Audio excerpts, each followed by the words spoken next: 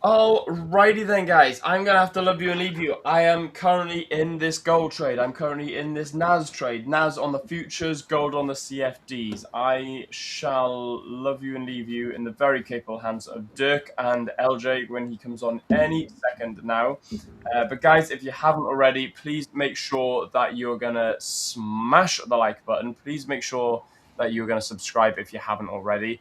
And guys, like I said, there's 132 of you in right now. Make sure you keep asking these fantastic questions because we have indeed got CPI data out later. So just be very, very careful today. But in the meantime, thank you very much, guys. I shall see you later. Peace. See you later, Will. Take care. Alrighty, here we are, guys. Oh, so nice. Thank you so much, Vishu. Will, dear, good morning. Your knowledge and insights are incredible. These streams are making us better traders and giving us perspectives on the market that you already find elsewhere.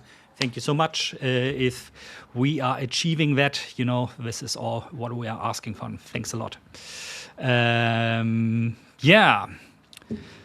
So we have the long trade Will just entered on NASDAQ. Gold seems to be coming up a little bit as well. Dollar yen, would like to see the 80 there. Then, of course, we have the CPI data coming in later, which I'm sure LJ and I will discuss a bit about going forward during the stream. So right now, it feels a little bit like I should be doing something trading-wise, but you know how it is. You know, whenever you get this itch like, oh, I haven't traded today, don't trade just for the sake of trading. You know, wait for the real good opportunities, like I did with gold this week, where I made plus 4.6% just from, or 4.5% after fees, just from 2 trades. That's all that you need, really, you know, and you gotta force yourself to wait for the opportunities to rise and not to give in to the urge of, man, I need to trade something, even though that sometimes means, you know, that you miss out on an opportunity or two. Let me quickly scroll through the chat here to see if I missed anything. I think somebody was earlier asking about euro dollar as well. Let me quickly look at this. Yeah, pretty neutral. Future. Also nowhere where I think that I get a trade. Okay, LJ. Just guys, LJ talking to me in the background, so I'm not seeing ghosts. Assuming that LJ didn't die in the shower, of course, and his ghost is talking to me right now. You know, euro dollar specifically is one of these crosses that I do not want to trade today because of the inflation data. It's not. I don't expect like big surprises from the inflation data. I think they are pretty much going to be what the forecast is saying. But usually before important news releases like this, and this is the next to interest rate decision, next to the NFP, this inflation report is like the news event really every month. Everybody is staring at that because it's directly correlated, of course, to whether we are maybe going to see stable interest rates or maybe even cuts in the US interest rates still this year. So very important, and the markets tend to not, you know, move in a way that you on normal days without news would expect. So there's a lot of hedging, there's a lot of repositioning, hedging of other positions going on right now. So you want to be a little bit careful there. This is why I said, you know, I only would trade this if the trade really like jumps into my face. And if I look at the future, for example, euro dollar right now, what really would jump into my face is if we see prices somewhere up here around this supply level. Then I might think of going short. Longs, not in the area of 115, at least today for me here. Welcome back, mate. How is it? Thank you. Feeling a bit better? Yeah, a bit more refreshed. Yeah. I just needed to change it. I've been wearing those clothes all day, moving stuff, which is how I fell down the stairs whilst carrying things. So, if you allow me to step away for 5 minutes to get myself course. another coffee, and I'll be back then very soon. That's right. Easy.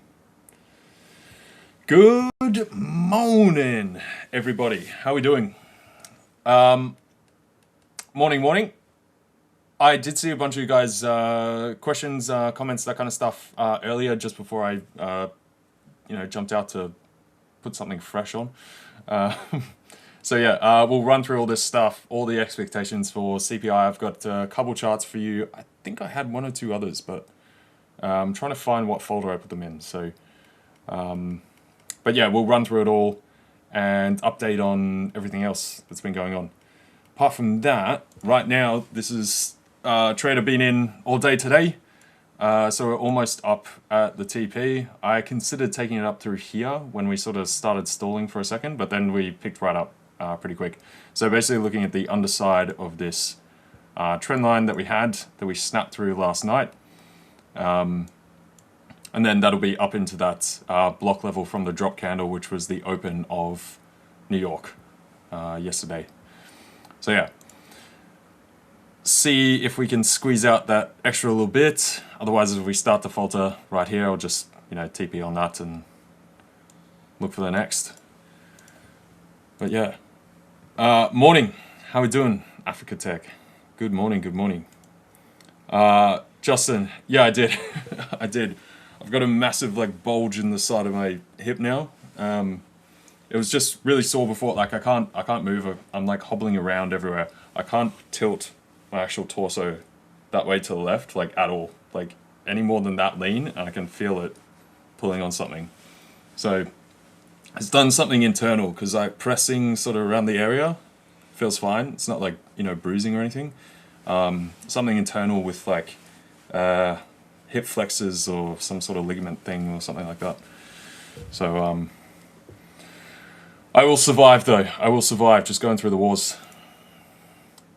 Africa Tech saying, LJ, please do come back to posting online. Yes, I do have my Instagram. I did set that up quite a while ago. Had a bunch of plans for it, got very busy. Haven't done anything with it since. I've been thinking of and working on some stuff in the background to possibly deploy there. I just got to find the extra time now. I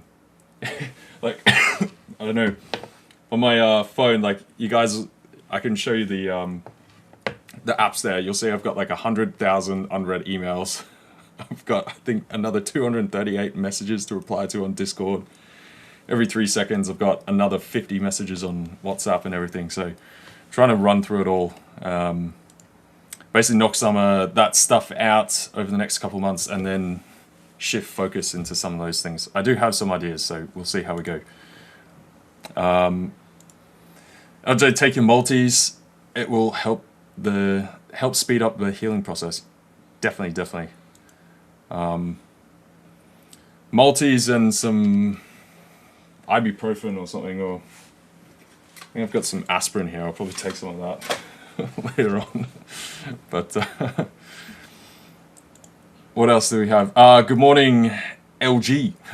Life's good. How do you decide to exit a trade? Yesterday you had higher expectations for TP on NASDAQ, but I do see on your chart your TP is just before that consolidation zone. Yeah, so how do I decide to TP on a trade? Yesterday, basically once we came up through here, we did make a higher high, right? So this trade in particular, the target, you are correct, it was originally up through here to hopefully go back towards the top of this area through there, right? And back to that sort of collection zone before we fell off. Now, I took it down here. If we go back, where was it? It was up through here on this candle. And the reason for that was we broke higher, had the new high. We were then coming towards New York, and the successive candles coming into New York, you can see we've got a pretty clean slope coming down through there. So failing to match the previous candle closes, and the wick highs were just only matching the previous candle close.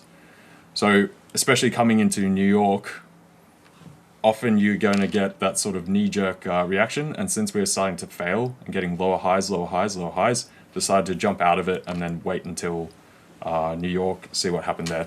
Now, we did get that big drop last night. Tech got smashed at the open in New York, so the NASDAQ got walloped. Recovered higher, couldn't hold it, right back off. that seemed to be because of some of the NVIDIA stuff that Jensen on. What was that? I don't know if you read about that, Dirk. It was like the $500 billion they were raising for something or other. I forget what it was, but basically made the CDS, so credit default swaps, rise right back up on NVIDIA once again. And it is pretty interesting. They've been running pretty hot this past while now. And the volume pickup has really driven higher. So it's more of that concern about the whole circular financing type issue, I guess, with the whole AI trade and chip makers and that overall. So yeah, today recovered. We did also have on the back of that, I guess it was furthermore with the Iran situation, where we've had all this, chatter back and forth of some kind of deal coming together, and then Trump saying, "Yep, no chance." And there was a thing I read about this the other day as well. Trump basically had to leave Turkey because Iran was planning some kind of assassination attempt or something like that. So talks of a deal getting done. I don't know. Everyone's still pretty much at each other's throats. So yeah, I wouldn't have much hope for that anytime soon. But either way, we've recovered that. Tech stock started to recover. We came down into that support through here. And yeah, jumped in on this today once we started picking up. We had that wick low through there, which was a double wick on this candle. It's hard to see because of the moving average there. Sort of double bottom, picked up, and then once we drove a bit higher, broke that prior high, pulled back but failed to make a new low. We held up, and then so I decided to jump in there, trying to get some trades in ahead of CPI today. So there you go. There you go. So what was happening with NVIDIA yesterday was they have signed non-binding MOUs with the private sector of financing, so with companies like Apollo, BlackRock, Blackstone, Brookfield, Goldman Sachs, and so on and so forth. And what they want to do is they are targeting 500 billion in third-party capital for AI infrastructure built out over time. So it's not money that NVIDIA needs to shell out, but these 500 billion allow like third-party customers, so AI labs, enterprises, cloud providers, you name it, to use that money to buy compute, for example, from NVIDIA. So quite interesting. I'm not so sure, why the price, the market reacted in the way it did, because we saw, for the past 2 days actually already NVIDIA not performing very well. Maybe it's just a normal pullback that we see every now and then. But it shows like the trend in general, I think, that we see in AI, that when it comes to financing, they don't like to go down the classic route anymore. Go to your bank, ask for a loan. I think there probably are only a handful of banks in this world that can do a 500 billion loan anyway. That's quite an amount of money, but that this goes over the private credit sector. You can think of that what you want. It's of course not all good. We've seen, especially this year, that events can happen where especially everything in terms of finance and anything high tech is going down the drain, and business models become very short-lived because of the way AI is progressing and basically making it possible to create your own Salesforce CRM software or SAP software from your home on your computer. I'm of course, exaggerating now a little bit, but it goes into that direction. So that sector has been a little bit under pressure, not only a little bit, quite a lot under pressure. But it's interesting to see that nonetheless they are using these methods to allocate capital to AI projects. I saw yesterday, by the way, also, I always thought that's just fun. Like this whole thingy about Elon Musk telling us that he wants to build AI data centers in space. And I always thought, like, this cannot be, space is cold, but it's extremely difficult in a vacuum to irradiate heat, actually, to get rid of heat. The graphene. Yeah. Exactly, and thing. Yeah, I yeah, thought yeah, it's like, yeah. okay, how far they are along already. I mean, Elon Musk always exaggerates when it comes to timelines, saying like, oh, by the end of 2027, we're going to have the first AI data centers in space. Probably not, but to see that this concept is like at this stage, it is already. It's not all talk and shenanigans. It's like really being built with a thought through process, especially when it gets into irradi getting rid of the heat produced. And if that is successful, I mean, this is basically you can infinitely scale this up. That would be really, really insane if they succeed with that. Yeah, definitely, definitely. Yeah, yeah, and then the next wars we're going to have space wars, people Yeah, destroying each other's data centers, and you know, the forget the USS Strait of Hormuz. Anthropic on a mission into deep Yeah, space. we'll be talking about what uh, how many kilometers away from the moon at this intersection trajectory where blah blah Yeah. something like that, right? It'll be like a star map, and we've got like a little locale of where this happened. But yeah, no, yeah, good use for the graphene tech. Obviously, the guys that invented it, whatever you want to call, they got Nobel Prize for it. I'm pretty sure. Yep. I believe ages ago. I remember when it happened, but yeah, the use case is not really there. It didn't really commercially, I guess, here on planet Earth, but very good for space, just like you were saying.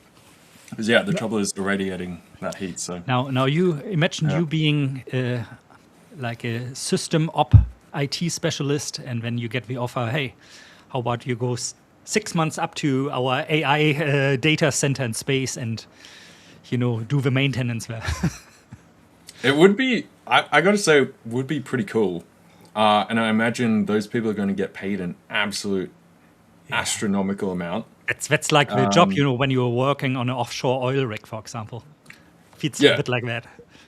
And then plus you got to have the basically be approved to actually get up there, go to space, like have all the physicals and all that kind of stuff, right? So it's really going to cram down the number of people that can do it, especially in an industry like tech, right? Yeah.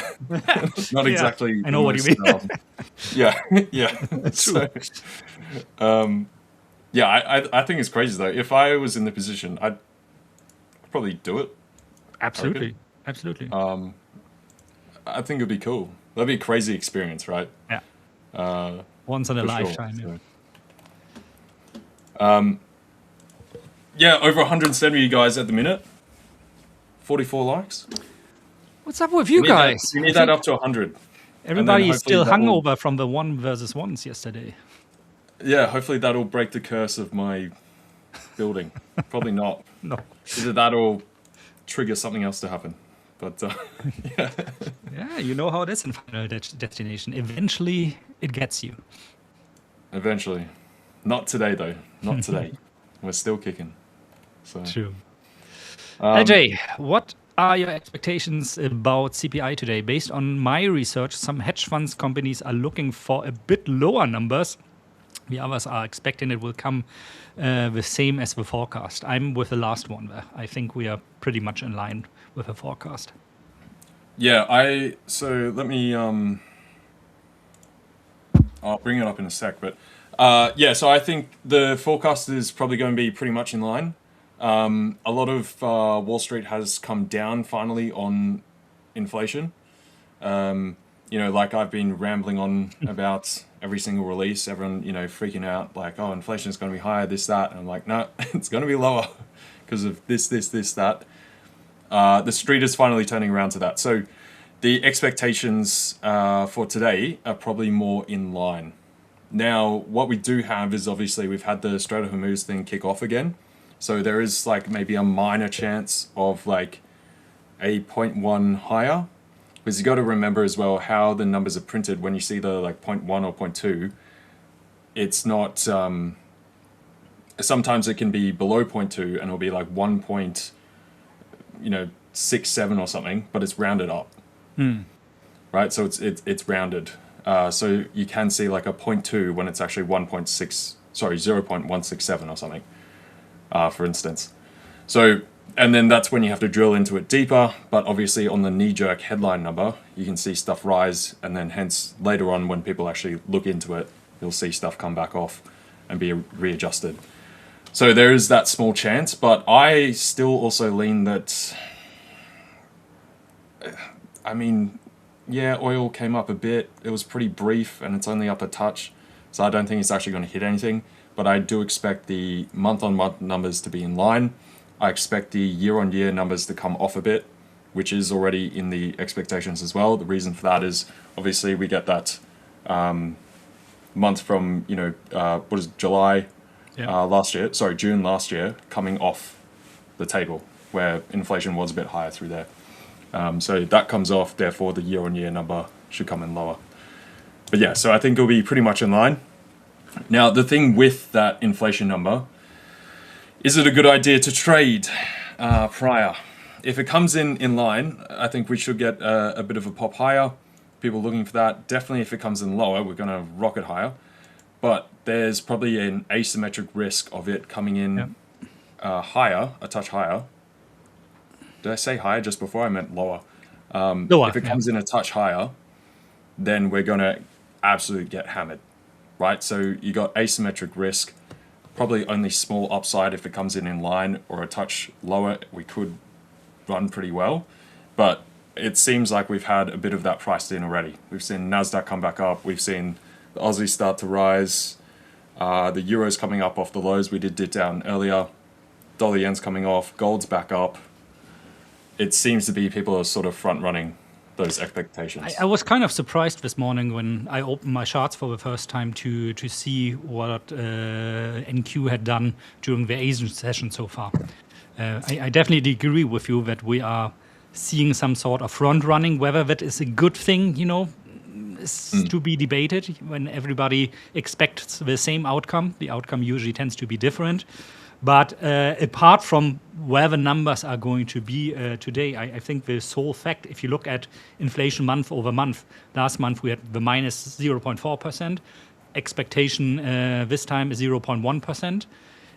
Even if we get the 0.1%, we are for 2 months at minus 0.3% already. And these 2 months are going to get bigger and bigger in the whole equation of a year-over-year inflation as we march forward. So I actually wouldn't be that much surprised if year-over-year we see something like 3.3% today. And like you said, then we're totally going to rip it. Because this directly correlates with the game that Kevin Walsh is playing currently, to delay things a little bit until he finally has the numbers backing up what he probably wants to do to keep interest rates this year at least stable, if not actually December, for example, doing an interest rate cut. Yeah, definitely. I agree. Sorry, I just saw, as you were talking, all of a sudden, the corner of my eye, I think we just, that's now, I jumped out of this just here, by the way, guys, NASDAQ, that's now that was my original target, but I'm out of that now. I just saw that we ripped on gold, dollar yen starting to dump. Will is going to have the time of his life as well. I haven't seen a headline yet, but yeah, me neither. we've definitely just rocketed up. Let's look at financial juice. Like, look at dollar yen right now. Where are we? Dollar yen. I think on dollar yen you were looking for something similar up here. Yeah, I just got in my short trade. No. Damn, I read 159.80. I had my sell limit since yesterday at 159.80 there, but we didn't quite get up there. Yeah, exactly. That's this band. Let's say I was looking at between 98 and 75 there, or so. I wanted to see us fail just below 160. I was talking with Pedro about that, right? I think I mentioned to you on Monday as well. I don't know. What did you mention? Sorry. That band on dollar yen between like 159.95 and 75. Yeah, on Monday I actually said at 160 I might want to go short again dollar yen. You said maybe look at 159.80 in case we don't make it all the way up there. Just because it's a round number Yeah, thing, options, barriers, especially with the current situation. And I did see some of the numbers. I don't have the chart. I had a couple other charts to bring up, but I can't figure out what folder I put them in. But a lot of the speculative and like hedge fund interest in continuing to jump into that carry trade has definitely come right off yeah, since that. And even though we've drifted higher, the real like putting some numbers on the board type thing that we did see previously hasn't come back into effect just yet. However, the difference between current BOJ rates and like the 2-year yields, so the front end yields, is at its widest yep. once again before the previous intervention and such. So they really do need to back it up with interest rate hike and then probably a following hike right after. Next meeting is it September? Is it October? September, yeah, no, September. It's September. They always have the And then pause, October. no, for August. Yeah. I think, let me, before I ramble about when it should be, yeah, in 35 days, the next meeting is. Yeah. 16th of September. Yeah, so I think if they only do one rate hike there, it will start to fail. They need to back it up with a second. Yeah. Bring that rate of 1% closer to 1.5, much closer to the 2% sort of neutral rate for the market to actually buy it. What was the other thing I was about to bring up? What happened just now? I cannot see any news event really. I don't know. I haven't seen anything either. The dollar yen didn't drop hard enough for it to be any kind of intervention. No, it's not.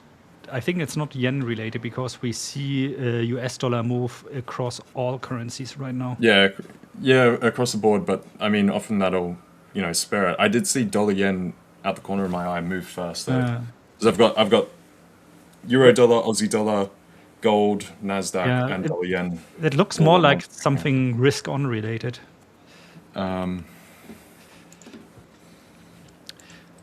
See, I should have gotten financial juice real time when they had that great offer.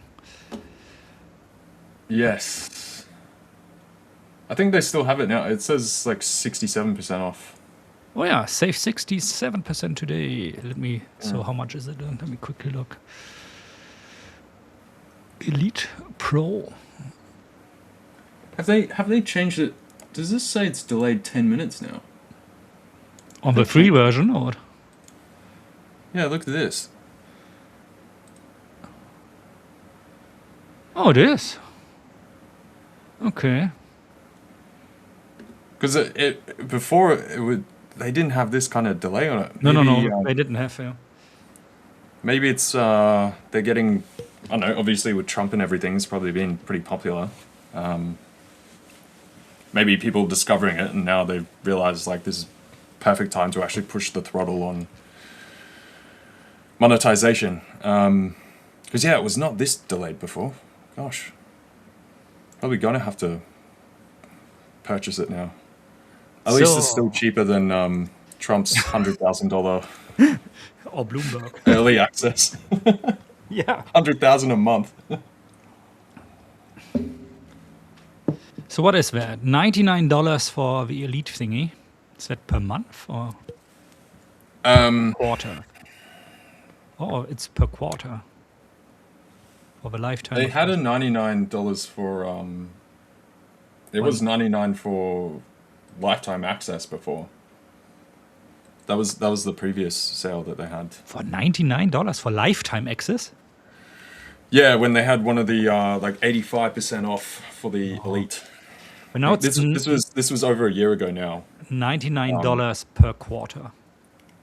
Yeah, they've upped this. Which is okay too, in my opinion. But you know what? I'm going to be the still not bad. Extreme stingy guy. I'm going to wait for the Black Friday in November. Yeah.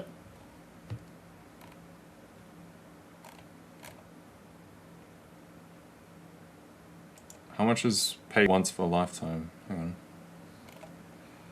That's 1,000. Oh, thank God. It didn't bring up all my card details here. That would have been bad. That would have been quite something. Well, did not expect that to just bring up I quickly PayPal. need to call my bank. Yeah, jeez. It's right. We survived that one. It's not your day, here just LJ. been I don't buying- think you should buying trade account. today, better. It's not your day. But yeah, this is basically the expected numbers for CPI today. So yeah, like you were saying, Dirk, like if this drops to 3.3, then yeah, we could see quite a good push. And it will depend on some of that rounding type error. Yeah. I think the seasonality sort of, for lack of a better term, effect, or rather just those driving effects from the World Cup, they should be pretty much gone from this.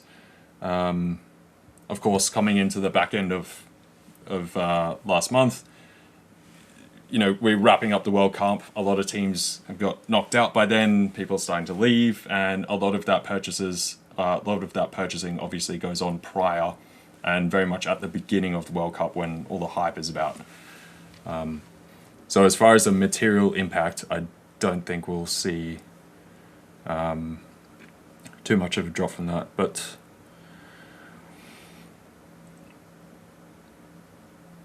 yeah, there we go. Point one is probably about there, point two about there, and then yeah, the drops here. I still have like a minor tilt that we could get something lower. The main effect for the month on month, just to wrap up, is that mild input increase from oil and energy markets since the war has sort of restarted. So. Russell, anyone else experience price not updating on MT5? Mine works normal, so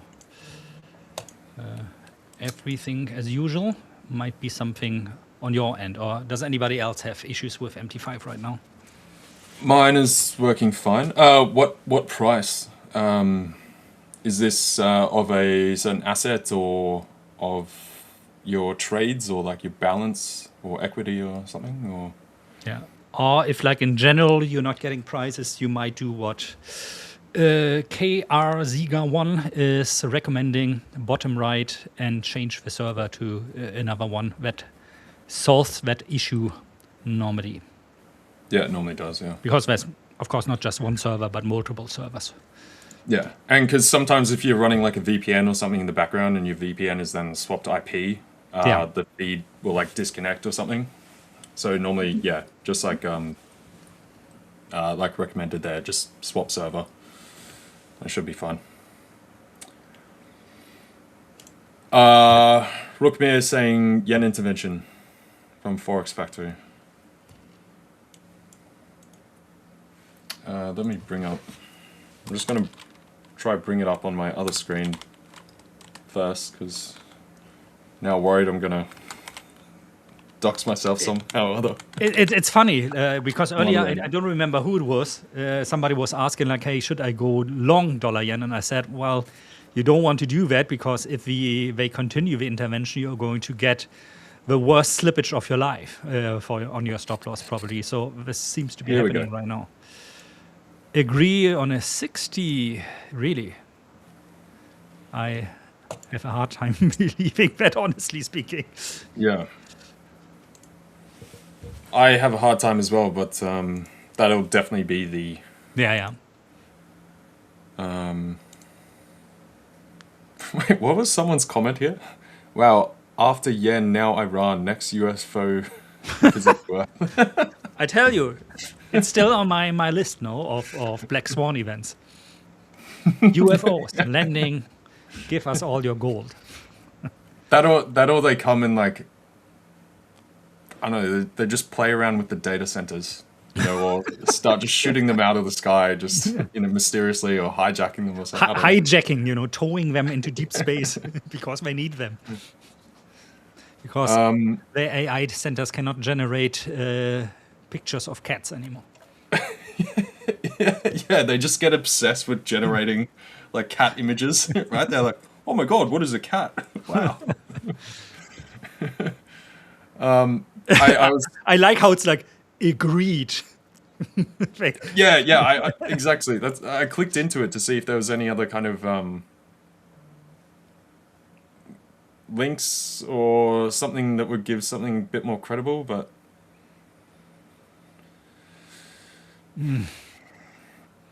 I mean, I don't know. Like assassination threat reported on Monday, right? You know, and It's like oh, don't worry, guys. we go from assassination attempt or plans to a ceasefire agreement within 24 hours. Yeah, I don't know if I believe this one. We'll see. Trinity Smart is asking, good morning. Please, my name is Trinity. Hi, Trinity. I'm streaming from Nigeria. I want to ask which apps or websites can we use to get free direct news or cheap direct news? Well, one of those sites used to be, we have to say now, Financial Juice, but as we just saw, they are 10 minutes delayed now. So that is a bit of a bummer, obviously. My FX book for sure works as well. Bloomberg is normally gated behind premium access, so I'm not using that anymore. Other than that, honestly speaking, you know, if you are not having a trading strategy that's like super heavy relies on getting news like the second they are published, something like internal trading view newsfeed would work for sure for you as well. You can see, like, as an example, LJ and I, we also took some time to find out just now what is really happening there right now. Why are we seeing risk on moves? I mean, I honestly speaking, I will look at Financial Juice again when Black Friday arrives to see if they have a good lifetime offer there. Normally it would have been, I don't know if it is that delayed. I don't know if that's because they've just got the actual data up here that is delayed. Because normally, I'm pretty sure the headline stuff is still only like 15, 30 seconds delayed or something. And it's interesting that they still haven't posted about this. Yeah. So I don't know if they're not posting about it because they're trying to find if it's actually credible first. And obviously the market, like, you know, algos and stuff, like cotton onto this. We've had that come out from wherever. Yeah, it would be nice so to see, you know, where markets have that just moved. originated from. Exactly. Yeah. Because normally they will still post it because like they've got actual people on the back end like sitting there going through it in real time all the time. You know, it's not just like a 100% automated slot machine or whatever. But yeah, so with that said, Financial Juice is definitely a place to go. That'll give you, especially it'll give you a lot of like the other bits and pieces like Trump's tweets. Like we've got this here from like Zelensky. You've got other people's like other stuff, you know, Japan, Takaichi holds a phone call with Iran president, things like this. Bring up any the data when it comes out, when it drops. And yeah, definitely a place to go. And then if you can't find stuff there, Forex Factory. Yeah. But just like I said just before, I normally find Financial Juice only posts proper stuff. Yeah, I mean, Whereas- that's their, you know, their product they are selling. Like, Yeah. okay, you can come here to get the reliable stuff and not just the rumors. So I assume what you're saying is correct. But I'm it's a bit like weird that the last headline they posted is also at. Oh no! Now it's updated. Russia 11:38. Yeah, that was over an hour ago though, actually. Yeah. Yeah, it's up. There's a new one now out. If Yeah. you refresh it, yeah, that one exactly. Yeah. But yeah, a bit weird. That is weird. Maybe there's a back end issue or something. I don't know. Yeah. Either way, I'm going to close this now because it's like flashbanging me. Buy now. The screen is so bright. Subscribe now. I like the old trick. They have this timer up where you only have like another 12 hours, 59 minutes, 38 seconds, 37 minutes, 36 to claim this offer. As if they are not going to have a new offer after that. Yeah. Or the same when you're like checking out and it gives you like the 10-minute timer Yeah. or 5-minute timer to actually fill in your details. And you're like, guys, calm down, all right? Give me a moment. Okay? Gosh. Very annoying. I guess other final thing on the inflation stuff. This flash banging myself again, but I think you need to turn out the brightness of your monitor. I tried it's to I was trying to do it on the buttons and it won't go down. Oh, And then really? I tried to get like a software thing which will allow you to like do Yeah. it on the software, and this screen won't do it. These ones I work. think That's what I have on the side. it's your apartment, like doing Yeah, shenanigans probably with you as well. It's it's probably a trying to good blind me. job on now you're getting blasted with radiation. It's trying to blind me. Like it's not even good radiation. Like it's not like I'm getting a tan here. No, Look it's how just pale I am. directly going to destroy your retina. But yeah, so this is basically slightly updated. I've shown you guys the one in the past. I think we're about here. You know, nothing much has changed too much. There's just no inflation on impulse being generated at the moment. You know, it's absolutely fallen off. Growth probability has come down a touch as well. That's also with the jobs numbers getting whacked a bit previously, and liquidity is about stable. Side note From on the where it's job been. numbers, interesting. I read this morning, I think, or yesterday evening, that like 120,000 jobs that were cut were due to AI. So people getting laid off because their job is being taken over by AI. So it seems like we're starting to see the effects on that on the job market now, finally. I did see some stuff with that. I'm not sure if it was it laid off or just like more like optimization. Like I feel like companies are working out that they can get away with slightly less labor. And obviously there was a massive like overhiring from COVID. We had seen a lot of Yeah. that layoff already coming through, like the past 2 years prior from that. But yeah, I don't know. I had Let me see if I can find again. this was the non-farm payroll breakdown. So you can see if you strip out healthcare and social assistance, we've actually got very negative numbers. Like that's really what's leading everything right now. Healthcare and hospitality and leisure, you can see that's come back off, dropped quite significantly there where it was leading before as well. And that comes back to the thing of the World Cup, like I was talking about. So the prior job prints that were a bit more on the positive side, mostly illusionary for that short-term hiring for the World Cup. And now you can see that's a massive drop-off just here. So yeah, really healthcare and such leading things. Let's see what Polymarket has to say about inflation. Yeah, have a look. Let me just catch up on any of the comments from you guys that I might have missed quickly. LJ, on US 100, since we broke out the trend line and we have resistance zone, isn't that a good reason to go short? Yeah, it could be. I definitely would be going short here. Normally when I'm normally when I'm on stream with you guys, whatever trades I have, I try and let them run, and then I'm pretty selective in what I put in after. Just because we're on stream, often, it's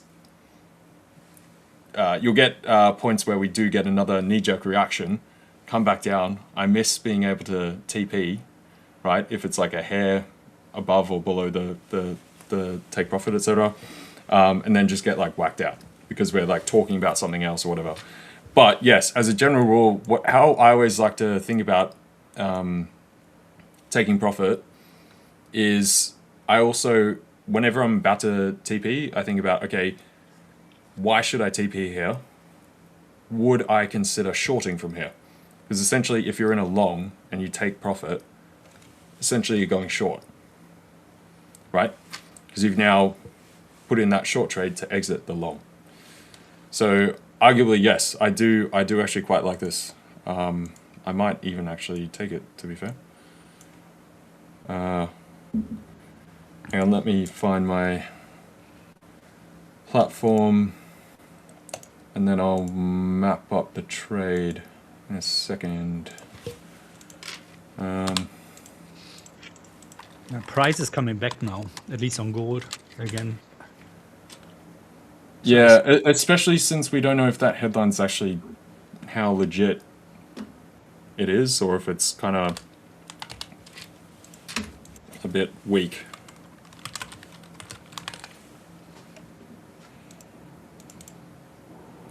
If I had normally I'd have Bloomberg on in the background as well. Right now, normally like they would have then iterated or said like nothing there as well. I'm looking at them as well right now. So got in just here. This is where I've got the stop. I think that's where it was. What number is it?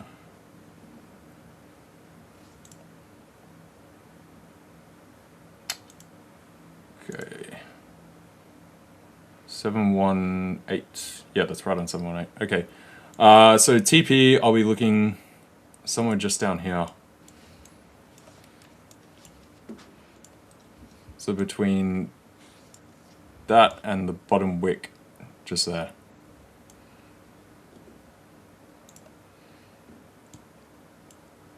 So it's about 2.6 to 1, 1.6 to 1 at the first TP. So we've got 1, 2. There we go. Nice, good spot, Frank. I like it. Thank you. I'll send you part of the commission for prompting me into that. I think that's a good trade. That's yeah. I'm going to take that one as well. Especially after like the run up we've had today, you know, into those lows, and it's just been pretty much a one-way train. So coming into CPI, I think that's pretty reasonable to see some pullback. We've got this top cluster up through here that we fell down from. This big red candle, obviously, that was the New York Open yesterday. So as we were saying before, planning on any trades on gold? I hadn't been just yet, but we have come up to the level I was talking about yesterday. We almost got there. It was just a hair below, like, oh, well, it's pretty much right on, actually. I gotta say, on a daily, gold looks extremely nice. That was...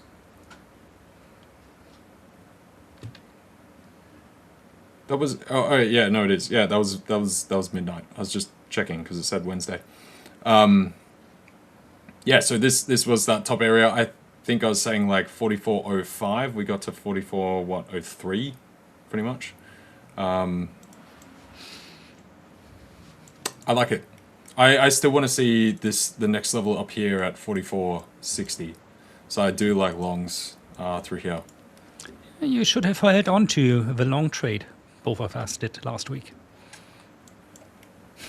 Where was it? I think I cleared it the other day. You cleared it on Friday. I think. Yeah, because we had. Yeah. It's really, I mean, it's like textbook, really. If we close now above a 200-day moving average, you know, I'm pretty confident I don't need to move my take profit on that. Anyway, I mean, my stop loss is not there anymore. So I moved my stop loss up to around here, 4,100 already, you know, just to, in case it comes down again, that this doesn't turn into a losing trade anymore. Because, yeah, I mean, this is already at this level. A 2.5 almost. Mm. Yeah, I agree, and especially if I mean, if CPI does come in that touch weaker or basically in line, then yeah, keep storming higher. I think gold will be probably one of the biggest beneficiaries. I think FX will have a slight boost, but I mean FX is pretty dull at the moment. Yeah, it is. Not dull, but just moving in tight ranges. Yeah. You know, nothing crazy there. Game fan. Hi, LJ and Derek. Yesterday I lost almost 35%, wow, of my capital when trading gold. I'm not really feeling good. I can relate to that. Please advise me because I am new to the market. So first of all, stop trading. until you feel better again. Do not do like revenge trading of things like I need to earn this all back. Second of all, if you lose 35% within one day trading one asset, there is something off with your risk management. Do not risk more than something like 0.5% or percent, or if you're super brave, 2% per trade. And then, for example, I have my golden rule is always, at least on the accounts I manually trade. Actually, I have this also incorporated on my automated trading strategy. If I have a day where I lose 4%, all trades are closed and no trading will continue for that day. Call it a disaster stop or whatever. So have something like this, because especially if you are new to the markets, you tend to make not good decisions if things are going against you. A lot of beginner traders will maybe they lose 5 or 10% or 20%, and then they'll start to revenge trade. So go into positions with higher leverage, with just the pure goal of, if this trade goes well, I can close it at that point, and then all my losses are compensated for, and I go home with a zero. Don't do that. Take it. I know it's it's frustrating. It's giving you a hard time. You are sad. You're depressed probably after such an experience, but treat it as a lesson. Treat it as a lesson, because this for sure is not going to be a mistake you are going to do again. So the problem is not your trading. The problem is your risk management. If you lose 35%, if you lose more than 10% in a day, if you arguably lose more than 5% per day, there's something off with your risk management. So this is, you don't fiddle with your strategy. See where your risk management is off. Analyze that. Yeah, definitely. I assume it might have been in this, because when we did have that hitting those tops and then everything unwound and the NASDAQ came off, I assume it's going to be probably somewhere in there. And especially since we got that rebound and then, of course, ran down even heavier after that. But yeah, so assuming you're not on a super tiny account size, and then hence you're kind of forced into essentially over leveraging per se because of the minimum contract purchase size and minimum movement on a contract. Assuming that's not the case and you've got a reasonable amount of capital in there, then you gotta be disciplined. You gotta know exactly where you want to get out if the trade goes wrong. And before entering a trade, you always want to consider exactly what could make it go wrong, at what point could it go wrong, or would I call it wrong? And also remember that when you enter it, there is absolutely the chance that it does go wrong, right? Just because you want to see it hit your TP, you can't think I'm placing this trade, I'm going to hit TP, yeah, cool. Further from that, a good way, another thing, if you do want to have an account where you trade a bit more aggressively because maybe you're still working through that and you've got that kind of impulse where you want to be in the market and that kind of thing, have that in a separate segregated account, which you can run on a bit higher risk and that kind of thing, but also put less capital in it, small capital. And then if it does blow out, you've only lost a tiny bit, right? And then have your primary capital base run that very strict. And then that's obviously the portion where you have to make sure that you actually stick to that and have that discipline to not go Dirk has got his 4% and he goes today I might just go to 8. And then you're actually at 8 and then you're 9 doesn't sound too bad. And you're I'm already at 9 now. I might as well go to 12. And then all of a sudden you try and get out at 12 and then you're at 16 somehow. Yeah. Right. And also, this is I said this yesterday, I think, on the stream as well. This is really the case why it's so great to buy an evaluation account. Even if you just shell out $19, for the 2-step, 2.5K evaluation account. Because if something like this happens, it costs you $19. If something happens, you said you're, I think, a beginner, if I didn't misinterpret this. Let's say you put 10K in, then you're down 3.5K now. For these 3.5K, you could have bought a lot of evaluation accounts, even something like the 200K summer offer that the 5ers have right now for $249 or $279, depending on the profit target that comes with this. This is, this is why I like, especially from the 5ers evaluation accounts, because you don't need to risk a lot of money. Like for example, on the 25. K account in this two-step program. That's the one I like pretty much because you need to invest a little bit of money into it. So it feels like, important to take care of the account, but it's not like as much as that you lose like a fortune already if your strategy doesn't work out. The upside is great and the downside is very, very limited. I'm from my heart, being honest right now, I wish something like this was around 15 years ago. That would have saved me a lot of money. Oh yeah, gosh, yeah, mate, everything would be so different if prop existed back then. Yeah, like it was so hard. You got to rack up so much capital, find some kind of way doing that somewhere else. Meanwhile, at the same time, like all you want to do is trade and build your accounts, but you got to earn money elsewhere. Put it all together, get a sizable account. Now you can actually begin. So yeah, I definitely agree. Put some money into a prop just in a small account, especially when you're still learning. Right, it's a much cheaper way to get those lessons, those scars. Because just like you're saying, yes, as a newer trader, you'll find gold. There's a lot of people that trade gold. A lot of people really like gold. It's very popular. It's probably the most traded asset, sort of around retail, I guess. But you'll also find it's an absolute widow maker, right? So it will just destroy you. And conversely, there's often other people that, while some have gotten destroyed, some have actually gone to the moon, right? So that's what entices people, seeing the people that, absolutely ripped off. And then they jump in, and often they will have a period like that, and they do really well, and then they think it's going to continue, and then the Widowmaker piece comes in, and they get completely wiped out. And often it can be, the past, there's so many stories of people doing something for 8 months, and then in 8 days they lost the entire 8 months progress. And this is the thing with all these assets: gold, euro, dollar. NASDAQ futures, S&P 500 futures. These are the most traded assets in the world. So if you trade them on the lower time frames, so if you look at 5-minute, 50-minute charts, you're in there with the sharks.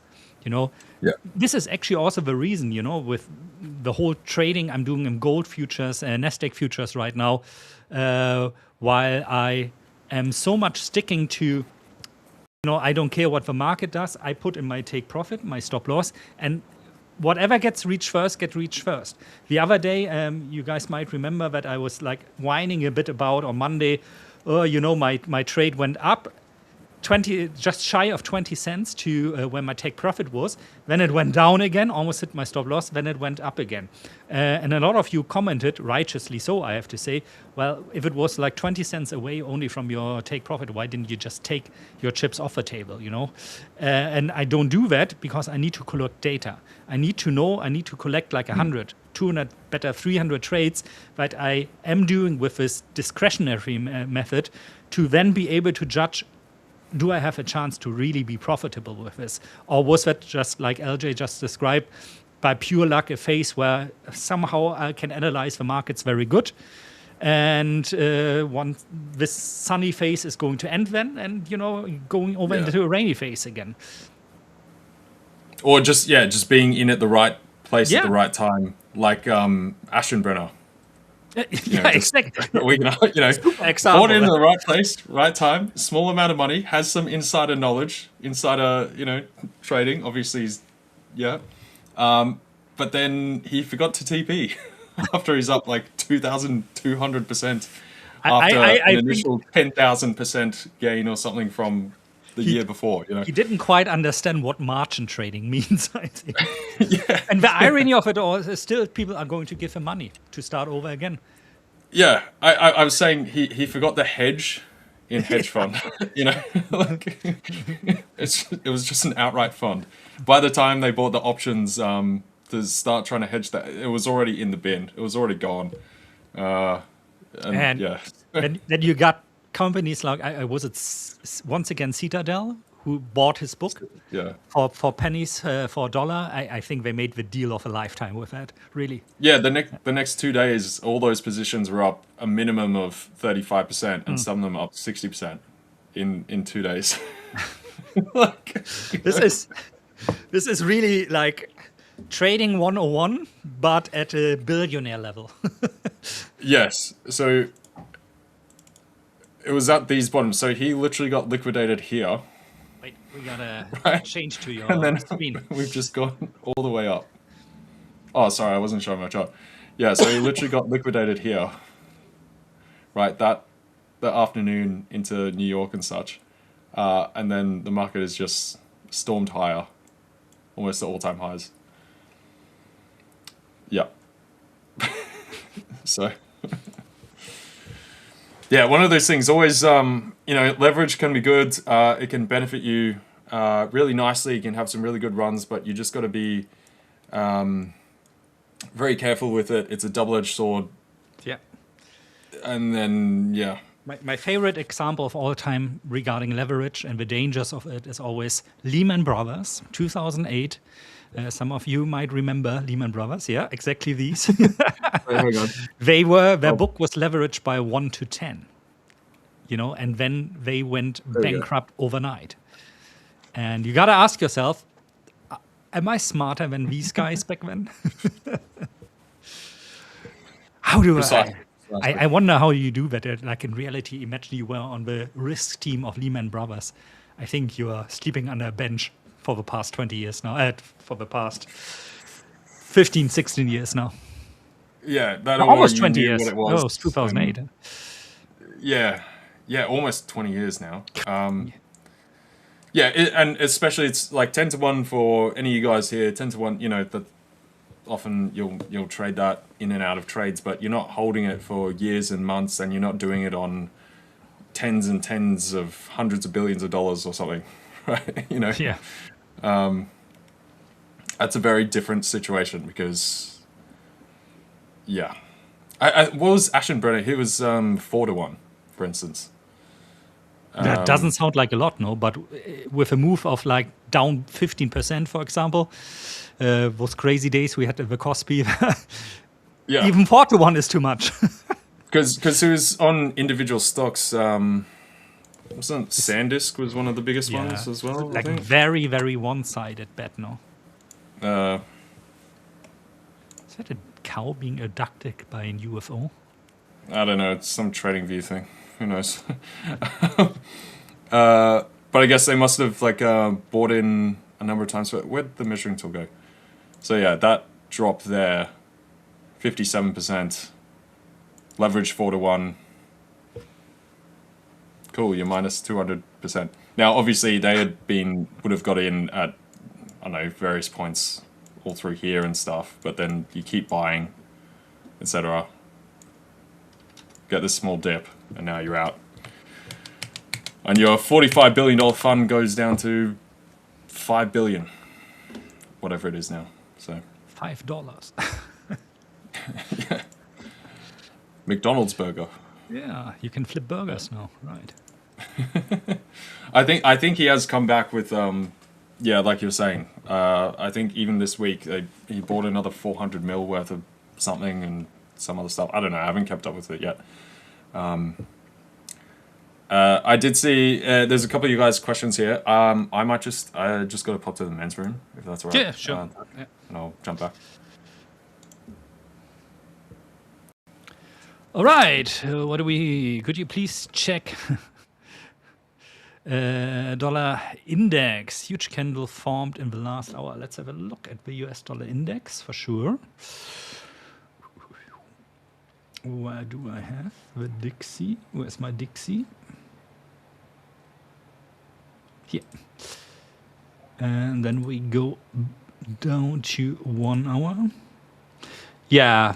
I mean, that was basically, what we saw, for example, if you look at dollar yen, you'll get the same candle. If you look at euro dollar, that was this, I assume it was fake news about this agreement because I haven't seen it on Bloomberg, I haven't seen it on Financial Juice yet. let's see.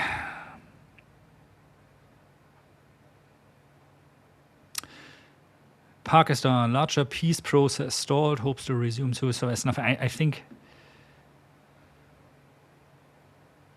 US MUA deadline can be extended. Yeah, so there seems to be something, but who knows? But yeah, that was the reason for it, basically, for this reaction. What happens when the background, if like you have a lot of algos out there from quants that are passing news and trading on these news, so they try to get into these trades, before the news reaches traders like you and me that then might jump onto trades like this as well. And this is what happens there, and it's the typical pattern also that you see unfolding then on news or supposed news events like this, that you see, the underlying move, which is a risk-on move in this case, because of course a ceasefire agreement would be positive, that the conflict reaches a resolution between the USA and Iran soon, and then you see something like this, algos buying the market very quickly up and eventually taking profit. So this whole part of a move like this usually is missed by retail traders that might get in here, and here at the time where those algos are already selling again.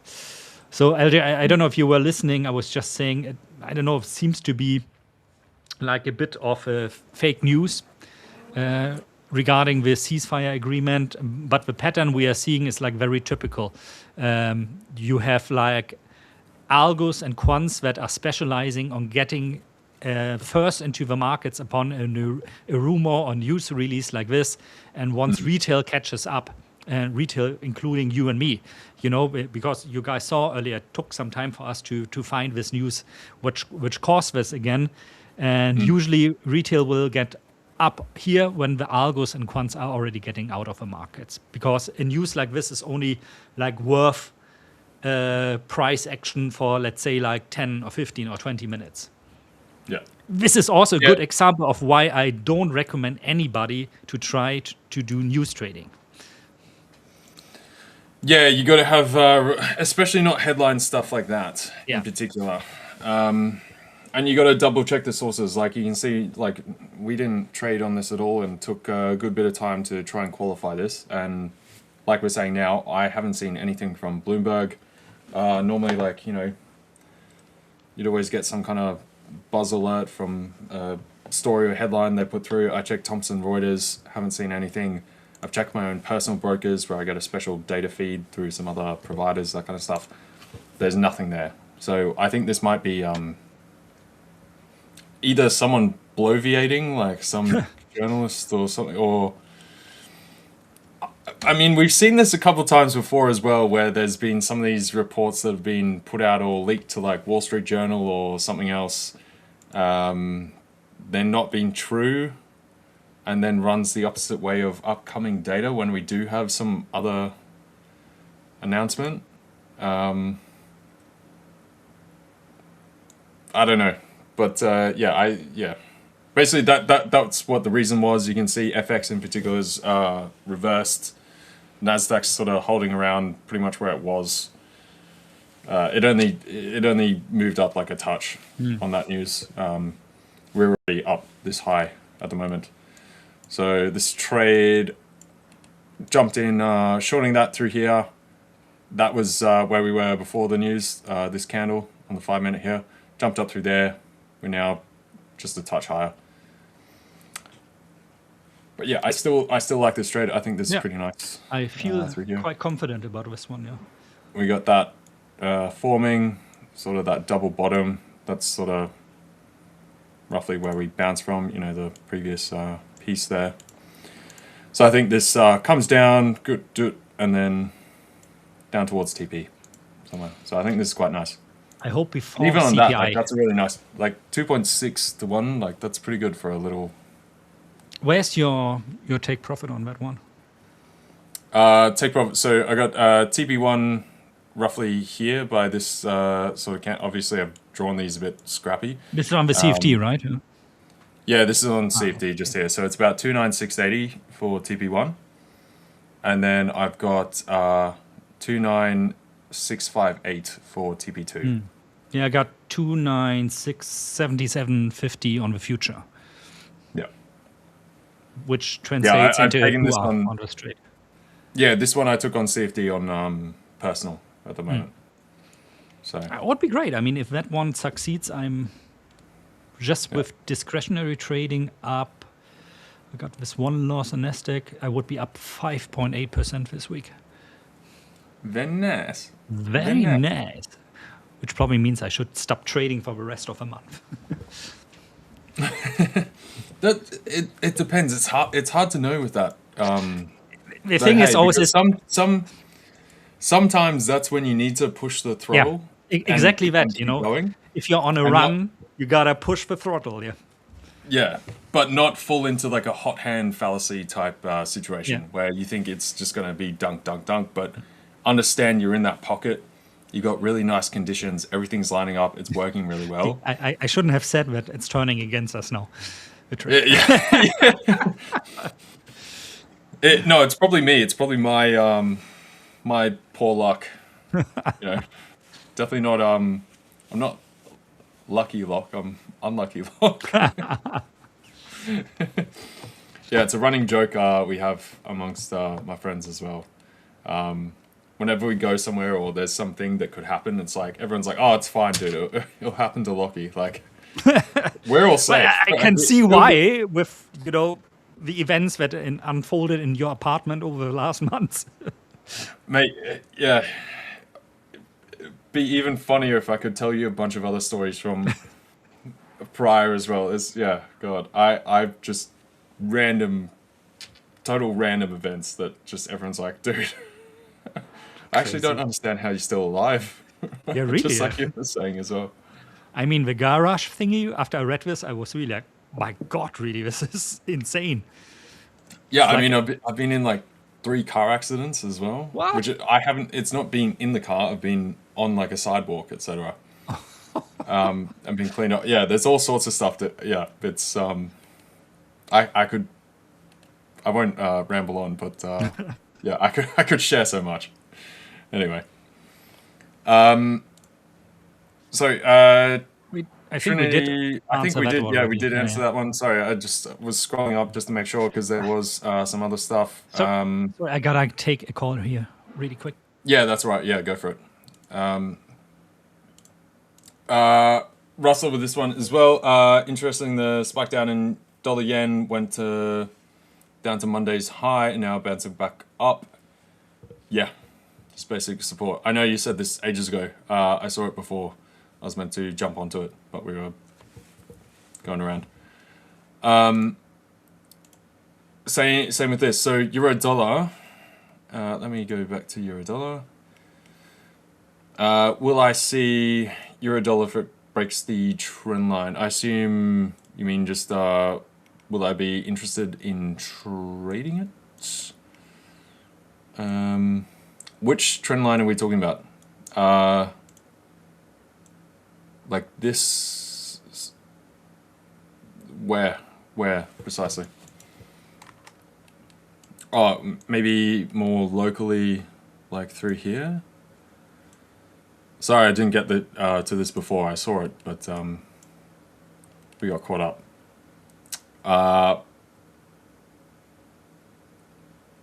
Euro dollar, I don't really like. So there was another. Where was it? There was another comment.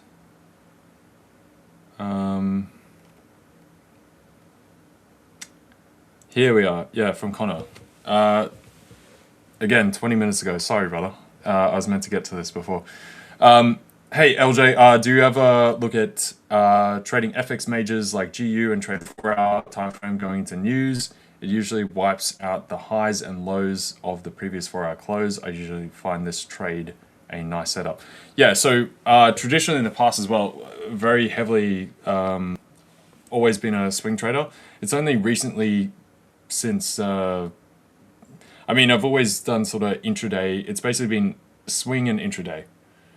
And then do more scalping and that kind of stuff for very sort of short-term, under 1 hour stuff only recently, the past couple of years since like props come in, and obviously prop sort of lends itself or even prefers that, how most of the rules and that kind of stuff are set up.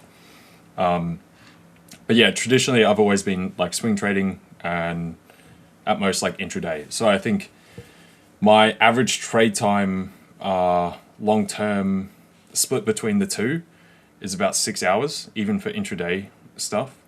It'll be about 6 hours. And then swing trades, normally it's anywhere between 2 and 4 days, generally. Normally I don't go over a week or more. A bit very rare. I start to consider that more of like a almost semi investment, if you put it that way, but like a bit more than just a general swing trade. And that'll be because of some kind of macro structure or something that I'm observing. I've got in at a very nice point and I'm just allowing the momentum to run. I haven't been hitting FX pairs so much recently, which is only because we're coming into that European summer period once again. Also being flashbanged once again. But you can see here, this is the at the money volatilities for like options. This has dropped right down. So euro dollar is about 4.6, pound is even at 4.8, dollar CAD 4.2, Aussie's at 6.6, dollar yen's at 8.5. It's only a touch higher because we've had this kind of intervention stuff going on. But typically we'd be looking more about 7, 8, 9. So the volatility just sort of drops this time of year, basically every single year. And we've had a lot of other good headlines and that kind of stuff, or more activity in things like the NASDAQ, in indices in general. And then gold recently has actually been pretty nice. We're in that lull phase. It's been dragged down by yields running higher, which has suppressed gold. And it's pretty much been tracking the rate differential or the probability of a December rate hike from the Fed, right? So as that's increased, gold has come off. Now we're starting to unwind that and we're seeing gold come back up. So in this past little while, things like gold and the NASDAQ and such have been more favorable. You know, the ranges on FX just get kind of tight. Like you'd have to capture this whole move here. And what have you got, like 14 pips? You know, it's not much. So at this time of year, I always prefer to go into some other assets, because otherwise you can still get really big events, something that happens and you do get like a 50-point move, like an outsized move. But because your general ATR compresses so much in FX, often you have to, if you want to basically be seeing the same kind of yield, same kind of return, you got to up the leverage a bit, because you're now getting like a 15 pip movement if you captured it like top to bottom, rather than, you know, the prior months you'll get like a 35, 40 pip movement. Yeah. Right. So it gives you a lot more breathing room. And the trouble with that is often as well, you got to start having, if you're going to up that leverage to get that same thing, your stop has to come in so much tighter. And particularly with Trump and that kind of stuff going on now, you can get snapped and then things come up right after that. But yes, I do agree with you, especially on those 4-hour time frames. You get that temporary news knee jerk, and then you fall back into momentum with the prior trend. So I do agree with that. I'm scrolling down. Welcome back, Dirk, first of all. Scrolling down now. Sorry, I was going through some of the past comments Yeah. from a while ago that I did highlight but missed. There was this one as well from Gladdy. I have a question. What if I lost 3%, then enter another trade where I risk 3% again and lost? Will the market just kick me out for the day, or will I lose the challenge? Well, that's going to depend on as far as the challenge, it's going to depend on the rule set. So if you lost 3% and then another 3% after, in the same day, you would be kicked out, because assuming you're on a high stakes, the max loss in a day is 5%. So absolutely, you'll be disqualified from the challenge because you've breached the max daily drawdown rule. Now, if you're in, if we're talking 3%, you might be talking Yes. about. What was that? So I answered Richard in the background. Sorry. I couldn't even hear Richard. No? Oh, now I can hear. Yeah, that's fine. Yeah, Yeah, music. tiny bit. Sorry, guys. It's Richard was in the yeah, background. it's nothing. It's nothing too bad though. It's not like overbearing or whatever. It's kind of more just like I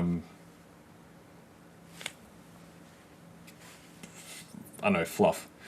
Yeah, sorry guys, talking to Rich in the background. Now, if you're talking about 3%, beyond that, I would ask, are you talking about like the hypergrowth, or are you talking about potentially the 3% from the new summer plan challenges? Right? So first of all, if it's the summer plan challenges, if you hit 3%, you are out. Right? If it's the hypergrowth and you hit 3%, it'll automatically close your trades, but your account won't be terminated. It'll just say, you know, take a chill pill for the day, come back tomorrow. Right, so that's the difference. Ideally, you don't want to lose 3% and then lose 3% the next day, because effectively what you have to look at is just your max drawdown, and if you hit them, then yes, you will be terminated. The Terminator is coming for I also wanted to bring this up. I saw this before, Akram. This is ages ago now, but Dirk was talking. I didn't want to disrupt him, but great meme. Great meme. guys lose. Okay, I think pretty much caught up now. Can Dirk comment on copper? Dirk cannot comment on copper because I've never traded copper before in my life. I think copper keeps running higher. Actually, really weird story is I ran into, of all people, if you're Australian, you'll know this guy. I ran into Clive Palmer today. Who's that? Like, literally just. He's a billionaire guy here, owns a bunch of mining stuff, particularly copper and iron ore and that kind of thing. Does some weird political stuff, but literally by chance, I was literally just walking through the city today, and I was wearing this hat earlier, and then I had markets up, and I was actually looking at copper, and I'd stopped waiting for the lights, and then he'd walked up, and then ended up, I don't know, seeing what I was doing, just whilst we were there, like, started chatting to me, like, talking about it, and he's like, oh, what do you do, and blah, blah, got in this long, like, conversation for, like, 10, 15 minutes or whatever. But, regardless, that was just a really weird thing, running into this guy and then actually having a conversation. It was very odd. Yeah, very strange. I told my partner, It's really she was strange. like, how do you meet these random people just on the street? So, copper though, overall, yeah, I think we're still going up. We've definitely got a bit of a commodity cycle kick up. Of course, the whole AI data center type situation, that requires a lot of resources. We've got electrification of many things, renewables, because renewables are also getting further picked up because we need that for AI. All that kind of energy type sector input components and such, yeah. Going through a bit of a boom. I still think we've got some more upside. China's also obviously trying to press the US and really push things further here, and they've got their long-term plan coming through. They've definitely been a big buyer as well for the past while. The main thing is now we've got this neckline that we've come and broken, and so I would say we are going to some new highs. Only thing to remember is trading commodities is not for the faint of heart. Yeah. You can get wiped out. This is definitely very different to things like gold and silver that have, I mean, well, not. Silver's in between, gold is more stable, silver's in between, and then the other commodities have massive runs and then massive crashes, right? So you can get in on this and then get blown out, even if we look at those highs down to that low. So that guy you met by accident, did he have anything to say about copper? Or? yeah, just general stuff. He was just saying like, yeah, everything's kicking off. He's making tons of money just as he has been for forever, and yeah, I don't know. He was saying like you should come work for me because we were talking about it and then talking about stuff with China and all this kind of thing. He's like, you've just described this stuff, in like 2 seconds, far better than these guys I have stuck around at my board table for the past 20 years or whatever. And so hence he started asking me like what I do and all that kind of stuff. So yeah, it was interesting conversation. He does a bunch of political stuff though as well. Started a political party a while ago and it's a bit. I imagine if you reach these levels of size when it comes to your companies, you automatically get involved into politics as well. Yeah, pretty much, and it was jumping on the whole populism-y type stuff in the past. Like, yeah, it's a bit weird, but he was right. He's lost a lot of weight. Obviously, you don't know who this guy is, but he was very, very carrying. He's still, got a bit, but he's thinned out. He's thinned out. I was like, good, very surprised. So. Anyway, just really weird happening thing that happened today, and then we've got a question about copper, which is also abstract. It's amazing when you randomly run into somebody like this, really, and engage in the conversation. It's like your life is really hang on, at the limits. Don't tell me you exchange numbers with him. No, he did take my name and stuff, but yeah, this is like, oh, you're not going to be able to see that. Okay. That's my partner's dog there, but you can see that's her saying, "What? You what?" Basically, I texted her saying like, "Oh, I bumped into Clive today," and she was like, "Say what?" Your life is crazy. I mean, you yeah. Once again you almost die, and then you meet somebody like this randomly at the same time on the same day. That's like, what the hell? Really odd.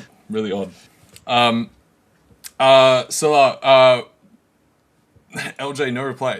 It's been like 2 minutes, don't worry. We can definitely have another look at gold. Rahul wants some comments on orange juice now. I would say it's good for your vitamin C and it just tastes nice. And so you should go get some orange juice. We should also talk about cattle halves. yeah. Cattle, we can do grain. Soybeans, yeah. But it's really, I think like this comment here is really the reason why I do not trade commodities. Like once a simple screw stuck in the door of an elevator of a gold mine in South Africa disrupted the price of gold dollar worldwide in a big way as the repair of the door took a week. I mean, this is for gold, which obviously I trade, but it shows you like this whole supply chain thingy that is with commodities outside of gold. I mean, gold is more like treated as a currency actually, but in copper or palladium, for example, which was a huge market when I traded for the family office. Somehow the principal he super loved trading palladium, maybe because the volatility was so high, and but you have to, like, especially when it comes to something like soybean, orange juice, cattle, and so on, you really need to know the market and like the business side of things, like into the very detail in order to trade those markets. I don't think you can approach these markets just by applying technical analysis or whatever. No, it's an extreme fundamental. The whole thing is macro. Like it's pure macro. Actually, I should be prone to this, no? But it's like a side of a business I never got into because I don't know anything about. Maybe because Germany doesn't have any props, so I didn't grow up with the cattle farm or the farmer doing the soybeans or orange juice and stuff like this. The other thing as well, where people make like the big money is on the like it's very cyclical, obviously, and so you get those really big runs only every 6, 7, 8 years, depending on the the business cycle, that kind of thing. What's going on geopolitically and such.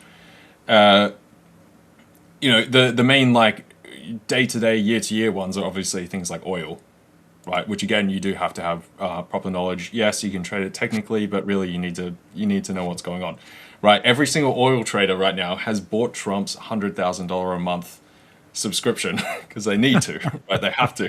Okay, they're forced to. Fortunately, Trump did make it.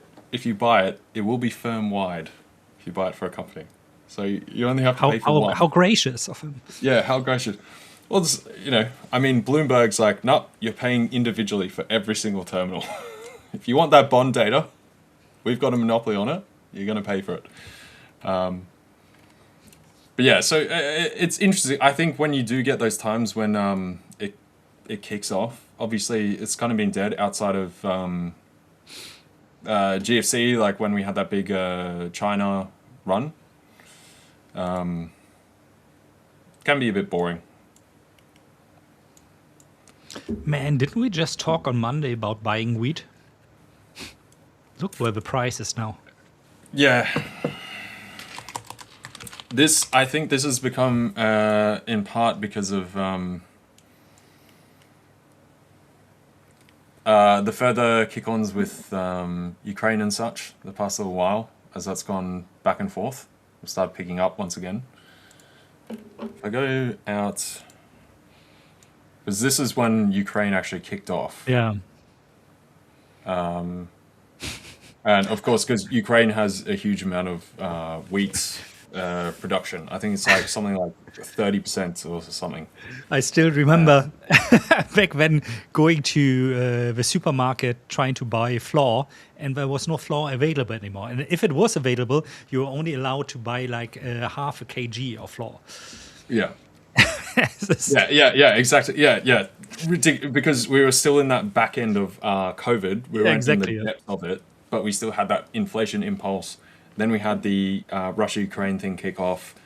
People were concerned. There was all the fear-mongering that like X percentage of the world's population is going to die because we can't get enough calories to people, all that kind of stuff. And yeah, obviously we come back. Timber as well. Timber back then was crazy. We're going to look at the wheat future, of course, as well. What was that popular stock back in the... what was the big... when America started legalizing... Oh man, there was so much scamming going on in Europe when they legalized it, like with people cold calling you to convince you to buy made up stocks. They actually just wanted you to transfer your money to them, but that was a whole thing here. Yeah.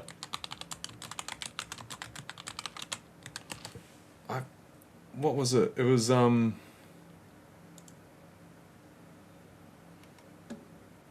it had like a weird name. It's on the tip of my tongue, but I can't get it. Anyway, someone else might remember. It became like a kind of a meme stock, with the whole cannabis legalization thing in California and stuff. But yeah.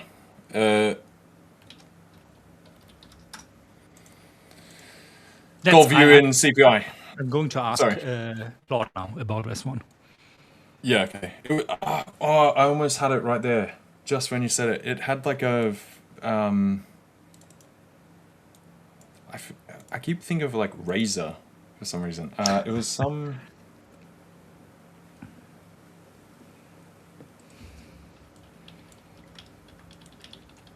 what was it? Anyway. So Solar, gold view in CPI. Now, we were talking about CPI before. Basically, inflation impulse has been pretty weak. The market has finally come down to start to accept that after the past number of inflation prints just underperforming. I've been rambling on about that. Wall Street and every single pundit out there has been saying otherwise. Myself and Dirk have both been on the side that there's nothing to show there's actually any kind of inflation impulse at all, despite the war and everything. And since then, things have come off. Now, these are the expected numbers for today. Both Dirk and I expect them to be pretty much in line. it's mainly going to run off the month-on-month headline Yeah. primarily, right? Which we do expect to be 0.1. The only variance is where you could get some kind of, because it is rounded, right? So if it's like 0.16 or 0.157, it'll get rounded to like 0.2, even though it's only 1.5. It's not actually 0.2. So then the market can move off that number, and then after you'll see the market come back once people have looked at the headline, looked at the actual pure data, and seen that, oh, okay, no, it's actually a touch lower. So there is a slight risk with that, seeing as we've had the Strait of Hormuz situation kick up once again. So oil has picked up just a touch. However, it's only just been a touch. We didn't see massive impulse from it before when we were at like 122, and every other, natural gas, this, that, helium, whatever, was all, running right up. We didn't see this follow through, so I don't expect it to now.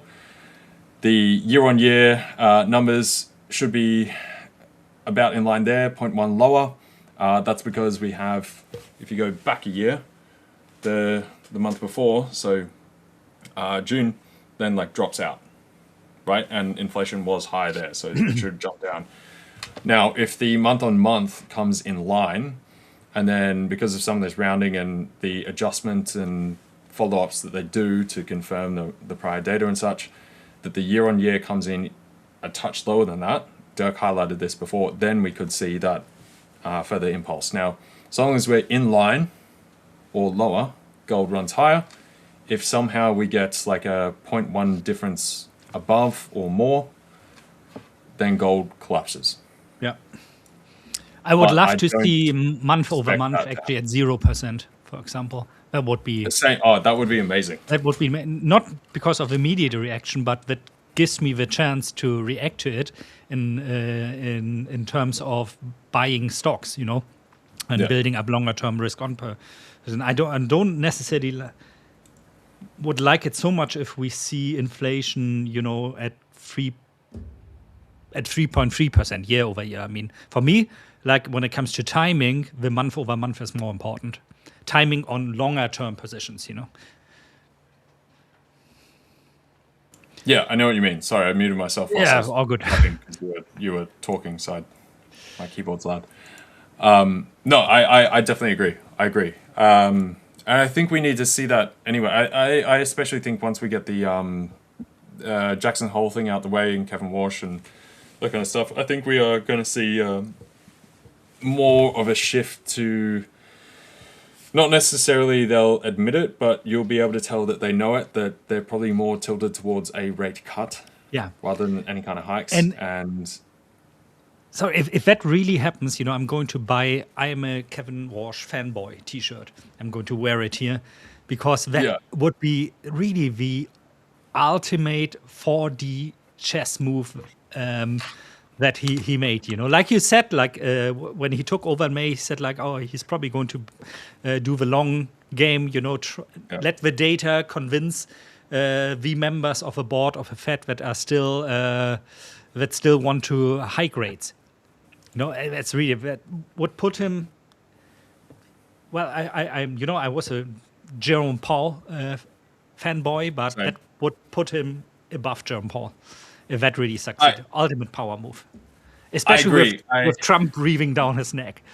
Yeah, and that's what I was thinking. When you think about the game theory of it, it just made sense to me. That's the only way to play it. If you want to appease markets, appease the Fed, like the rest of the board members, and try and corral them onto your side, and appease Trump. Like that is the trifecta. You've just gotten the golden triangle of all three. Normally where it's like you can pick two, and you got to get rid of one, and he's just got all three if that comes through. So, yeah, and he's very well versed in financial markets. You got Scott Bessent there.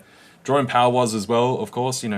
Sort of did a bunch of trading-esque stuff. Not quite the same as like Scott Bessent and that, but Kevin Walsh has done the same. Obviously, previous Fed chair member as well. He understands the whole game. He understands how it works. He's stupid wealthy himself. Plenty of connection. He understands everything. So it just made sense to me And he's along. They're like family friends with Trump as well, so he understands Trump, and just made sense. This would pretty much be what I'd be looking at for CPI. So if we get it in line, we probably come up to this resistance. If it comes in a bit lower, we push a bit higher from there. And if somehow CPI is higher than the base expectations, we plummet and come right down to the levels from early in the week / last Friday's push. So those are your levels. So it's about 4,320 on the downside. Top side, I'm looking about 4,460, this kind of area talked about early in the week. And if not that, if we do get a slightly lower number, whether it's on the yearly that comes in a touch or on the monthly, if it's the monthly, we could even go well beyond that. But that would be about 4.5. But like you said, least. due to the rounding issues, I don't think the monthly is going to be that much different. Could be Correct. something like 0.08, and then they round it to 0.1%. Correct. Yeah, I don't think there's enough of anything that's really changed to flux it beyond the rounding errors and situation. I gotta disagree with Frank here, who says, like, for the first time, LJ is unsure about the news. What's going on, brother? I think you are very sure. Yeah, pretty sure about it, actually. Yeah. It's more rather that the rest of Wall Street and or the street, if you want to call it, whatever. Wall Street, banks, funds, all that kind of stuff economists have come into line finally with the kind of numbers that I've been talking about for ages. So it's very different. We're now talking about how you execute on the trade, on the news, rather. So it's what Dirk and I are both saying is that we expect the expected numbers to be pretty much bang on. So then if that's baked in, where's the trade, right? Yeah. Because it's already sort of in the price, it's in the expectation. A lot of these trades get set up several days before, etc., especially on the back of non-farm payroll on last Friday. Then you're going to be looking to the next standpoint, which is CPI, and does that confirm non-farm payroll, etc. So you're going to get your book in alignment the past few days ahead. And there's definitely been some sitting on hands, because yesterday we did have some moves. Say NASDAQ got knocked around, gold moved a bit, but it was on low volume. So we did get some moves. We got some percentage gains in both direction, but it was on low volume, not high conviction overall. So, and what we said from there, as far as execution, the risk is definitely asymmetric to the downside. If we do get a higher print, it's going to be very, very violent the other way. So it's one of those things where you want to trade the aftermath overall, because expectations are pretty much bang on in line. So this is something I wouldn't trade prior, because there's no trade left. I already took the prior trade, which would be the NASDAQ from earlier today. Now I've just got this small little guy here, which was printing before, and we can see if we can drop down just a touch. I'd probably be taking it out at TP1 now, given we got the data in 2 hours? 1 hour, 45 minutes, yeah. Yeah. So, yeah. Yeah, it's always about looking for asymmetry that you want on your side. Yeah.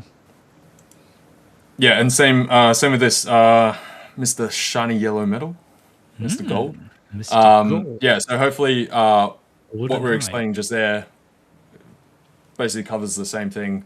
Obviously, CPI in line, dollar goes a touch lower. If it's CPI is lower, dollar goes a good bit lower. If it's CPI is massively low, obviously dollar gets absolutely destroyed. Now, if CPI does come in a touch higher, like 0.1 or so, dollar absolutely strengthens, of course. So pretty binary kind of an outcome. It is, but always a bit ironic, no? That everything boils down to this one number release every month. Yeah. Back in the days, it was always the NFP people were watching, but when you got like this half-hour reaction or whatever, now it's like it feels like the future of the risk on markets is depending on the CPI reading today. Yeah, you go through cycles. Same with back in the day, durable goods was very important. Oh yeah, Right now, no one cares. No one cares. yeah, true. And after After 2008, housing starts. housing starts, and then no one cared about CPI because inflation was just on the floor Yeah. and central banks couldn't get it up anywhere. So no one cared about that until COVID hit. And then just before COVID and stuff, we started caring about things like Jolt's job openings was big for 3 years or something. Janet Yellen really liked that Oh, but yeah. component. Talking about good and bad. Yeah, chairman, chairwomen. Yeah.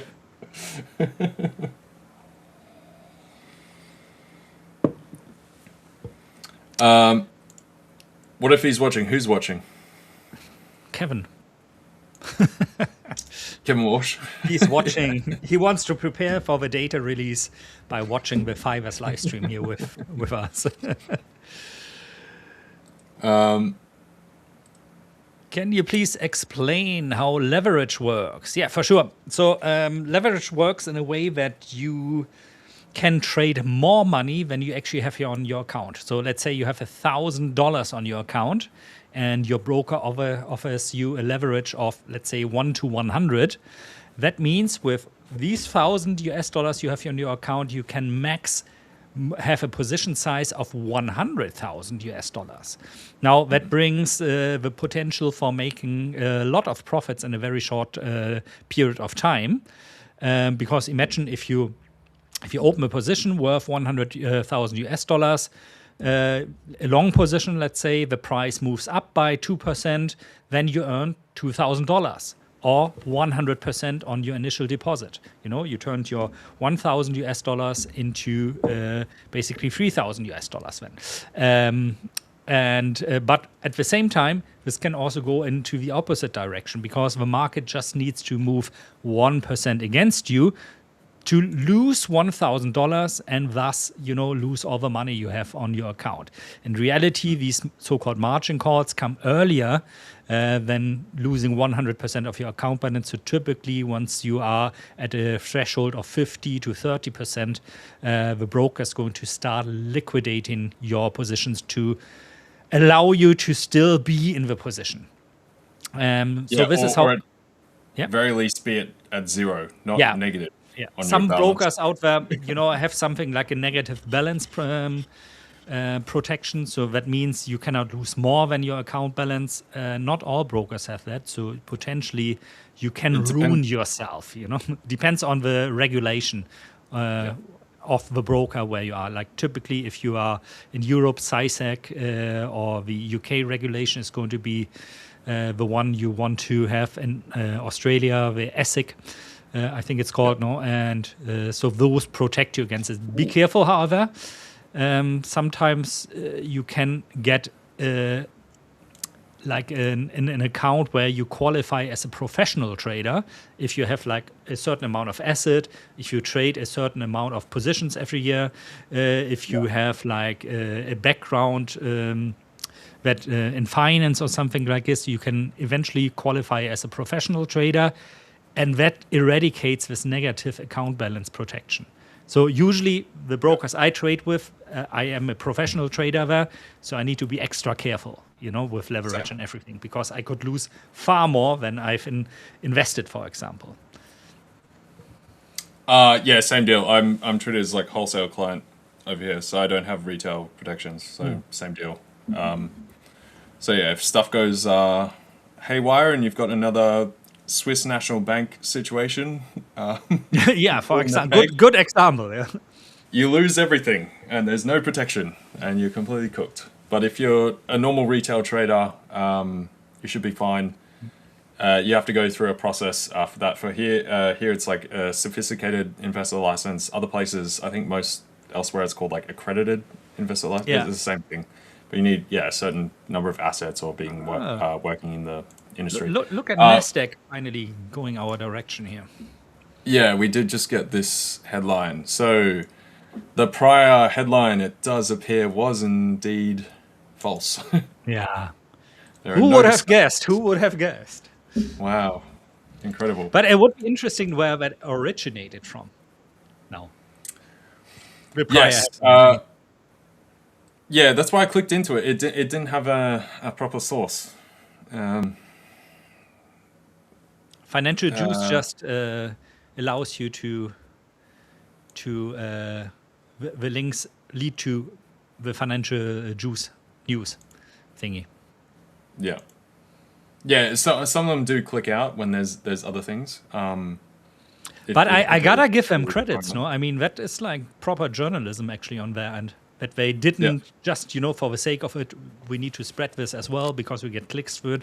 But it seems like they went through the effort of actually fact-checking this. Yeah, that's what I've said before. Like when I started using this and obviously introducing it more and sharing it with you guys because the whole Trump thing in particular, it's very helpful. That's one of the big parts. And like I was saying before, like they've actually got people on the other side hand checking this, not just some AI or like a algo or something just printing this stuff through. Right? It is actually hand checked. I think Dirk just disappeared. I don't know if I did.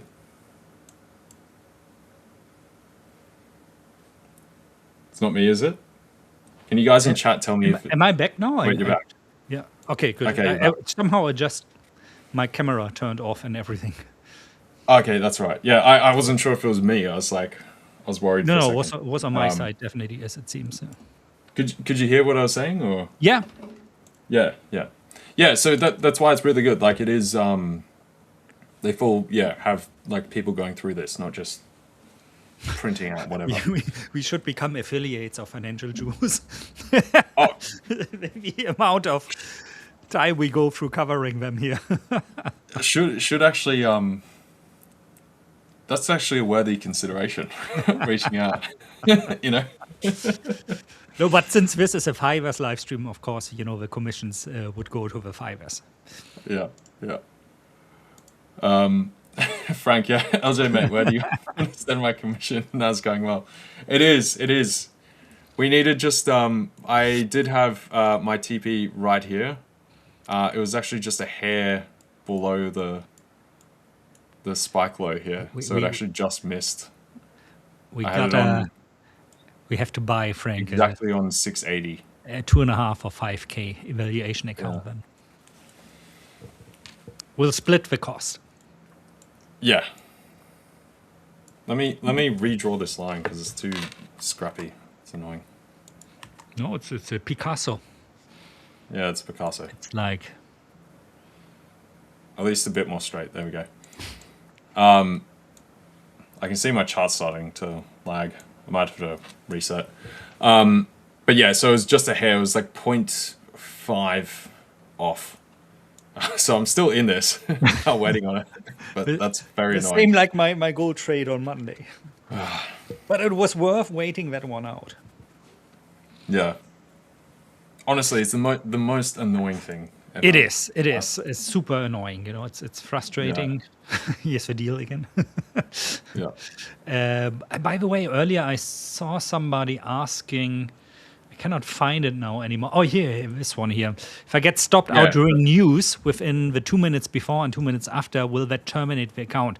It will not. So if you are in a position already and your stop loss or take profit is reached, 2 minutes within this time window of 2 minutes, it's not going to affect your account. It's really about opening new positions within this time span of 4 minutes. Yeah. So no new orders. Like even if you place the order before, an order can't trigger, right? If you've got an existing trade and it's got a stop loss or a TP and it gets hit, that's fine. Or you manually exit the trade, that's fine. From a prior existing trade. Now, if it's a new trade that you're entering within that time frame, either 2 minutes before or 2 minutes after, or it's an order you've placed either below or above or something in that 2 minutes, no good.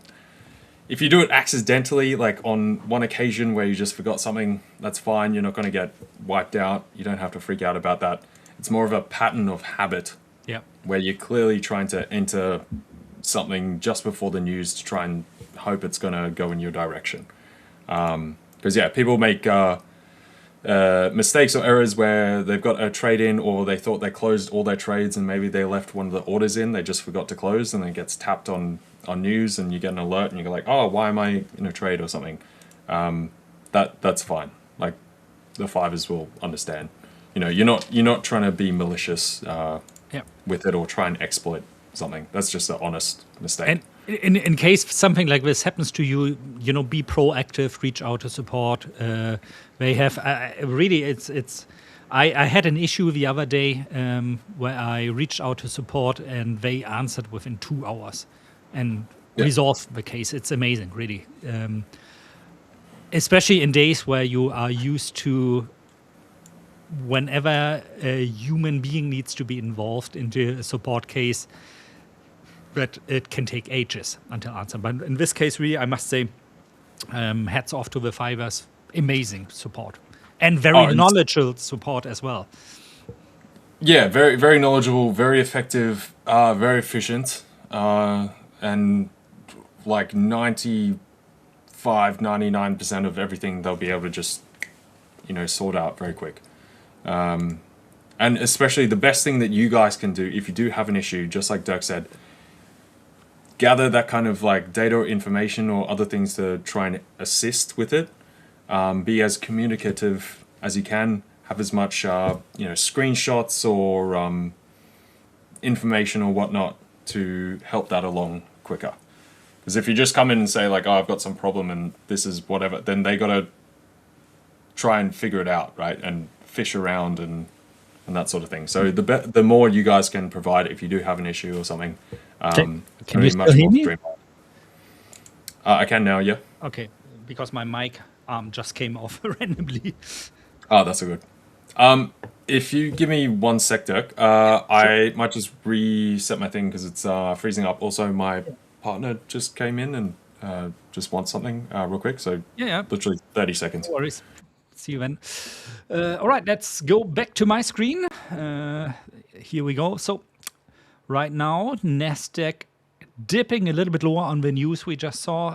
That was a fake news, a hoax news. The 60 days non-fire agreement between the USA and Iran. So we are still in this short trade here. Price is right now at about the level where I entered the short trade. Of course, I would like this one to resolve itself before the CPI news, but I'm going to stay in this trade nonetheless. This goes into, the question just now, the 2 minutes prior, the 2 minutes after that. I have my stop loss, I have my take profit in here, and then we're just going to see how things are going to be resolved. Same in gold, coming down a little bit now. I don't see any necessity to enter in a trade there right now. Could be more interesting after the CPI comes out. Question from, how's that pronounced? Energy free, whatever, sorry. Question here, if CPI came high than expected, will both NASDAQ and gold gonna dump? Yes, for sure. So if we see CPI coming out in 1.5 hours, being higher than expected. So especially you want to look at the month-over-month component here. So let's say that comes out at 0.5%, like worst case scenario. And then year-over-year inflation comes out at 3.9% or something like this. It's not going to be like this, just for the sake of it as an example. Then we're going to see risk on markets crashing hard. That means you're going to see a dump in the NASDAQ. You're going to see a dump in the S&P 500. You're going to see the US dollar appreciating all over the board. You're going to see gold dumping hard because nowadays gold is more of a risk on asset than it was in the past. Like LJ and I said already, we are not really expecting that. So we are expecting numbers be around the forecast. What we would love to see is actually the month-over-month inflation, which is forecasted with 0.1% coming in maybe at 0%. But we're like talking about rounding details. So if it's in reality 0.08%, they're going to round it up to 0.1%. That would totally pump the markets. Well, welcome back. Hi, boy.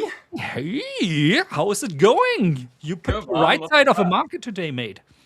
Yes, indeed. I took out the NASDAQ. We had a break-even bounce. I took out just before. So I took out of that. But gold was nice. Yeah, gold was really nice. Hit some nice profit. So I'm now up just over 3% on this account that I'm trading. So yeah, really good, man. CPI day, so I'm done for the day. Like I said, some of the guys I was trading with earlier, I was like, I'm done for the day now, guys. It's too close to the CPI data. It's now noon. We're going to start heading into that sort of afternoon lull crossover period, sort of like between 1 and 2 p.m. We're going to have that sort of Trump's opportunity to ruin people's day or make people's day. So I thought, now is the time. I'm just gonna stay away from the markets. I'm calling it quits there, quitting while I'm ahead. And truth be told, guys, that's me now done for the week. I'm now done trading for the week. I'm off on holiday after today's stream. Well, we got already the fake news earlier of a ceasefire agreement of 60 days, which turned out to be fake. Really, this is what caused those risk-on moves, and now we're coming back from that. Actually, LJ and I, we entered a little bit of a short trade on NQ. Okay, interesting. Nice. Hope it would come back even more, but it hasn't so far. So probably we're going to end up holding it through the CPI release later. You're gonna hold? Yeah, I was gonna say you're gonna hold through CPI. Yeah. Yeah, nice. But right, I mean, gold, nice one. Did you get out of it?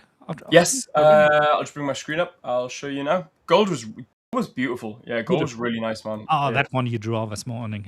Yeah, yeah. So entered in this, guys. We actually had a perfect point as well. Like, like 8 years of experience. I don't mark these places up for no reason. I didn't take it from here, of course, but it was a point of interest that I was interested in, and I tell you what, it came down and reacted perfectly from it as well. So yeah, that was really nice. It was nice to see that my secondary analysis would have played out. My initial analysis did play out, and we turned it into a big fat ass chicken. So that's good to see.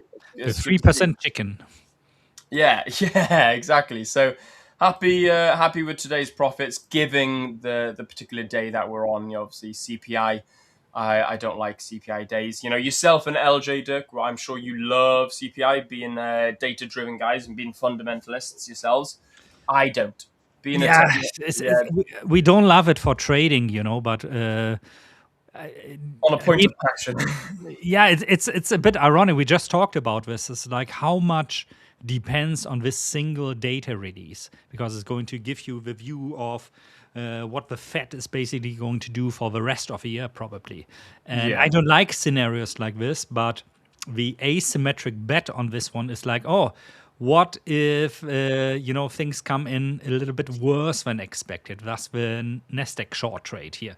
But like for my own overall portfolio, I'm actually hoping that we are going to see, especially on the month-over-month inflation, something better than 0.1%. So if we see a 0% there, that would be amazing. Why? Because it allows, there is going to be an immediate reaction for the market, but it still is in line with LJ's and mine forecast that inflation is going to be much, much lower than people expect out there over the course of the next year. And so it allows us to get into risk-on assets still at discounted prices. And I know that sounds ironic, talking about discounted prices, especially if we look at some tech stocks out there. But I would like so much, for example, the inflation rate year over year coming out at 3.3%, because it's like we're going to push immediately higher when we're going, like it always is with positive or negative surprises for data. Half an hour push into one direction, then we're coming off again. So you're basically, as a retail trader, falling victim to all those quants and algos out there. So for me personally, more important, the month over month inflation rate. If that one is at 0%, it's also going to tell us something about moving forward with inflation measurements. When we had a month with minus 0.4%, we had a month with 0%. So 2 out of 10 months that measures the year-over-year inflation going forward are going to be already more disinflationary than, or deflationary than inflationary. And this is going to really dial into the game LJ and I are trying to play for the next months coming up from a fundamental perspective, that is. Welcome back, LJ. Thank you. Yeah, I had to restart PC. Sorry about that. Everything just froze. So, yeah. But also when I got up, my partner was already gone. I was like, yeah. I heard her come in. Yeah, she just dropped off some stuff and then left. I was like, the apartment swallowed her. Yeah. I mean, I'm like, yeah, probably, yeah. You didn't get that story, Will, earlier that LJ told. What happened to him besides falling down the stairs and his apartment killing him again?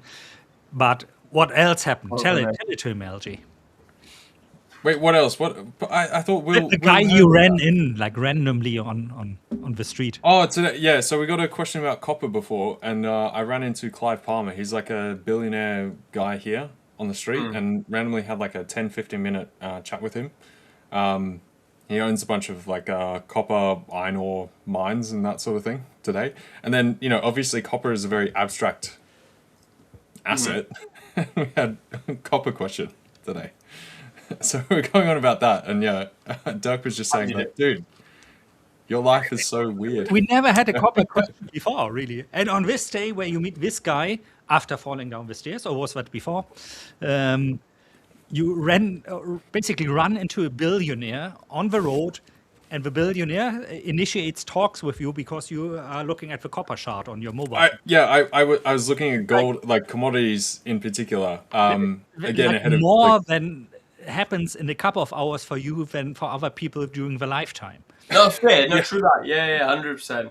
Most people would like, they never, get murdered by their apartment, or that's like a once in a lifetime. Oh shit, that's like that's a story people tell. That's just something that happens to you. It's like running into Warren Buffett at McDonald's. I was gonna say, and then just like casually meeting billionaires again, a story-worthy moment in people's lives.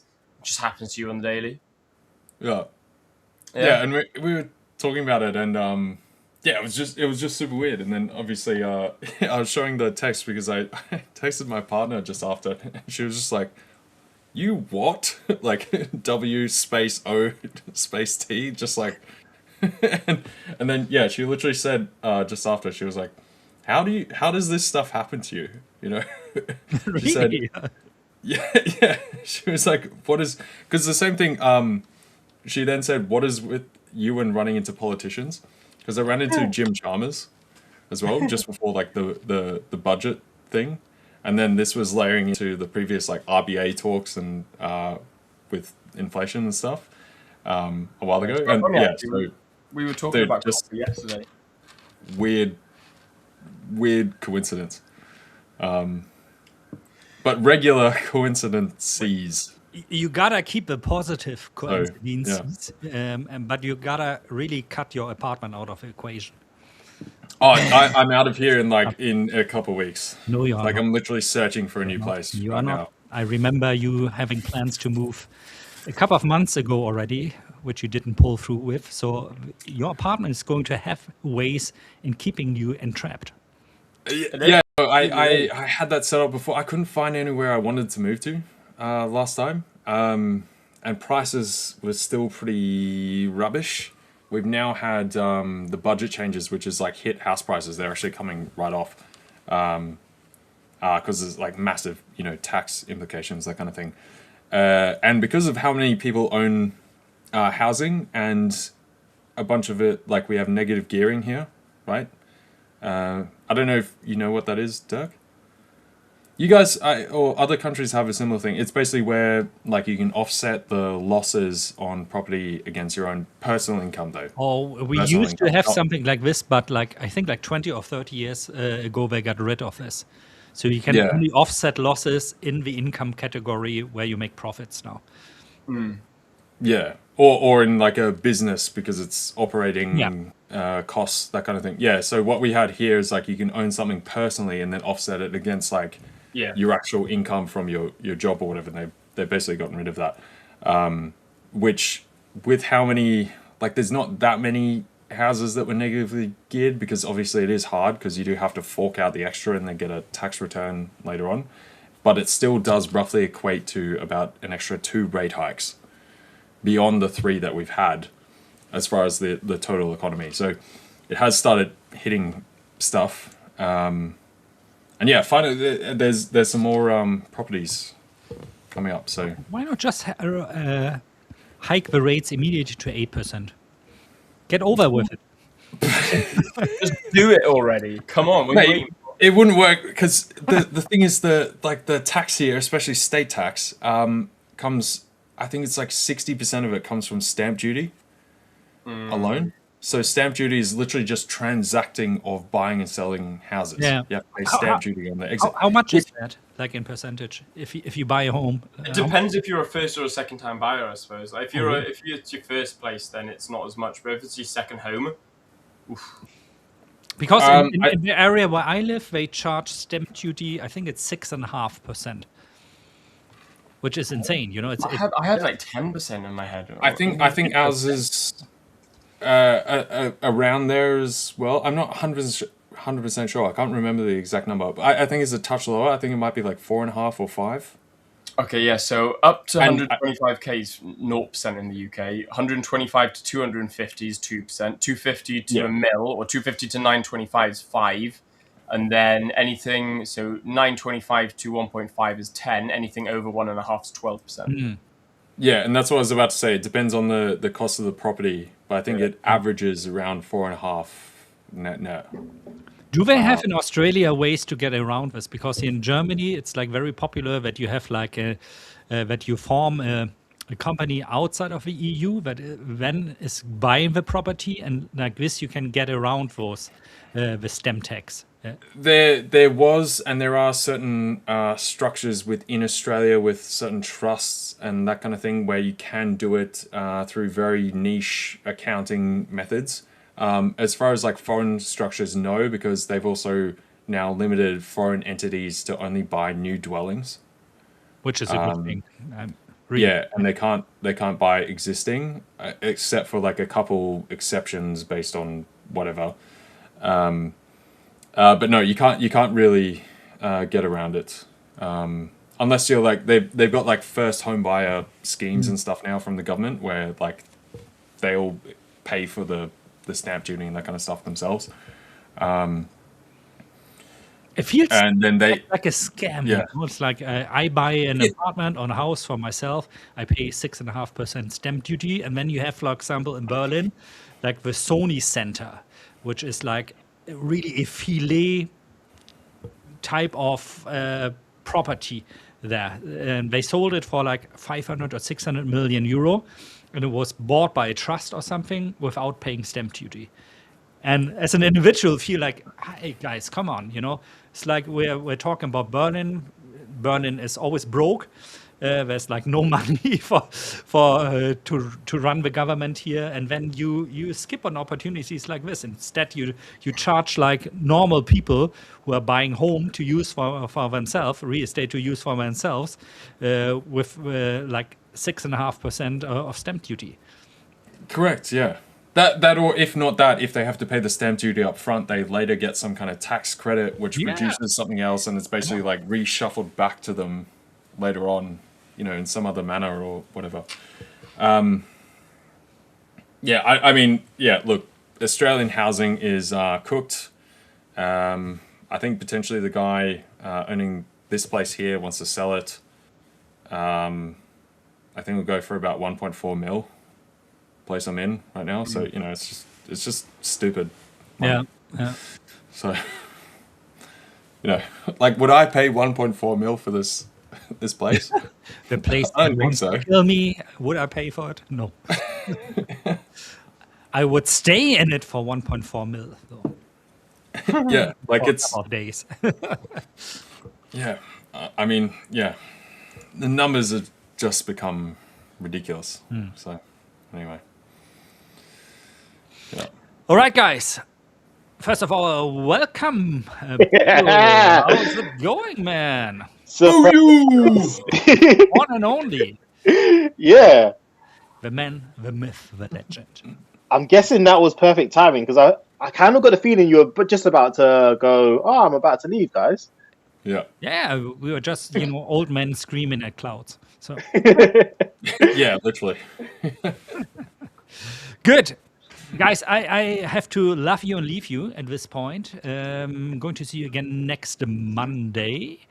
And I'm going to leave you in the more than capable hands of Will Davies, LJ, I don't know if you are staying, and of course the one and only Buyu. How do I actually pronounce it? Buyu. Buyu. Okay. Yeah. Buyu. And yeah. Margin boo. Margin boo. Yeah. Take care, everybody. See you again. It was a pleasure again with you.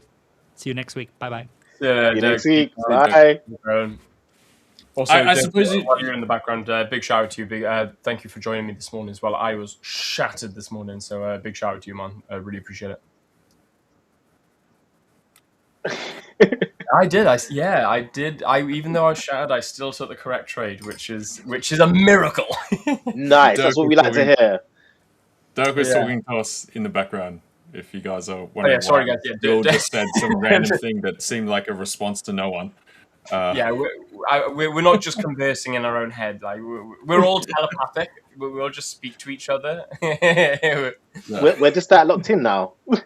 Yeah, we exactly. We have that locked in together. We just know what each other's thinking. By the way, William the Conqueror, have you told LJ his new name? Yeah, fair. Right, LJ, you got to change your name, my friend. Unfortunately. The what is this? LJ dash lost to Justin. Yeah, it Yes. is indeed. It is indeed. You want me to do it? I'll do it. Are you gonna fit it in? I don't know if you can. Because I think I had William the Account Conqueror, but it wouldn't allow me to put it in, so it's just William the ACC Conqueror. I think it'll work. There we go. Oh yeah. Oh yeah. Oh nice. Yeah. It's right. I wonder if Justin is in the chat. Like, if he's been willing to say hello or celebrate. He was earlier. Yeah, we're having good chat. Yeah, he wasn't chat. Yeah, he was in here earlier. I don't know if he's still here now.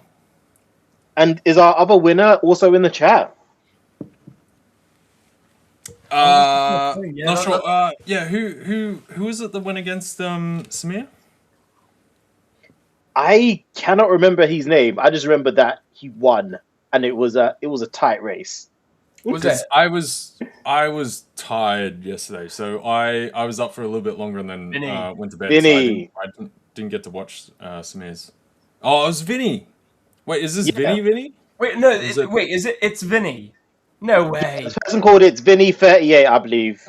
Yeah, that's what. Yeah, so it is. It's shit, Vinny. dude. That's sick. Oh, big shout. That's what I was wondering. Is it? Yeah, sorry, I'm talking over you. What? Will. You know who Vinny? Where do you know Vinny from? Oh, dude, Vinny's been a viewer of ours for a long time. Yeah, from the community. That's why I was wondering, is it's Vinny or is it like a different Vinny? Yeah. Yeah. Dude, congrats. Oh, that's awesome. It's Vinny. So dude, Vinny, are you in now? If it's Vinny, then bro, I don't actually know who I'd support on a Samir versus It's Vinny competition. Like I said, it's Vinny's been. God, I'm it's Vinny. Or Vinny's even been part of the Trade Delicious community before I joined the 5ers. Oh wow. Yeah, Vinny's been a viewer of ours and of mine. I've known Vinny through, him being in chat for a few years now. So yeah, dude, you deserve that, man. One absolute legend. Yeah, weapon, dude. Yeah, dude, he's always around. Always jumps into the Discord. Same with our Friday calls, that kind of stuff as well. Yeah, amazing. So, congrats. What an legend. Dude, we got this as well from Killer Kirby. Yes, it is me. Sorry, from Abradolf Linkler. My secret identity has been revealed. Killer Kirby. Hang on, I'll swap you up in the middle for you. There you go. Okay. I did see a Killer Kirby pop up the other day, and I thought, who the hell is that? Like, what the hell is Killer Kirby? But yeah, also I was just going to say, I got to sit at the bottom. I got to sit at the bottom because I took the L, right? So yeah. I'm the loser right now. Will has got the W in his name, right? And he's you took a good trade on gold earlier, so I guess you're the winner today. Mate, I don't know. My trade's been ripping today as well, but I took the L yesterday. So okay, but we know what happened previously when me and Will faced off, right? Yeah.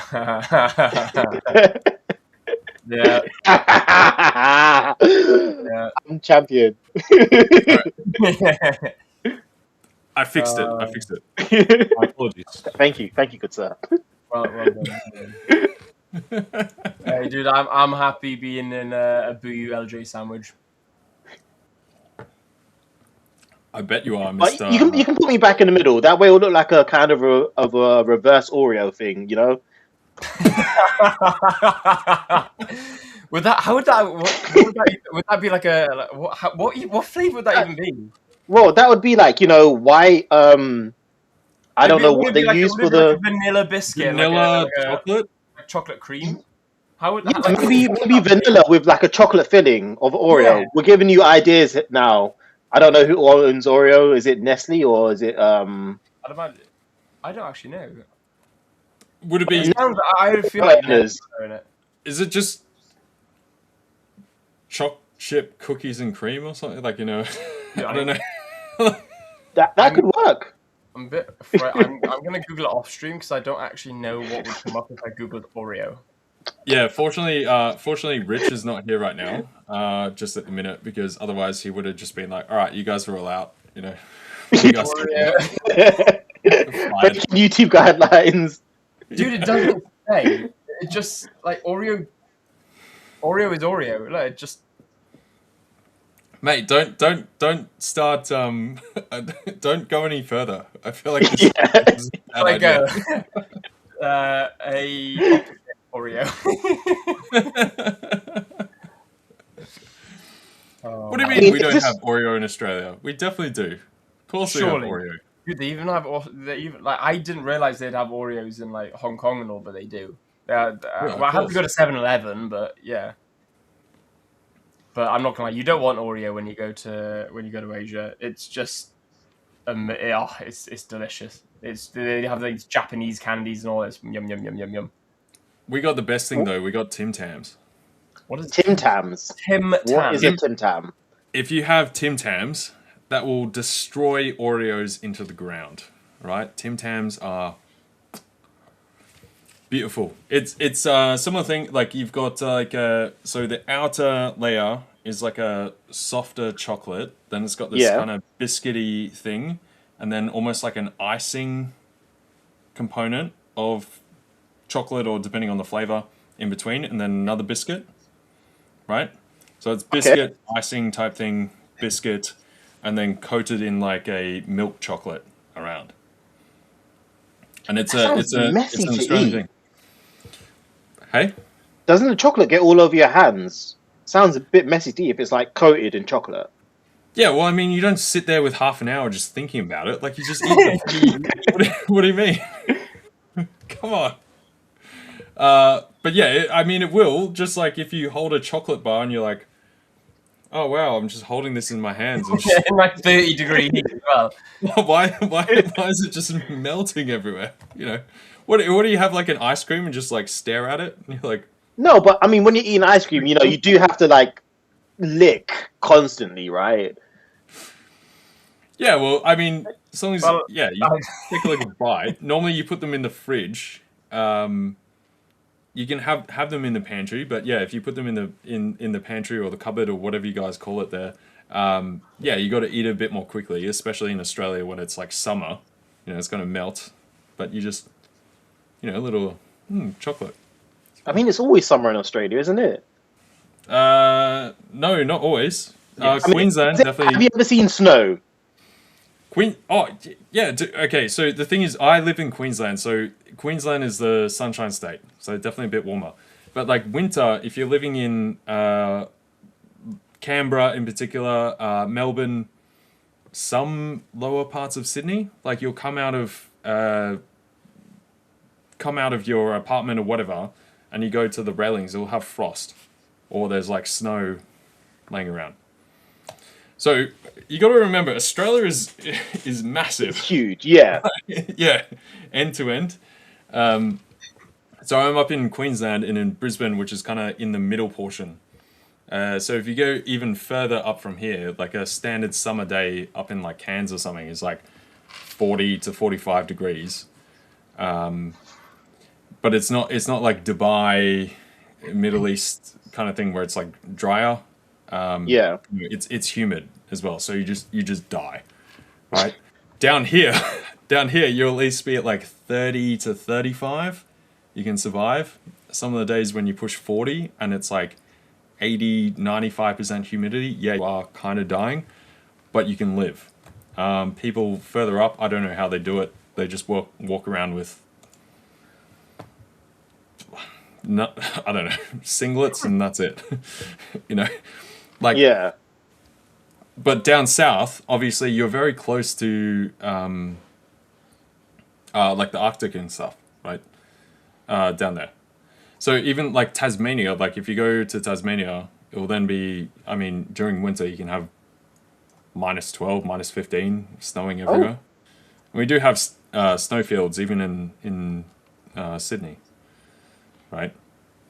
This year it's been pretty bland. There's not been much snow, so it depends. I'm sorry, I have to admit, I was distracted when you mentioned Tasmania because then it took me back to my childhood instantly. Tasmanian devil. Yeah. Road Oh, runner. okay. Yeah. You know the Tasmanian devil, right? Mate, yeah, they are like rabid little animals. Have you ever actually seen them in real life or? No, I've only seen the cartoon, and I remember the catchphrase, which became my catchphrase for a while when I was a child, apparently, because I'm impressionable like that. So what the blah, blah, blah, is that where you got the W from? That's what the Tasmanian devil used to say. Do you used to go like running around, spinning around as well? Yeah, I used to like spin around as fast as I could and like hit walls. And yeah, it was fun times. Yeah, Like a kids' cartoon TV show, yeah. it's Looney Tunes, right?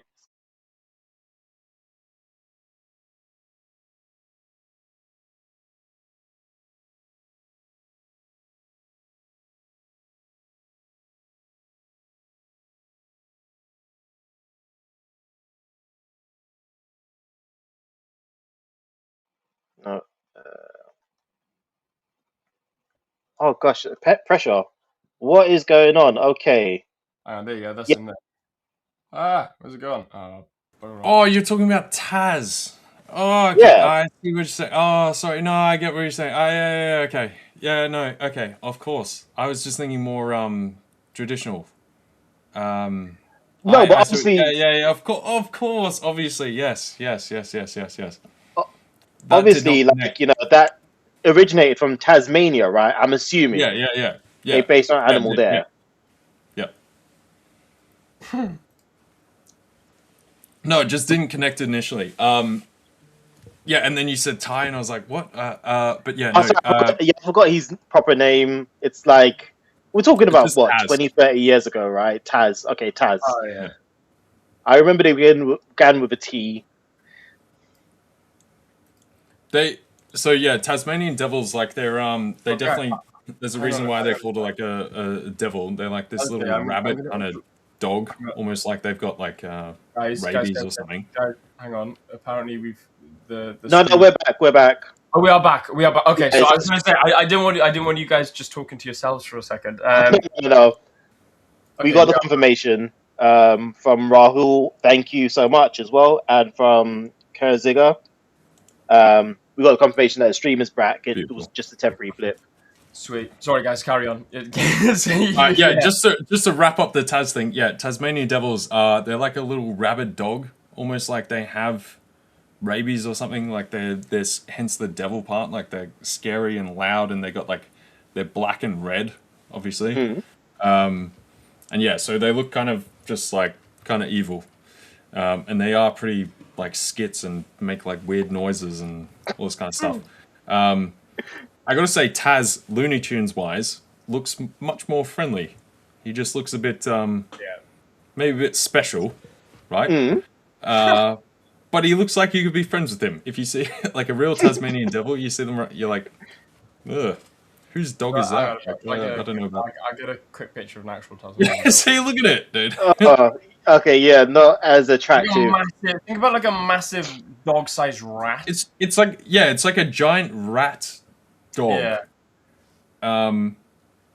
And they make these really weird sounds, and they sound skits, and just you're like, what is going on now? This is. Are you talking from person? Have you been to Tasmania?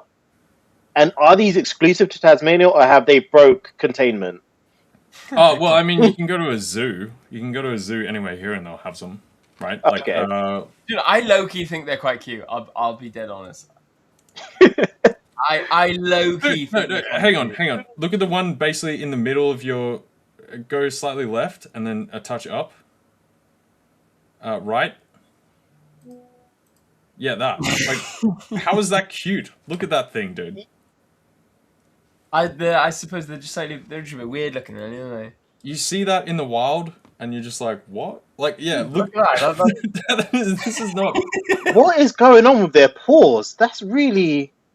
Yeah, they got devil claws. Exactly. It's like they're like a dog cross rat cross werewolf thing. Yeah, you know, I can Right. kind of see. You can kind of see that they've got like weird movements as well. They don't move like a natural sort of four-legged animal should move. No, they kind of move like a weird possum raccoon thing. Yeah, exactly, or like almost like meerkat-like. Yeah, exactly. So hence you can see why they're like, yeah, that's just we're in Tasmania and that thing is the devil. So it's a Tasmanian devil. Like, what is that? Logic. And they have these like shrieks, you know. Anyway, Yeah, in Tasmania, and that is the devil. yeah. I like that. Either way, we've been talking about Australian obscure animal at the bottom half for a while, so we can move on. Yes, apologies for derailing the conversation like that. So, what are your thoughts on CPI? We've got it in just about an hour now till the news will hit. Yeah, so we were talking about a bit before. Obviously, cover this. I had all my charts up just earlier. Had to restart computer, so I'll have to get them back up. But expect it pretty much to come in line. If I can actually get this stuff up here. Okay, so here we go. So these are the expectations for today. So the month-on-month number at 0.1. And the core CPI month-on-month seasonally adjusted at 0.2. Those should be pretty much in line. And then we've got the year-on-year numbers coming in a touch lower. Now that's because of, obviously, it's a year-on-year basis. So if we go to the previous, June, that rolls off. We did have higher inflation there, so it should drop down a touch. Now, the Wall Street and such has finally come around to the same sort of conclusion that I've been rambling on about for ages, that inflation is going to be lower. I don't see, everyone's talking about inflation and rate hikes and all this stuff. I'm like, is the inflation in the room with us right now? Like, what's going on? We haven't seen it. Every single number has come in continually lower, but we still had that same rhetoric. so I think we're in that phase now where there'll be a certain push of keeping that rhetoric, but then eventually accepting that we are probably moving towards reducing rates.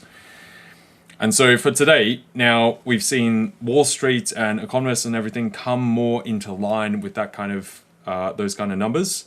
So the prior numbers where they've been expected much higher, and I've sat here with Dirk and said, look, I think this is coming in lower, and we've knocked each of those out. Today, I think this is pretty much in line. So this is the trouble as far as a trade. What do you do from here? Right? Because it's pretty much priced in. Now, if we do get a touch lower, and we were talking about this earlier, where you have to understand when it says 0.1, it doesn't mean it's exactly 0.1, right? There's a rounding situation. So if it's like 1.33, it can go to, it'll be 0.1. If it's like 0.89, it can also be 0.1. And these are very different. Or if you get like 0.157, it'll show 0.2 because it rounds up, even though it's really 0.15. But that number on the headline would create a very different reactionary impulse from the market once it's released. Right, so that's the danger, especially with what we've had going on now. There is a slight danger because this Strait of Hormuz situation has kicked up again. We've seen oil come up again, import prices come up just a touch. Hasn't lasted long, it hasn't run up so hard as previously, and we didn't see that much of an increase prior anyway. Right, so I don't think it'll really hit things, but there is a marginal, like some kind of rounding area. Instead of getting like 0.14, you get like 0.155, and therefore it shows 0.2, even though that's like essentially arbitrary difference. Yeah. Because the other number would show 0.1. So that's basically the risk that I was highlighting with Dirk.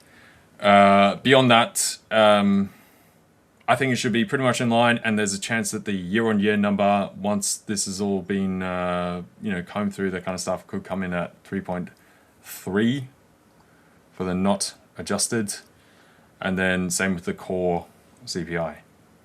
Again, because that rounding, because we've had some of the prior months' numbers readjusted, and then that gets further filtered through, which is what we see in this portion here. There's further adjustment. So I would recommend trading the aftermath, if anything, not the prior. So we're mapping out some of this stuff on gold, for instance. If I go to a slightly higher time frame, this puts it pretty much in perfect example.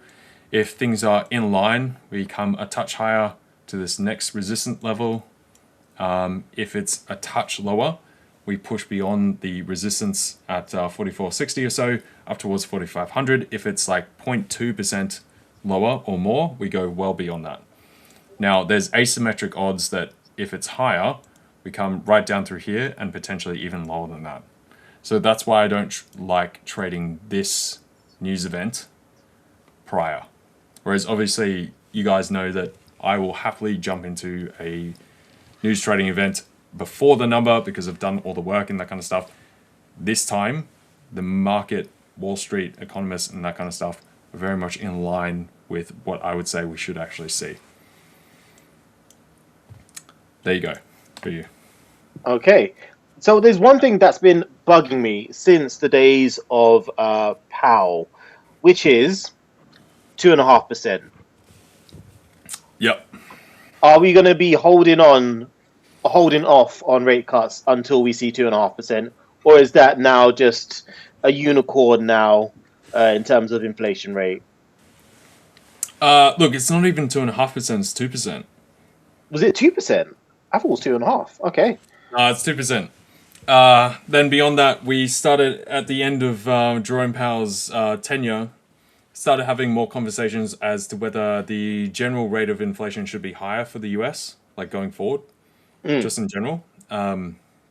More productivity, things have picked up. We've kind of renormalized the economy and bond and debt markets and all that kind of stuff after COVID and the inflation rise and that kind of thing. So there's been talks about the Fed potentially having more of like a band of inflation, because that was very much from the old situation where we had no inflation since COVID, because we're basically in this like, sorry, not COVID, since 2008, the financial crisis. Yeah. Right? We deployed QE, all that kind of stuff, all this new financial engineering from central banks and such that put essentially the economy into like life support. And we've been trying to come off life support ever since. And so inflation has gone nowhere.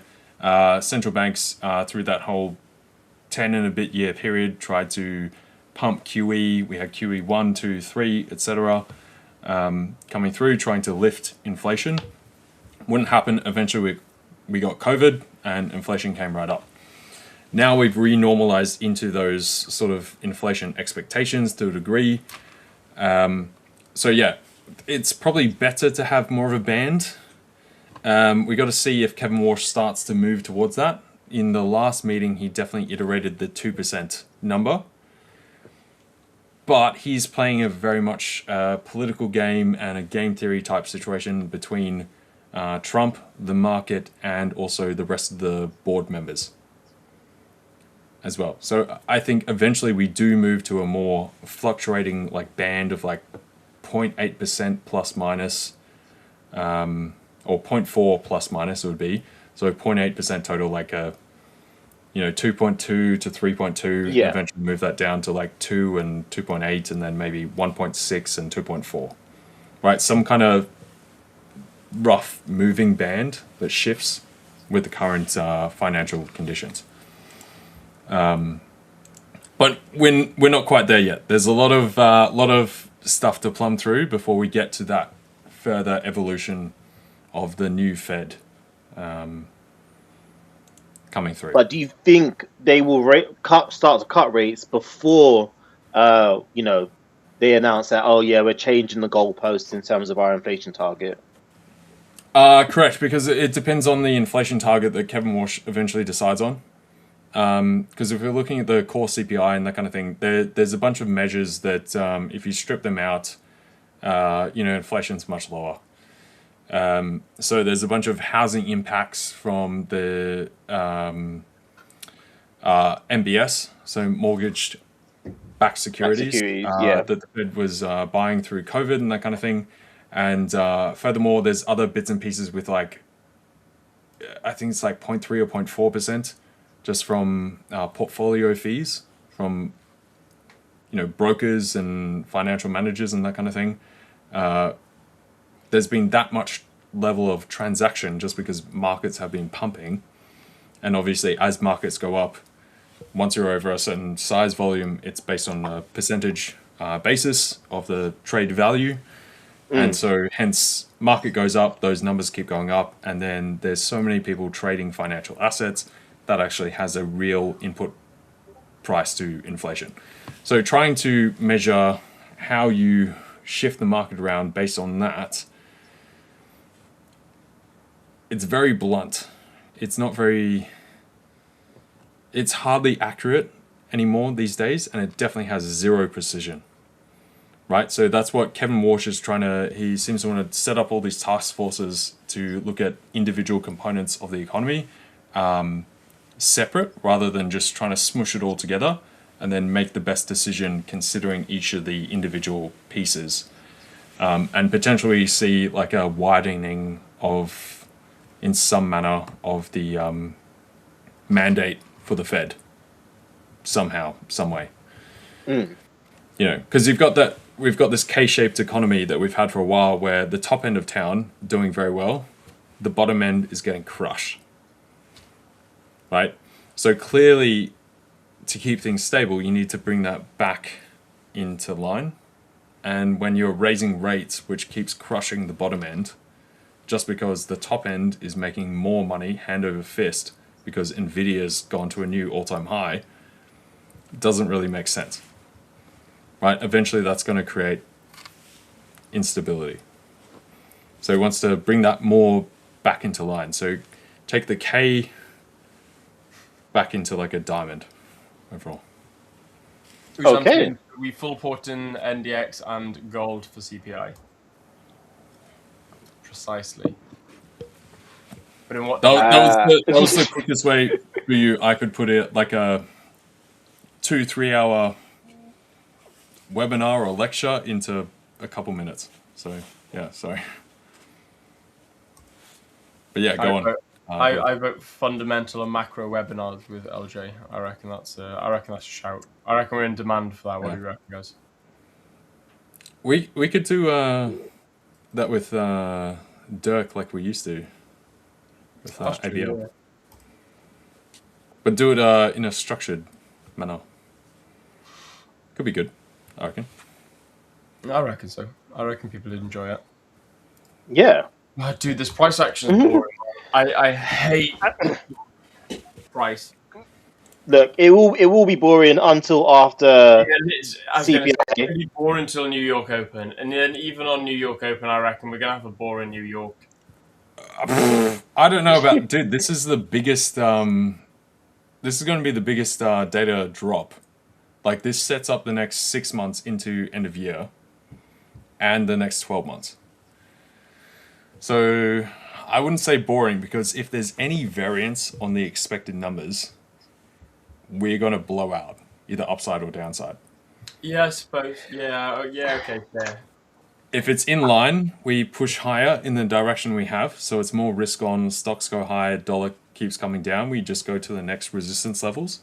But if there's any variance, and like Dirk and I were saying around the rounding, because this is like a rounding thing of where the number prints.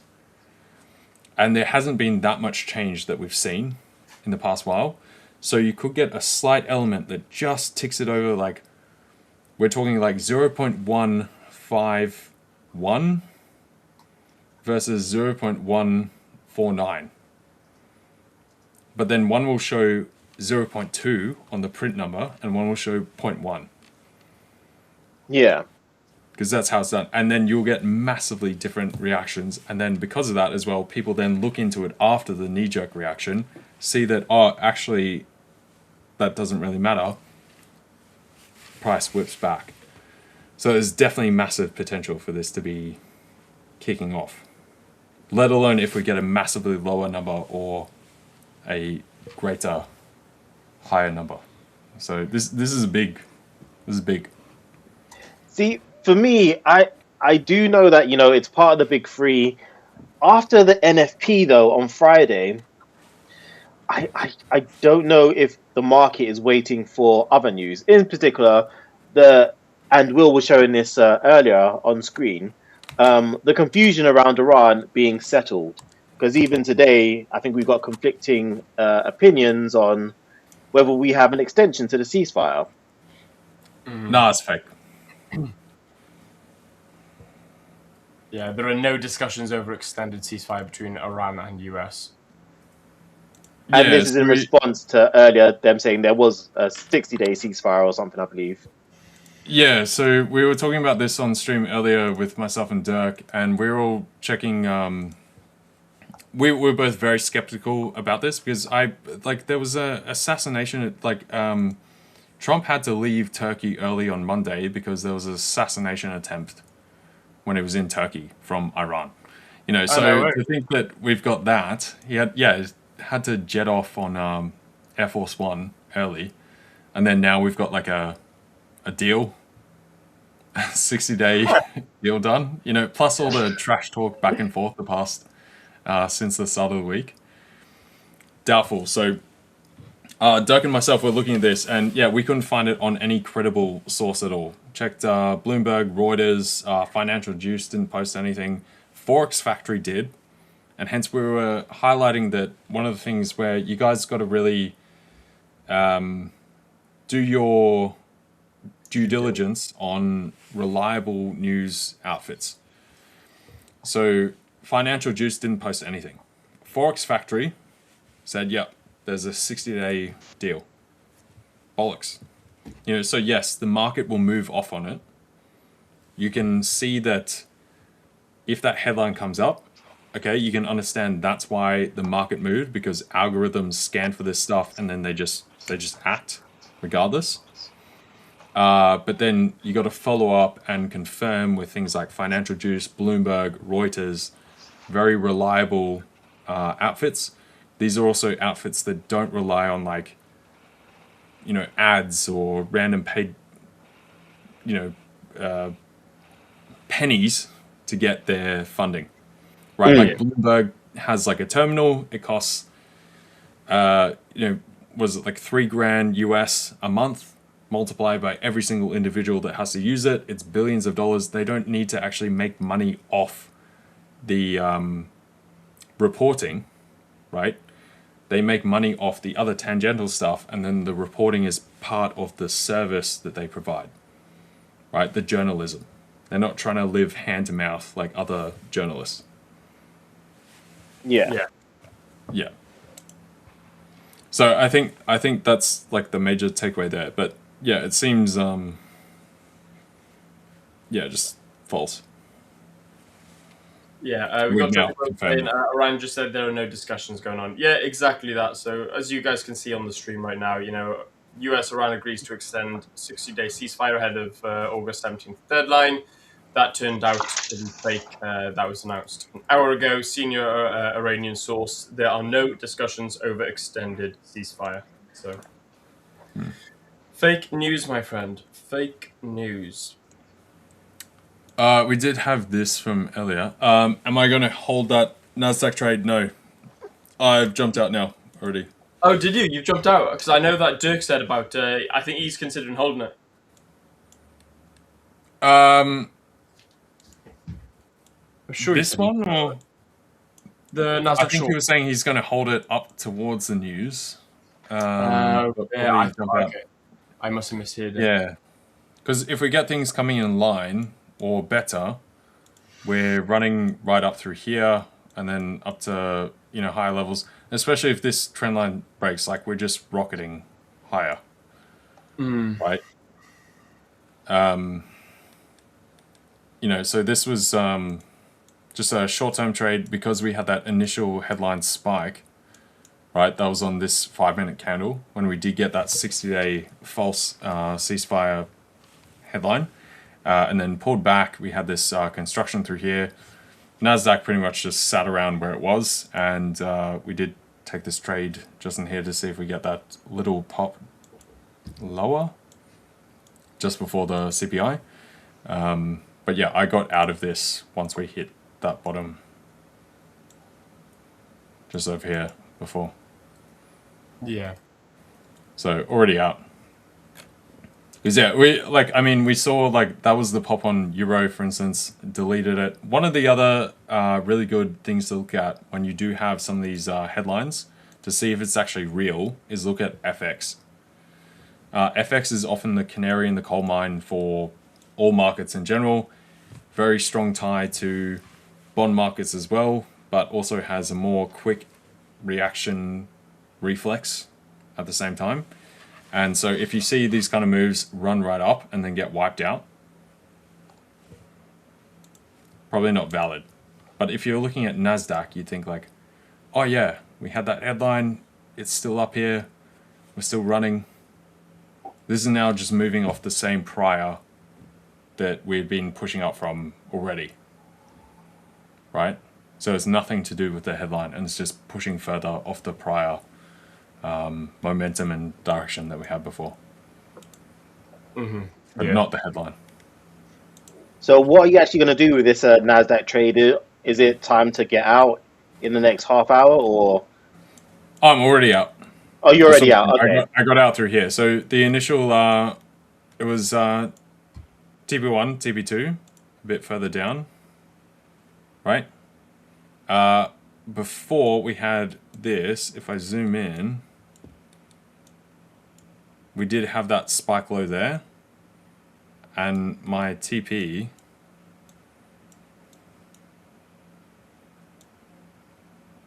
was right here on 680. So it just missed right there with that wick low. So then we came up. So I've still been holding at the past a while, but we came up through here, came slightly back into negative. We came down here and I was just like, yeah, just get rid of that now.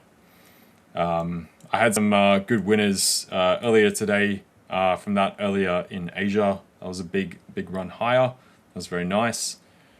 So coming up towards CPI, I'd rather just clear that at this point.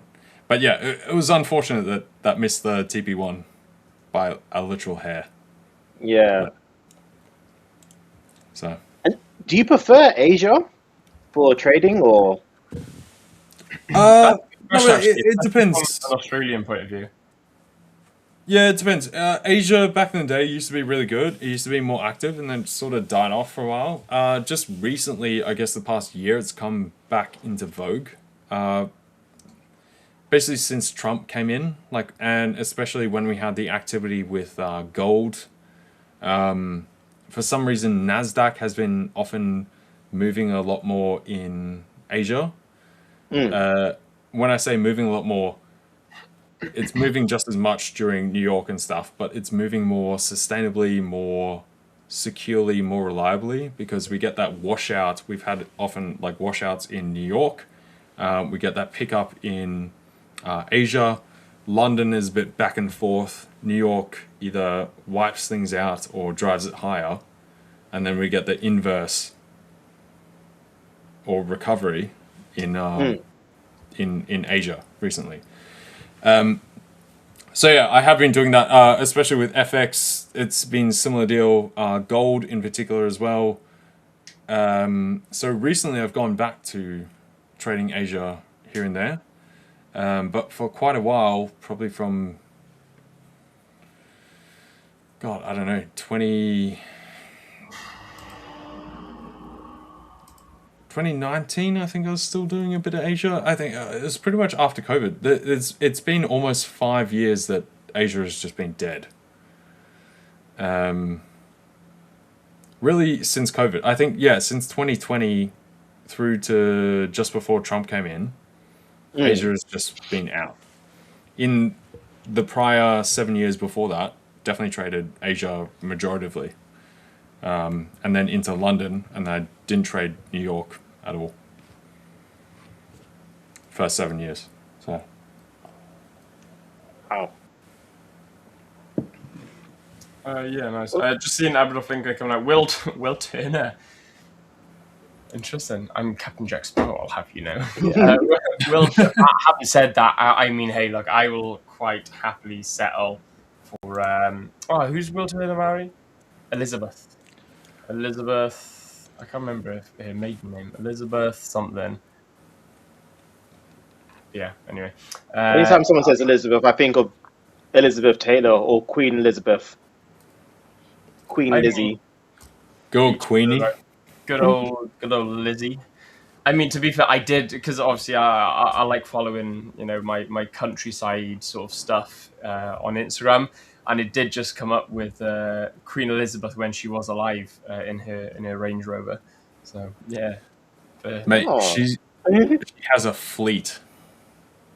yeah, She loved them, dude. She had so loved the many. Range Rover. Yeah, she loved. I think the majority of them went to auction like 3 or 4 months ago. Did I was they? looking at this, and yeah, there's heaps of all the old classic ones, that kind of stuff. Obviously, because she's, Yeah, is it the LP? she'd been around for a long time, right? So she's got a bunch just a of little classics. bit. Yeah, she didn't die young. And it was so cool. I was looking at the auction photos, and obviously they're all padded up with like the double, triple, quadruple glazed glass, bulletproof windows, that kind of stuff, and all the like inputs for like, weapons for security and stuff that just pulls. I was like, dude, this is the most badass. Oh yeah, dude! I remember working security one day, and So good. was I can't remember who it was. It was one of the royals came down to because we were doing like an international rowing race championships in my village, and I was working security on it, and I remember the royals come. Right, bear with me, guys. There we go. I was working security on it, and as they came down, this was back like I was thinking, just trying to make a little bit of extra money while I was heading into the full-time trading sphere, and then next minute, all of a sudden, I got to, I was speaking to their close protection. You obviously being security, you got to speak to their security, and I was like, Yeah. Maybe, I'll do close protection instead of trading. Dude, they look badass as hell. Like, they're the only ones licensed to carry firearms as well. Dude, it was nuts. Yeah, they look super badass. Well, I mean, I've seen your Instagram. There are definitely some pictures of you that make you look like you are, part of the Secret Service. That you like your martini shaken, not stirred. Yeah, James Bond James aligned. Bond aura, right? Definitely, yeah. Dude, That or if not, you'd be like one of the other counterparty. I'll be joining Dirk on his island. It'd be like Yeah, me, exactly. Yeah. You'd be hunting Dirk on his island. That's it. Yeah. Dirk would be the bad guy for sure. Me and Dirk can come up. Oh, should we come up with a short movie? The 5ers movie. That'd be sick. Oh, for I sure. mean, that could definitely work. That could definitely work. Have like we'd call it like, I don't know, 5ers, Dirk's Island or Dirk Island or something. Oh, that'd be sick. Anyway, guys, on that bombshell, I keep getting phone calls because I have got to go get ready to catch a train. So Okay. I'm going to love you and leave you guys. Thank you very much for all of your support in chat, guys. Thank you very much for all of you looking after me this morning. I was very tired, but luckily, we came out on top. The markets tried to challenge me, but I was the bigger and better challenger. So I'm going to leave you in the very capable hands of these two handsome gentlemen down here. It's no... What do we call it? What I was going to say, it's no longer going to be a chocolate Oreo. It's now going to be a... But I thought never mind. Maybe leave it at that. Anyway, a Nutella-covered toast. Oh, then if that's the case, hang on. If that's the case, hang on. It needs to be... There we go. Nutella sandwich. Yeah. Gosh. Anyway, guys, I'm going to leave you in the very capable hands of these absolute legends just down below. So, guys, thank you very much. Make sure you smash the like button, subscribe to the channel, and I shall see you in... I'll see you next week. Have a fantastic weekend, guys. Peace. All right, peace. Peace, Will. Right, we have a bit of a competition apparently on our hands between NFP or CPI. Someone's asking which one has the bigger impact. Okay, definitely on average NFP, right? That is hands down the number one most impactful number overall, because the main thing is whatever happens with NFP, that's going to give you a derivative into CPI. Because if we got more jobs or we got less jobs, obviously CPI is then going to move based on that up or down, unless your economy is completely destroyed. So assuming we're talking about like sort of developed nations with financial capital markets, sort of quote unquote first world countries or whatever, definitely NFP, the actual jobs payroll, which is where everyone gets money from to actually spend, is going to be much more important. That is what leads to CPI, right? CPI can be more impactful at certain times. Like for instance, right now, NFP is pretty by the by. We've got a low hire, low fire type situation. Trump and the administration pretty much killed the whole migration aspect. So right now with NFP, like we've got people not losing jobs, but not really gaining extra jobs either. But people who do want jobs are getting them. But it's just very net. So people that leave the workforce are being replaced by new people coming into the workforce at pretty much a stable level, right? So right now, CPI is definitely more impactful at the minute because it leads into what the Fed is doing and raising rates or dropping rates or staying neutral or otherwise, which then, depending on what they do, that will then further impact the labor market. And then hence that will feed back to CPI, which is the entire point of what the Fed does. So it's not really like one being more impactful than the other. They sort of swap rotational elements at certain times because it's kind of like a circular mechanism. That's what the economy is, right? The economy slows down or crashes when people stop circulating money. So if I go, I'm going to hold on to my money now, that means the next guy goes like, oh, damn, I didn't get any money. And then the guy after him says, where's my money? And this guy's like, I don't have any money to give to you. So then that's broken. Then it's broken, and it goes all the way back around. As long as people keep circulating the money, it's all good. And that's why when we do have a crash or some kind of disruption, you tend to hand out stimulus to at least give that like extra boost for that money to keep circulating. Because your spending is always someone else's wages, right? And someone else's spending is your wages.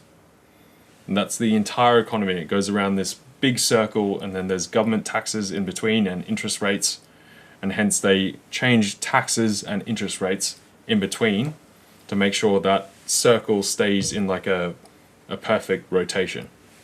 Yeah. So if the rotation is going too fast, they got to increase rates or increase taxes or something else to put it into stabilization.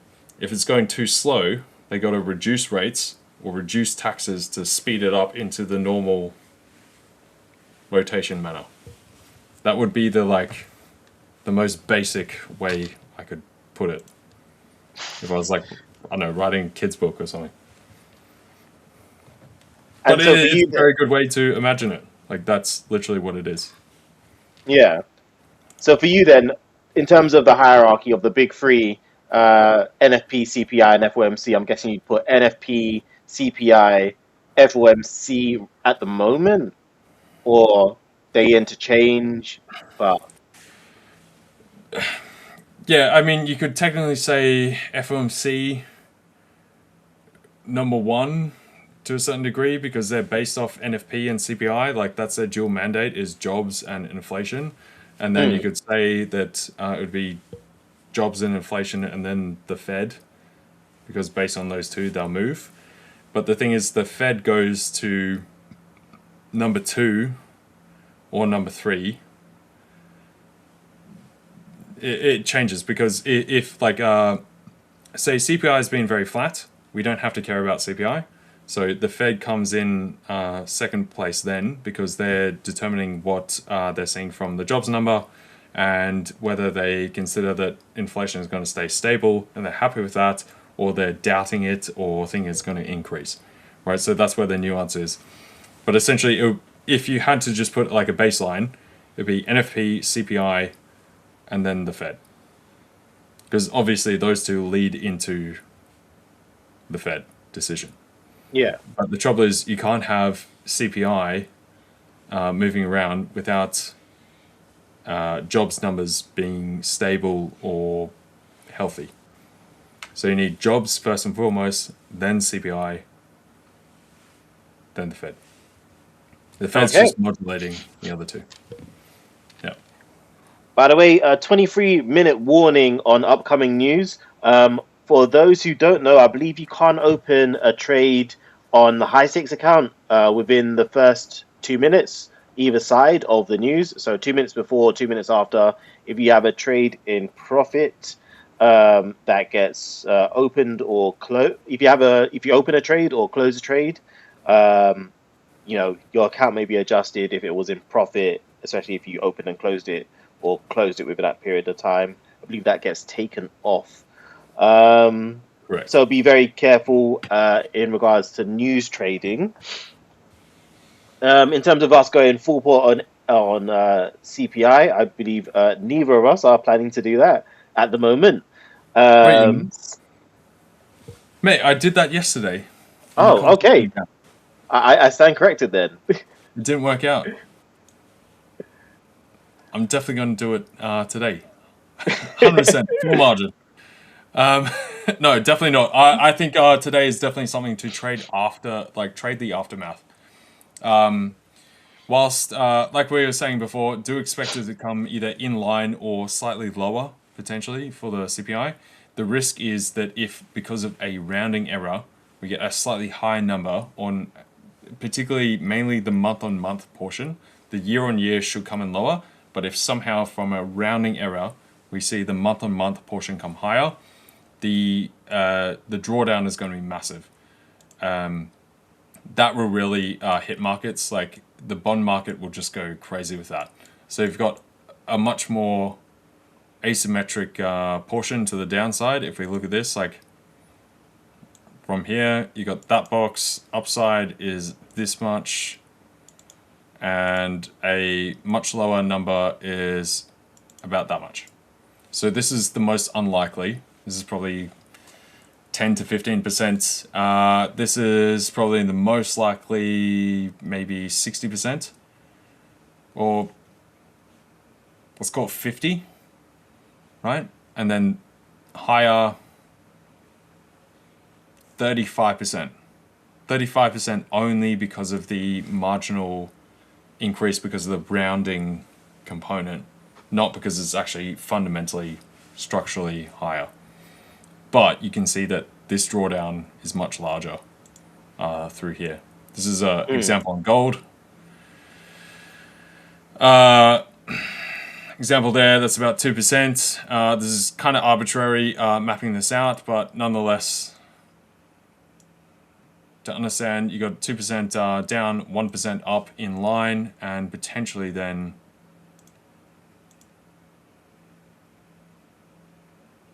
almost 2% higher, but that's on the low probability. So we're talking about expectation multiplied by probability, etc. Bu, if I can jump to your screen for a bit, I do Yes. just have an email I have to respond to real quick. Okay. Back. I did see a message saying, guys, what will be the best advice or scale up plan you'll give someone who wants to use prop firms to compound capital and scale up? So, I think that's a good chance to talk to you guys about trading psychology. For me, I believe when it comes to scaling up, it's almost like you're trying to pass phase one again. The scale up, for those who don't know, on the fibers is 10%. So every time you reach, depending on which program you're with, but I believe for high stakes, it's 10%. For hypergrowth, it's 10%, and for the boot camp, it is 5%, if I'm not mistaken. Mistaken. And you can confirm that by going to our CFD's FAQ section here. So I'm just actually going to quickly see if I can confirm. So for the boot camp, yep, it's a 5% for scaling up. For the others, let's quickly go to high stakes and hypergrowth. Scaling. Okay, they have a video, but theirs is 10%, I believe, and you can feel free to watch the video later on. And for hypergrowth, it's also 10%,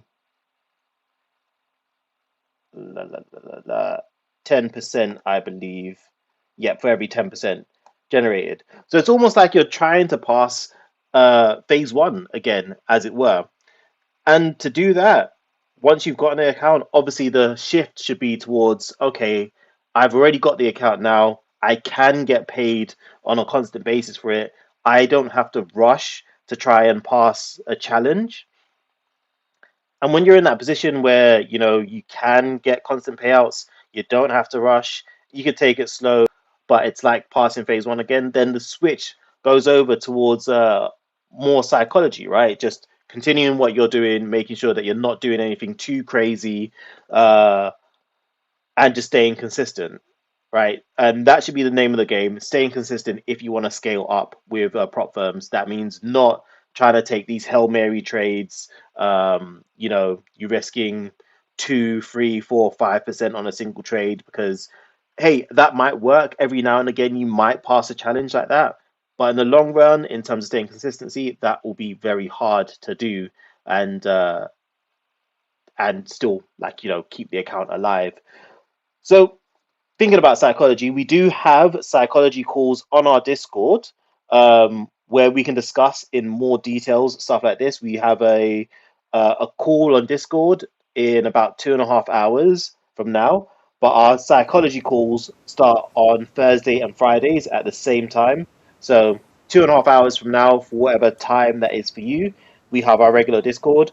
We also have the same on Thursdays and Fridays where we focus on psychology. And we do have a psychology focused month going on at the moment where you can win giveaway prizes.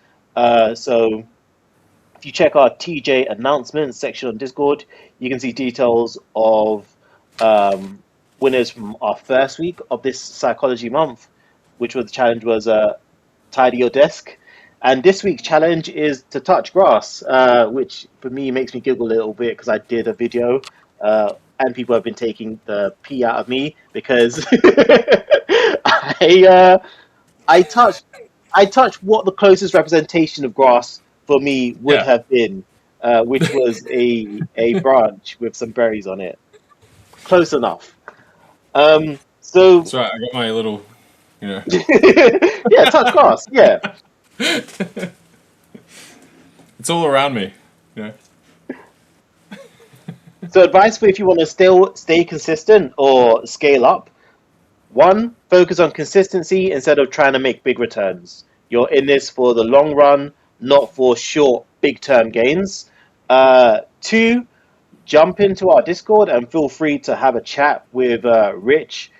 We have these public discussions on our Discord calls. So this would be a good topic for him to cover, and he can tell you more about how you can focus on staying consistent, how you can avoid that feeling of, oh, I've got funded now, I need to get payouts, and because I've got an urge to get money or I need to get the money, that I need to kind of rush through the challenge. No, you don't need to do that. You need to just focus, take it easy, focus on how you can remain as consistent as possible rather than focusing on big wins. And that's how you can eventually scale up accounts and, you know, compound really in the industry. So step two would be joining our Discord calls, asking questions, getting part of our psychology month. And yeah, I'm not sure if you have anything to add to that, LJ, in terms of your best advice on scaling up would be your compounding capital. I definitely do. So, yeah, it's a psychology month type thing, trader's journey. But that's the thing, is a trader's journey. So it's not just a psychology month; it's a success month, right? So this is about actually creating like long-term value, how you can actually like progress and have reliable success throughout your progression, your own personal journey, and that kind of stuff, right? So that's where obviously the psychology type stuff comes in, where you do have to have that mindset, that framework prior, stick to that, adhere to it, and if you can actually reliably like execute on that every single day, you will grow to the moon. Like just do the right things every single day, and the rest will take care of itself. It will just automatically grow and compound, and that's all you have to do. But it's when people are trying to chase things too quick, just like you were saying, Buyu, trying to go to the moon right away, that's when you're going to hit the ground, right? You think you're going to the moon, and you get up a bit, and then bang, you're right into the earth, right? If you do these things correctly every single day, you'll eventually hit that stratosphere type point, breach the atmosphere, and just run right on. Okay, so it's very important to just get this stuff in line. So if you guys, however you're trading, if you have some stuff and you do have that kind of impulse, which a lot of people do, very human, that kind of thing. Everyone here is human, just like us as well. Have those kind of accounts where you can punch that stuff. I think like we were talking about before when Dirk was here, on like a very small amount of equity or balance, where you can take those, like you just have that itch to take those trades. But try and create something and potentially run it through this month with everything going on and all the challenges and stuff, and adhere to it perfectly, right? Trade that account isolated within its own spectrum. Have whatever else you're doing typically run its own way, and then go through the whole period and compare the two. See what kind of difference you find. Now, you might have a banger run on the more risky, aggressive thing. And if you try that going on, potentially it comes off. But you'll see this one is consistent. And now if you start thinking longer term, and you want that long-term success, if you now compound that stable enterprise all the way out, you have nothing to worry about, right? You'll be absolutely golden. So that's the main thing coming from this stuff with Rich, our performance coach and everything. That's what he's trying to teach you, Hence, it's performance coach. You want to actually perform. You want to be like an athlete. You want to win consistent titles, consistent championships, and actually make it the whole way, and eventually get to the Hall of Fame or the GOATed status, whatever your personal goals or all-time goals or global domination, whatever you've got. Just like Dirk, he's doing that kind of stuff. But that's how you do it, right? Simple steps, locking in, nailing that practice on the simple stuff, which, as we know, simple stuff is not that simple, just like common sense is not that common. Everyone knows it, but you got to adhere to it. So that's the main thing of locking in with that stuff going forward. And if you can do that, you're golden. You're golden. There's my 2 cents. Boo. Yeah. By the way, 10-minute warning on news.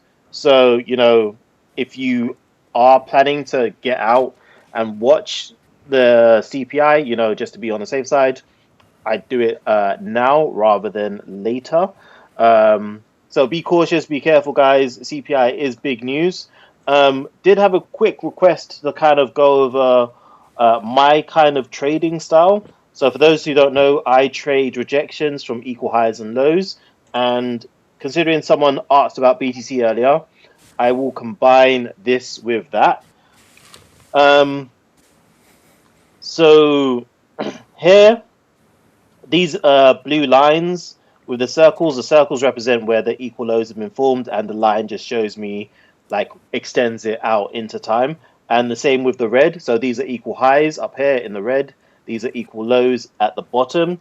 What I then do for me is I go down to the 15-minute chart and I look for the last swing high.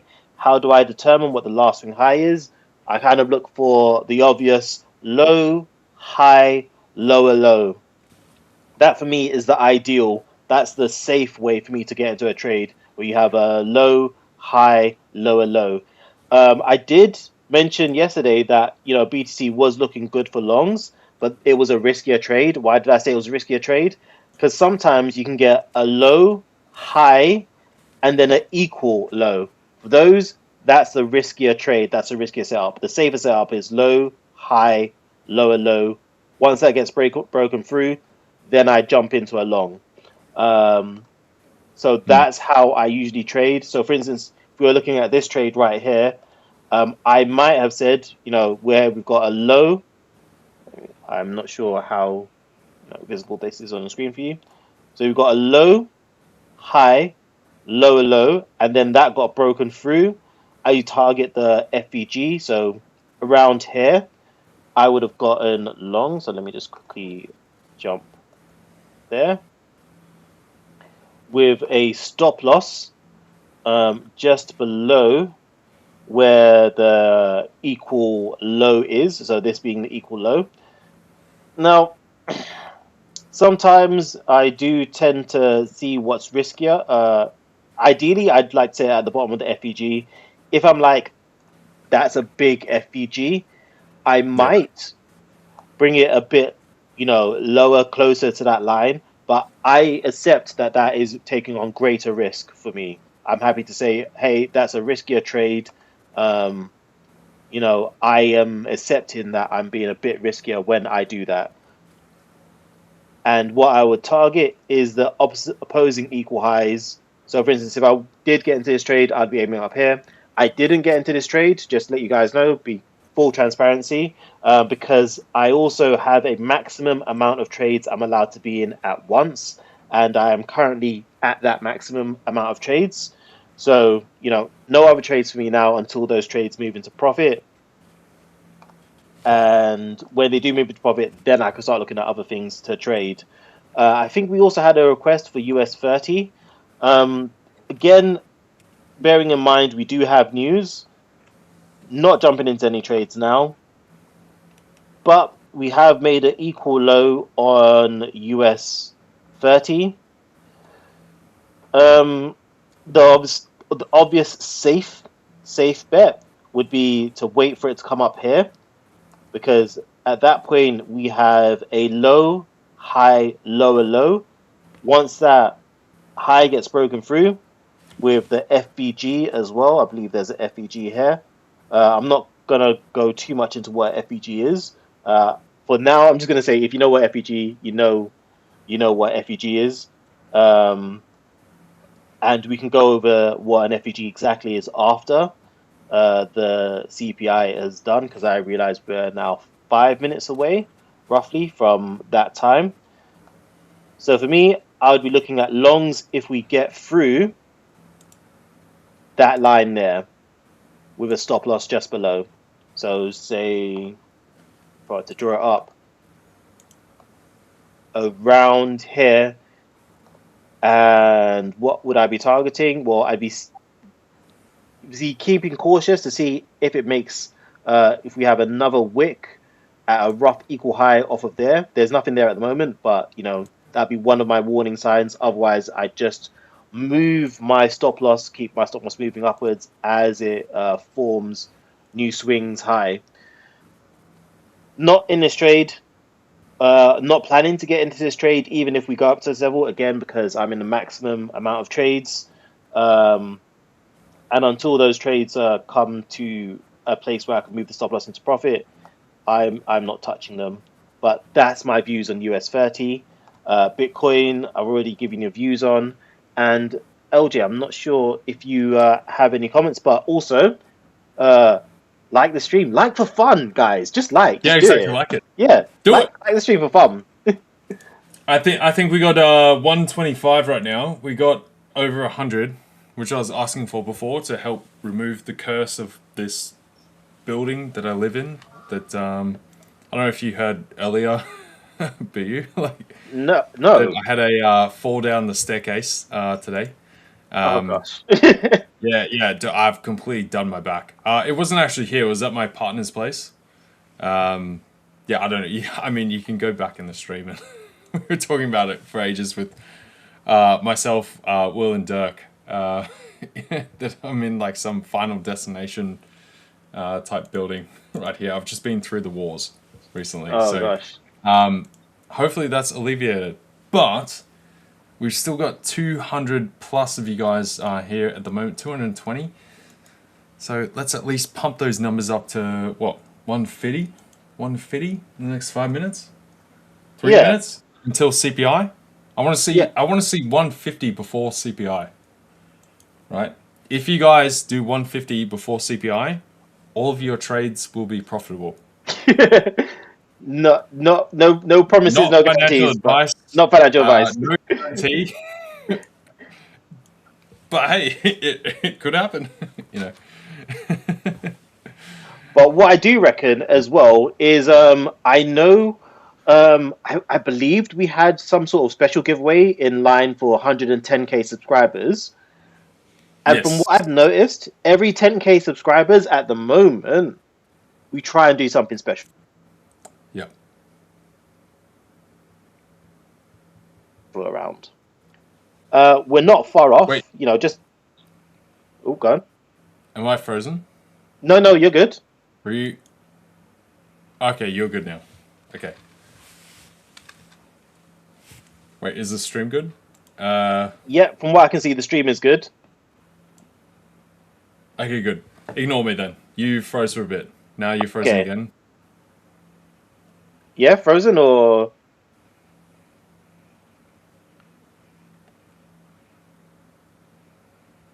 All good on Okay. your side? Yeah, all good. All good. I think it was, yeah, apparently it was just, yeah, no. Your fault. Your fault. Okay. Boo. Um, I wasn't sure, dude. All right, guys, we have our countdown towards the CPI. So I'm going to switch away from the chart over to Forex Factory, just so you guys can watch the countdown with us, and then we'll switch back to the charts and see what effect it's had on Or we the can do, screens.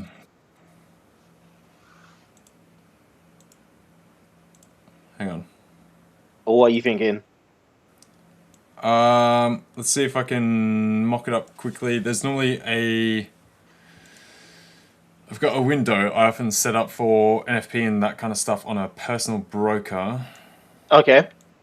I just got to make sure I don't dox myself and that kind of thing. because I have to set it up. Normally I do it ahead of time, long before. Are we getting movement now already? Early though? Maybe. Well, it looks like Okay. some stuff is pushing up. I'll just leave it for today. We can just go Forex Factory or whatever. We are getting movement already. Yeah, there is a bit of anticipation around CPI. We're getting a bit of movement.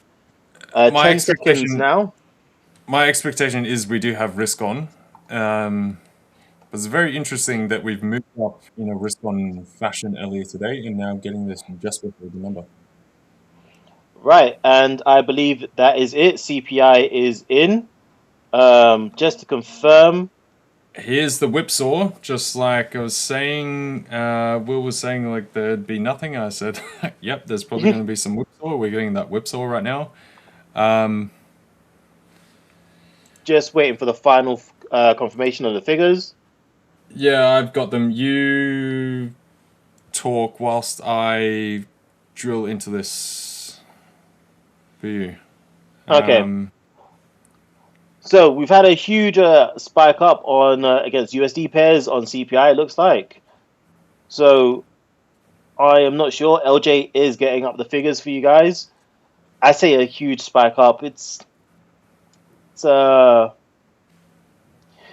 everything's not as line. crazy. Yeah, it's not as crazy as NFP was, which is what I expected it to be. I expected, CPI, NFP. For me, I reckon the main news at the moment will be on Iran settlement. So, yeah, but big spike up in the run up. Looks like we've basically pulled back on that whole move at the moment. That huge spike up that we had in the seconds up to NFP.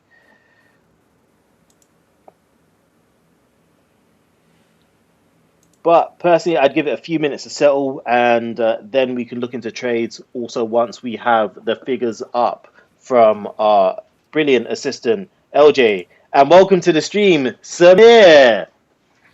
Hello guys, how are Hey. you? CPI Good. in action. Yep, lights, camera, action. We have CPI, and we have a figure.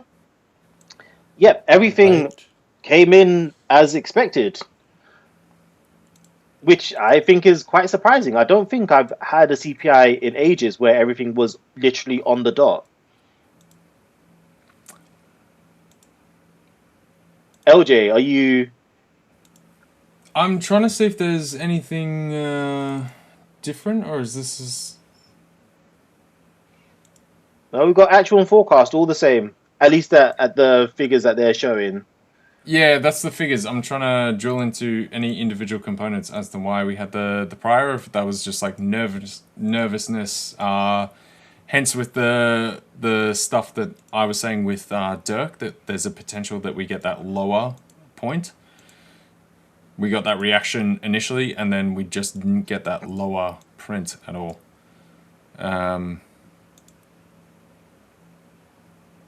Because we're still going back and forth. Right the way up, right the way down, now right the way up. So,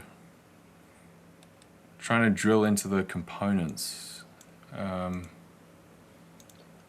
Okay. In the meanwhile, while we wait for the fundamentals to come through, Samir, what are you looking at?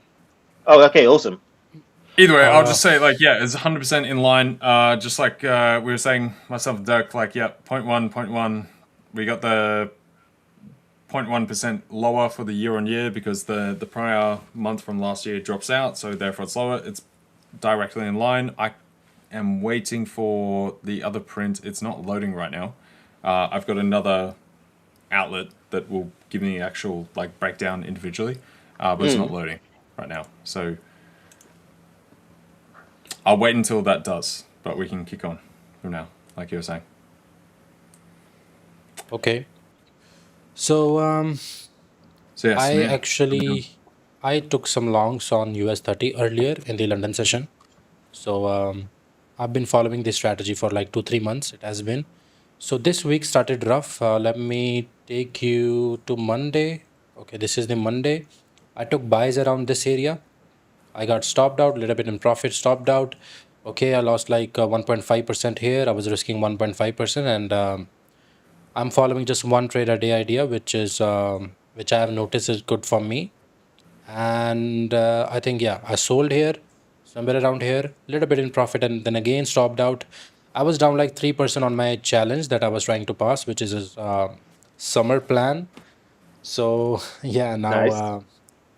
now I think this trade, this was also a similar analogy. You know, price pushed up, come back in the zone, and I entered a buy. Stop loss was around this area, and I was targeting this level right here. So this trade get me out of the drawdown a little bit in profit, and yeah, that I'm feeling good about this thing, that I'm following my plan. I haven't even done one mistake, so I feel good about it. I don't really care about these losses because I was following my plan. And on that note, I took this trade on that challenge account that Rich gave me yesterday, and I risked around 3% because that was the play account, and I passed that account also. Yeah. So that was just what do we call that? That was a play account. I was like, okay, let's take the trade in on that account also. So that was a really nice day. And as I'm trading London session, I'm not really looking at any trades in New York session. So yeah, I might even if I have to take the trade, I need to execute it on the other account so that the main account that I have, the strategy that I'm following, I don't want to break my plan on that. And the part of the plan is, one trade a day. So I don't want to break that. Let me change this color so that it is little bright. Okay, so CPI came out, and let me delete this. So what US 30 can do today? Let's go to the daily time frame. Okay, we haven't swept this low yet, and this was a huge rejection candle. And we might be making a wick and continuation to the downside. That also can be a play, but we also can continue this momentum. For that, I think I need to take help from 4-hour time frame. Okay, we have this area, and going to the 1 hour. Okay, 23 minutes left, going to the 30-minute. Yeah, we are trying to close above this area. So above this area, I am bullish on this New York Stock Exchange session. But if we close under this, then I think this daily low is gonna go, and we potentially can touch that daily area that we was having, which was this. That can be a break and retest setup for a swing trade type of setup.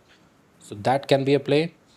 I do wanna, I do want price to come here so that I can have some kind of confluence, little bit more confluence, because daily area is very nice. Actually, this is the 4-hour one.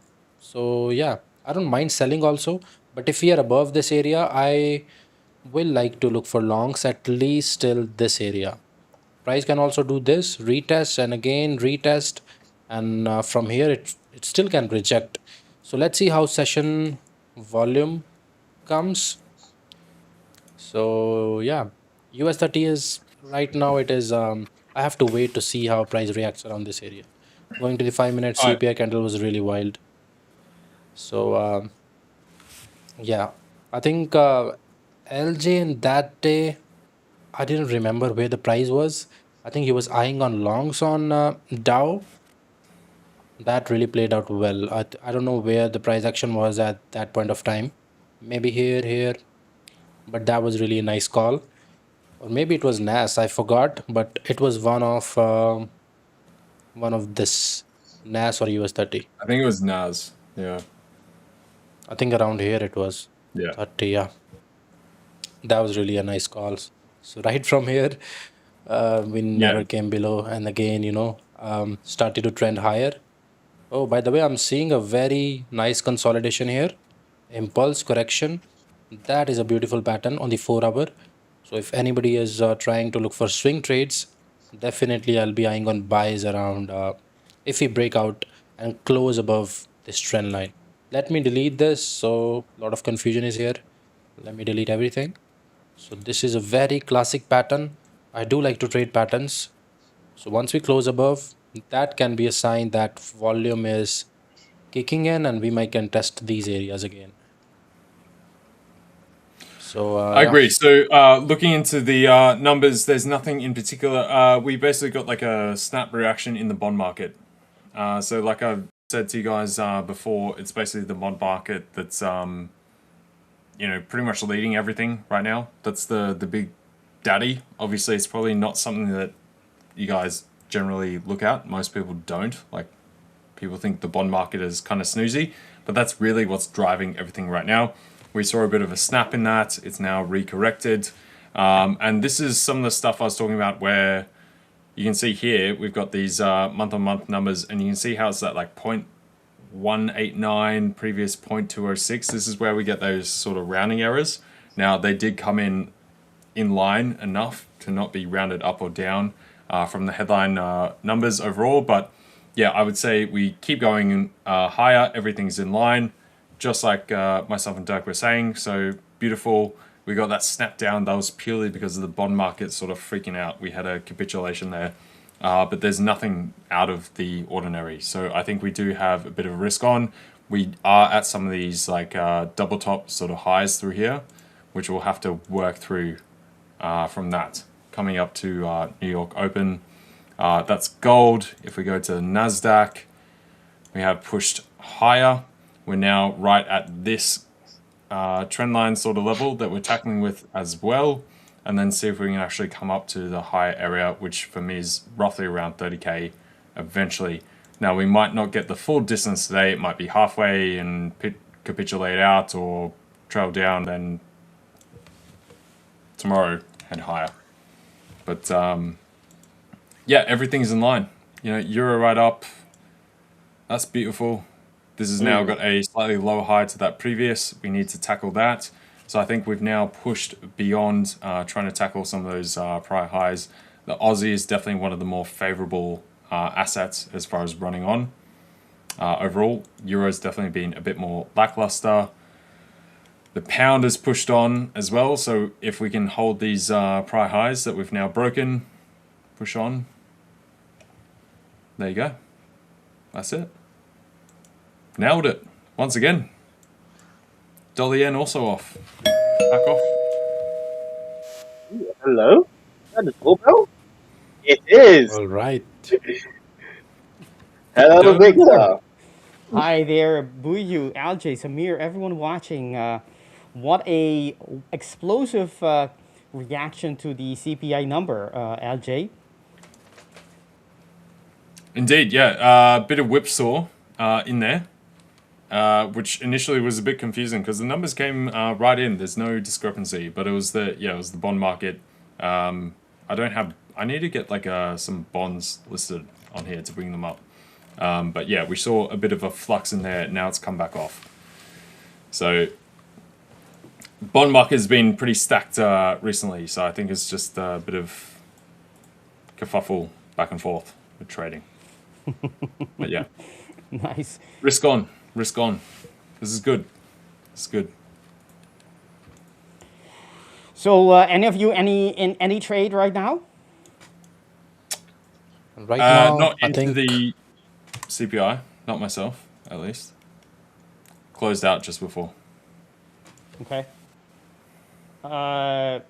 Closed out right before, you mean on which asset? So NASDAQ, had this earlier trade in today from earlier during Asia. Once we had the drop down last night through New York, that was the New York candle. We broke through this trend line that had supported us for a bit, tried to push higher, tech then further collapsed. We came right down, found some buying pressure through here. Coming into Asia, we picked back up, traded sideways a bit, down almost to a equal low, tapped through that, couldn't close on this 5 minute, pushed higher, came back down, had a wick low there, but higher than the previous low, decided to jump in to see if we can get a bit of a recovery. That's run right up. And then whilst we were on stream just here, had like a short term little scalpy kind of trade. I missed this right here when we had that news release, just by like a hair on the candle. So I actually ended up getting out up here just before we come towards the news release. I was like, okay, I'm happy with that. it's picked back up, back into profit. I'll take it there.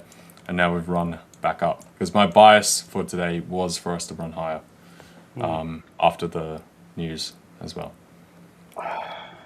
Nice. So that's pretty much it. Nice. Good. Yeah. good stuff. Can we get a poll up in chat? Sorry, to find out if anyone or how many people blew accounts on that CPI. I just saw someone mention account blown, and that makes me I feel was very, gonna say very this. sad. I was gonna say the same thing. Who just put it buy stop and sell stops this CPI? Yeah, don't do that. I don't know. Many people promote that on live streams. That is, you should not do that, guys. But still, if anybody did that, please let us know in the chat. That way, we will know that people are still trading that way. That is the wrong way. Yeah, Okay. definitely don't do that. And if anything, tune in to myself and Dirk on these Wednesdays before CPI and the Fed and that kind of stuff, where we give you that macro coverage and scope out the full thing. And you'll be prepared and ready. But don't try and bracket the thing. It's not good. Not going to work. So Thanks for that, LJ, for that great recommendation. I think it is, it's the wrong approach, right? It's just thinking about gamifying trading is not the right approach. It is about looking for actual edge, not just gambling your way into it. yeah, precisely, and especially when you get this kind of whipsaw activity. Like if you're a position on both sides, you could have like a long trade up here. You got a short trade somewhere down here on the break of that, and you've got TP. If you happen to have it here, maybe you got tapped into that. You got hit TP, then you've pushed up here, and you're in the right trade. But if you're any further out or something, like you've just gone right the way down, or you maybe look for the long just down here for us to then run up or whatever, and now you're just stuck in two trades.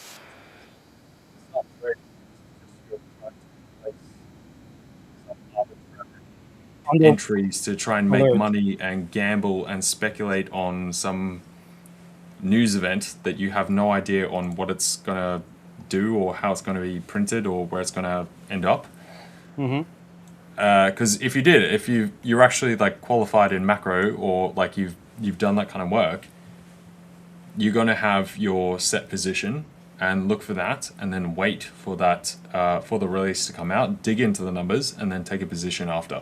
That's a qualified, thoughtful trade, rather than trying to just put some on red, some on black, and then guess what?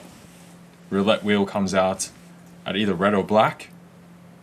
You made no money because you're net, or it comes out on the zero and you lost both. Your account's gone. Yeah. No good. And actually, the probability of hitting zero is 1 in 36 or 37, whatever the rule, the number of positions are on the wheel. But in trading, the chances are not that low that you get stopped out on both because of the spread. You might be, the chances of losing both trades is quite present when you're trading like that.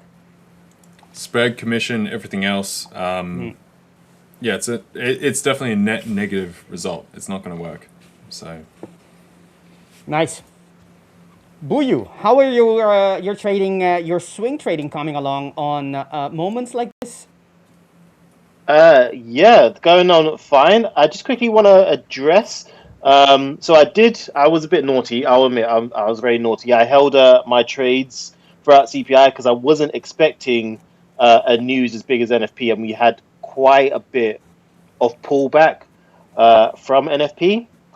So, yeah, I was expecting CPI to be quite muted, so I'm still in these trades, and I did not close them before CPI. So we'll see how they get along. But before I get any further into that, I want to give a shout out to Abradolf. I'm glad you did not trade CPI. Sorry, I read that account blown message. and mistakenly thought that you got caught in the madness. In terms of the website working, I believe the website is working fine. So if I just quickly try and get into my hub, that is working a-okay. You can see it loading, and it is coming up in, yep. So that's okay. I'm not sure what's going on your side, but website's working fine for me. Now, Same. yes, swing trades. Did mention before we went into news that I would not be entering into any new positions because I'm maxed out on all the positions that I'm in at the moment. So I can have up to 4 losing trades open, potentially losing trades open at a time, each one risking 0.5% based on the initial risk. So, I haven't moved any of these into profit. The only one I did move, reduce the drawdown, was on NASDAQ, which actually did come quite close to taking me out yesterday, but luckily it reversed just before it did. So still in all my positions, still looking at USD shorts. Only, 3 of my positions are in profit at the moment, but none of them are in a position to move my stop loss to profit yet on them. Nice. How much active management do you perform on these trades, these swing trades of yours? What are the moments you decide whether or not to move or do anything? Is it weekly? Is it daily? Is it a level? What is it? If you don't mind sharing a little bit of your ultra secret sauce in your profits. So this is where I give a big shout out to MGN for his help with creating alerts for the indicator that I use. For those who don't know, the raw indicator is the EQH/EQR liquidity zones Lux Algo. With MGN's help, we've now created a custom indicator, the EQH liquidity zones of alerts. It's not published yet because I need to give him some remaining feedback on what I've tested, but I think it's pretty much there now. And what happens is when it reaches when it creates a equal high or low, or tests an equal high or low, I then get a handy alert saying, "Hey, this has been tested," or "We've got a new equal high low created." And I then move my stop loss based on that. So for instance, when it tests this equal high or low, I will get an alert. I can then go down to the 15-minute and say, okay, what's the last swing low before it touched that line? So I'll probably use the base of this wick that's just happened on the news and set my stop loss to here unless it creates another equal low in that time. So my stop loss will probably be just around break even once it touches that line. Mm-hmm. And obviously as it goes further, it could create a new equal high or low, equal high here. In that case, I'll get an alert. Or it can test this equal high, in which case I'll get an alert. And, once that happens, I then get my chance to keep moving my stop loss until it gets invalidated, at which point I then look to take the stop and reverse on the trade. Really nice. So basically, you're relying on certain levels, given the and using the indicator not to babysit the trade all the time. Yeah. Nice. A very very intelligent way to do it. Yeah. Otherwise, I do also, but it does seem quite a lot of times it does coincide with when these equal lows are created. I will look at the swing high on the higher time frame. So for instance, let's say I was in a trade from back here. You have your high, low, higher high. I would move my stop loss just below there. If this indicator didn't tell me, for instance, oh, hey, you've just created a new equal low, for example, that's how I baby the trade. So it's either I get to my levels, get an alert, which helps me move my trade, or I notice that a new swing high or low on the 4-hour time frame has been created, in which case I then move my stop loss in line with that swing high or low. Nice. There. All right. I will have to jump out Nowish. I was just going to answer this final thing, Mr. RS78. Why did the dollar recover all the initial release when the numbers came as expected? It didn't. I mean, it initially strengthened and then now it's weakening, obviously. Now, so what we were highlighting before, that was a capitulation in the bond market, it seems, because there's no input pieces when you delve into it from the actual release at all. There was a capitulation in the bond market, and then we've reversed that. Everything's come back into line. Obviously, a very highly anticipated number. I know, Buyu, you were saying like didn't expect it to be bigger than NFP or as big, but yeah, this is definitely a big number because this sets us up for the next 6 months, 12 months for the Fed, for inflation expectations, for interest rates, all that kind of stuff going forward, which then has further input components into the whole AI trade and the circular funding and literally everything. Right, so this has definitely been a big number. Just like Dirk and I highlighted, it should come in line. It has. So final thoughts from myself. Now it's in line. We should get a further push higher. We've got a couple like sort of equal highs on various assets. This is gold. So my inline number for today as we push higher is about 4460 or so plus minus. Euro dollars definitely pushed up and continuing to push. We're going to break these prior highs. So basically just look at the wick highs, the close highs of candles from the left side of the chart. And so if we can actually break that, or if we start to stall out just before, potentially retrace back and then later into New York, move higher once again. That's my final thoughts, but net, it's a risk on kind of a day. Dollar down, everything else up. There you go. NASDAQ and indices will be the question because we have pushed pretty nicely throughout the day already. So we could see some kind of differential. Obviously, stocks are a little bit different, indices are a little bit different coming into New York overall. But yeah, that's me for today. Thank you, so LJ. I'll see you guys. Thank you. See you guys tomorrow. Very, very much for your very valuable insight, as always, on the fundamental side, something that the rest of us, being mostly technical traders, really need you close by all the time. Yeah. Right. Always run both. Both are very important. So, you know, I encourage everyone, however, to get a bit of macro in their life. It's good fun. It's interesting. So anyway, I'll see you guys tomorrow. I am going to go and try and rest up, take some more, I don't know, pain pills for my fall today down the stairs. But yeah, I'll see you guys tomorrow. Yeah, right. Look, Victor, just go back early in the stream. I talked about it with Will and Dirk for a while.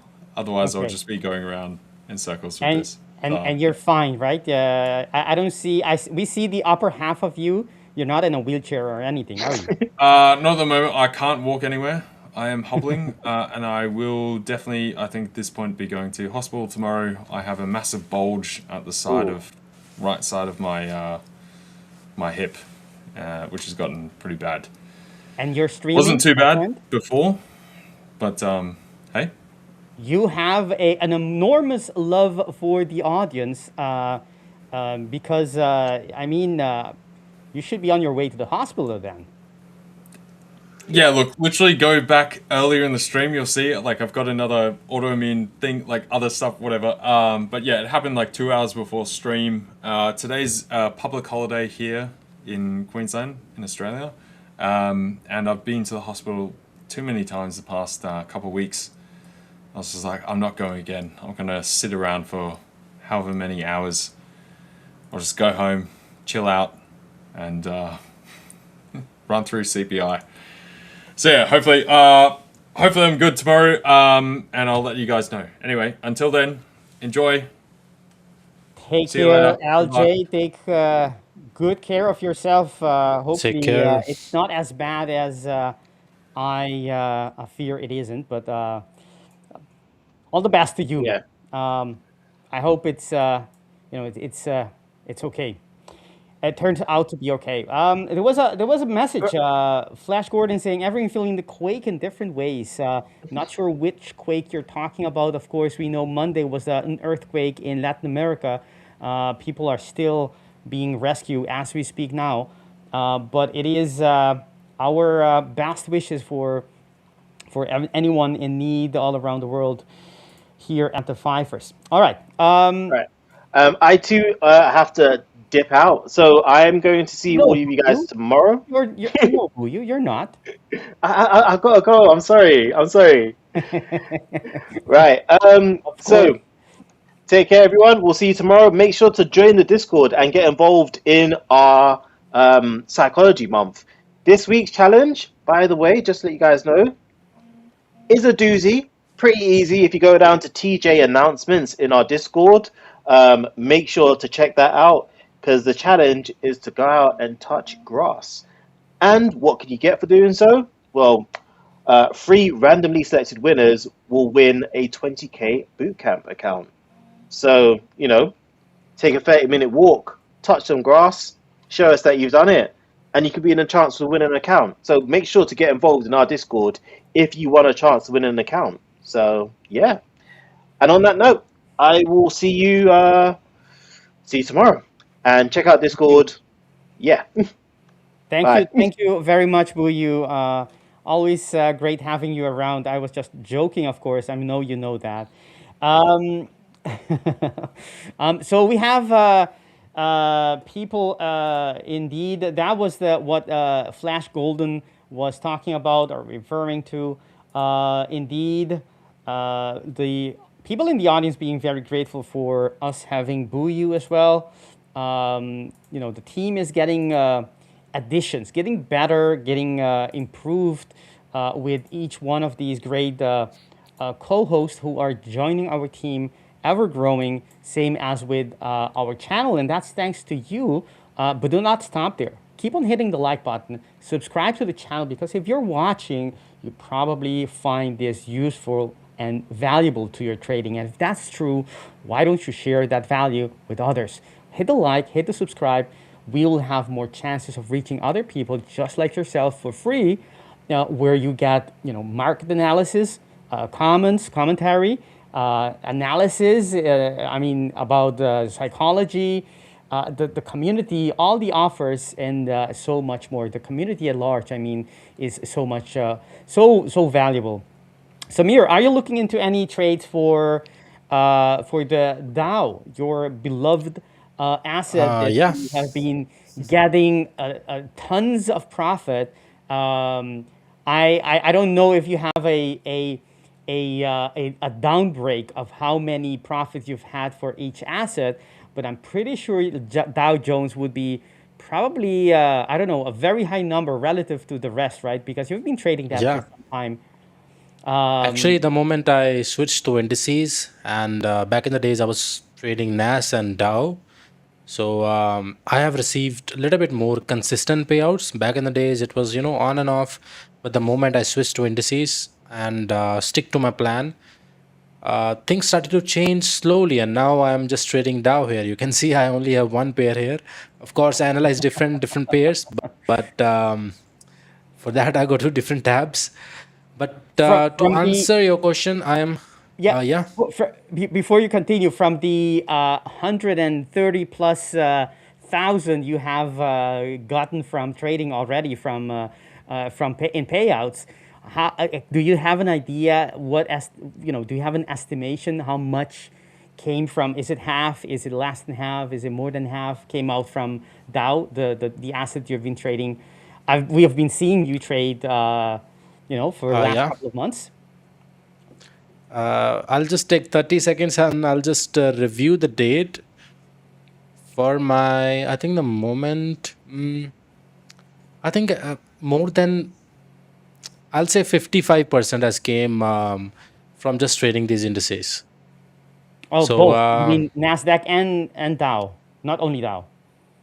yeah, I'll just combine, because the moment I shifted to indices, I was trading NAS and Dow, and then NAS was giving me a little bit losses. Then I completely eliminated, not eliminated, still I if that is a very beautiful opportunity, then I trade NAS. But majority of the time, I'm just focusing on Dow, and yeah, 50% of the profits are from Dow and NASDAQ. So yeah, I was really a stubborn type of trader, not believing in. I was trading every pair, and I was just not doing the right thing basically. And the moment I shifted to this approach, trading less pairs or in general trading less, and the consistency started to follow. And you asked if I took any trade. Nowadays, I'm trading London session supply demand setups that I used to trade back in the days. So I traded this demand area, price tapped here. So price tested the VWAP, price started to go a little bit up. I took a trade here. My stop loss was here, and I was targeting this 200 EMA and also this supply area. So this was the trade that I took in the London session. Monday and Tuesday was a losing day for me, and this trade gave me, just slightly put it me in profits, a little bit above break even. So the main thing is that I am following my plan. I was talking about following the plan with Buyu and LJ. So yeah, I'm happy about the slow process. Right now it is consolidating. Once it started to trend, I know I'm gonna I'm gonna have a good wins. Of course, in this market I took two losses.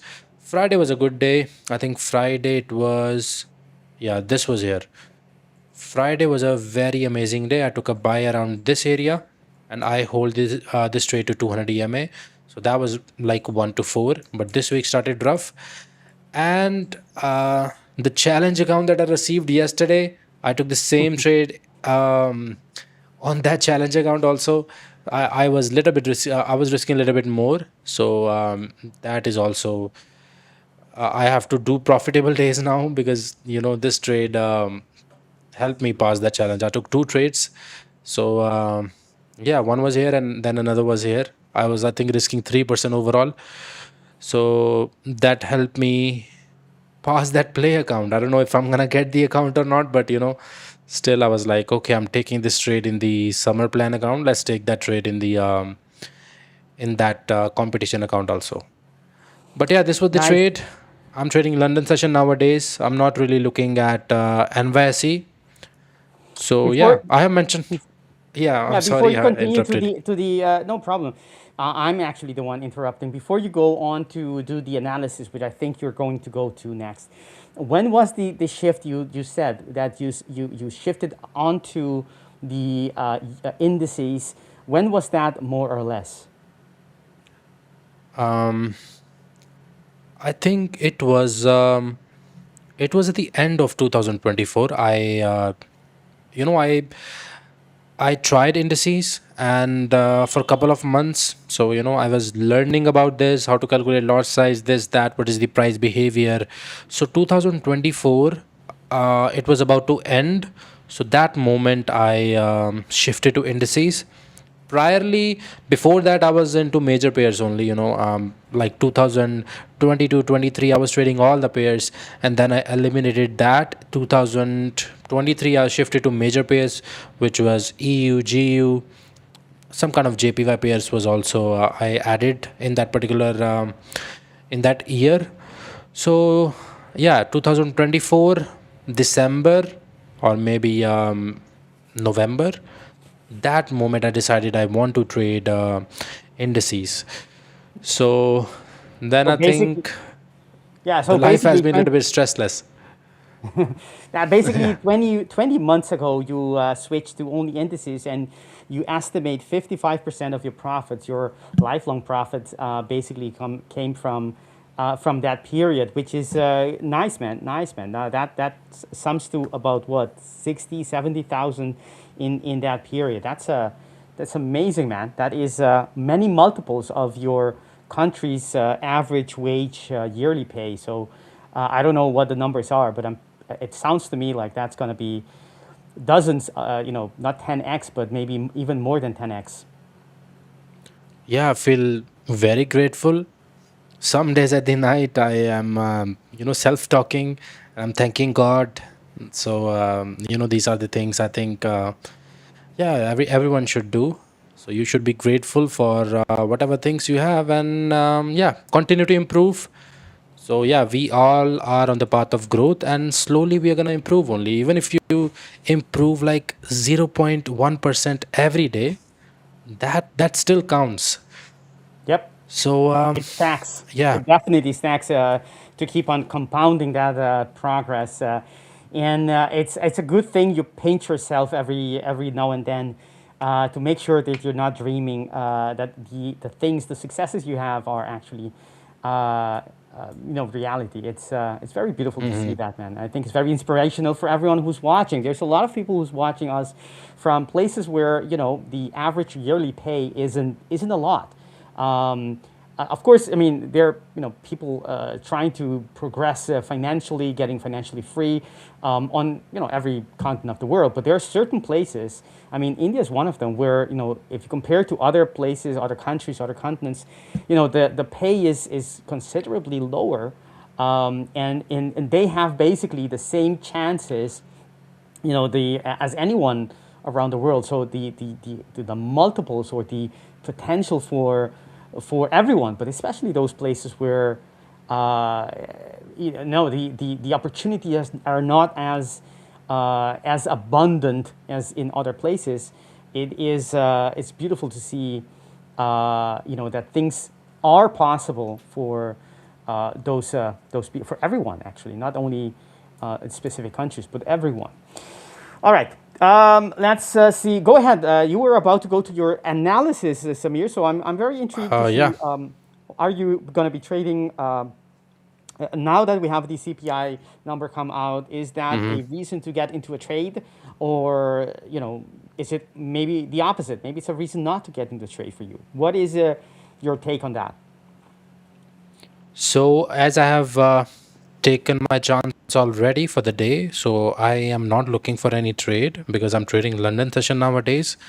And secondly, I have a small live account. So if I want to take any trade, I will trade on that account. I don't want to uh, take trades on the main account.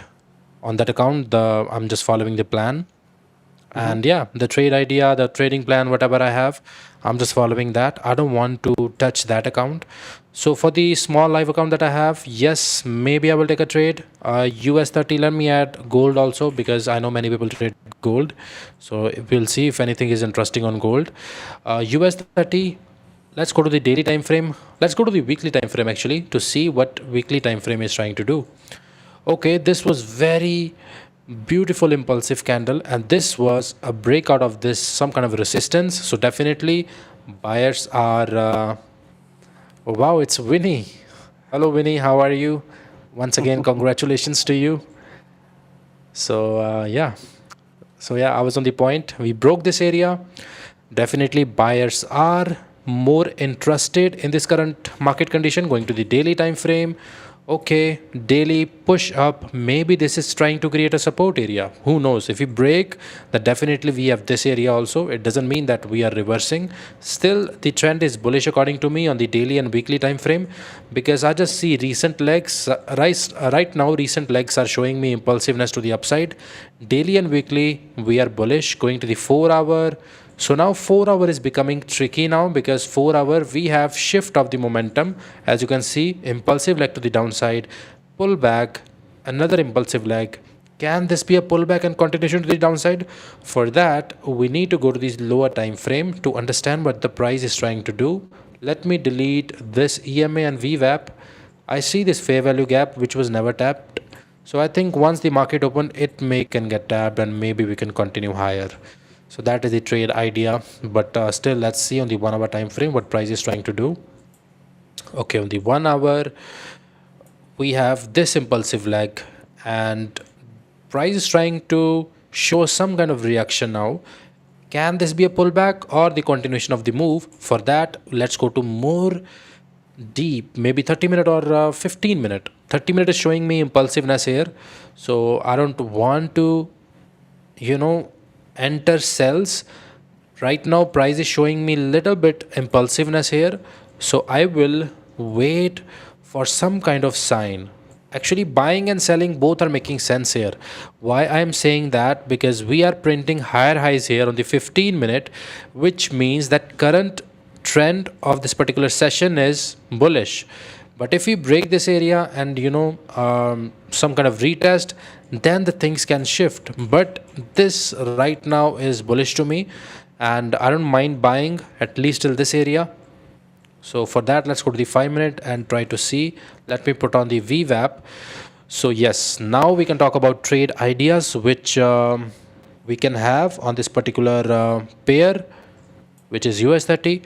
What if price comes below, test the VWAP and try to go above, maybe a little bit of breakout pattern. I will like to enter this trade here, and I can easily target this area, which is the 15-minute supply area. This trade idea is very solid, and I like this trade idea. But price can do multiple things. That doesn't mean that if I have one trade idea, price has to do that and I just marry to the bias.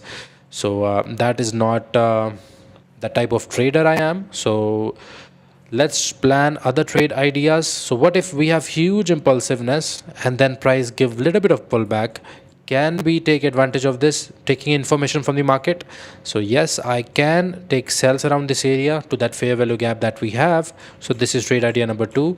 What if we impulse way too much, come to this fair value gap, maybe shift of momentum here, and then again some kind of breakout? I will like to take this trade here.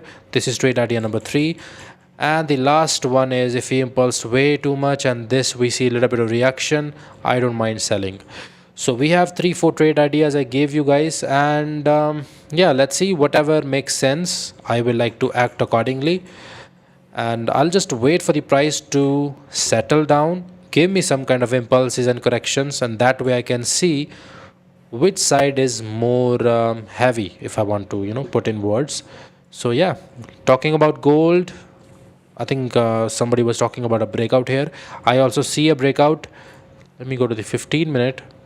Okay, yes, price broke out, close above, try to break this high also, but this candle closed back in the range.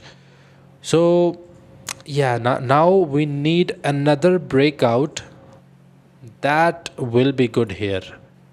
If you want to enter a gold here on gold here, another breakout to the upside and re-breaking of this high, and then I think buys can come in the market.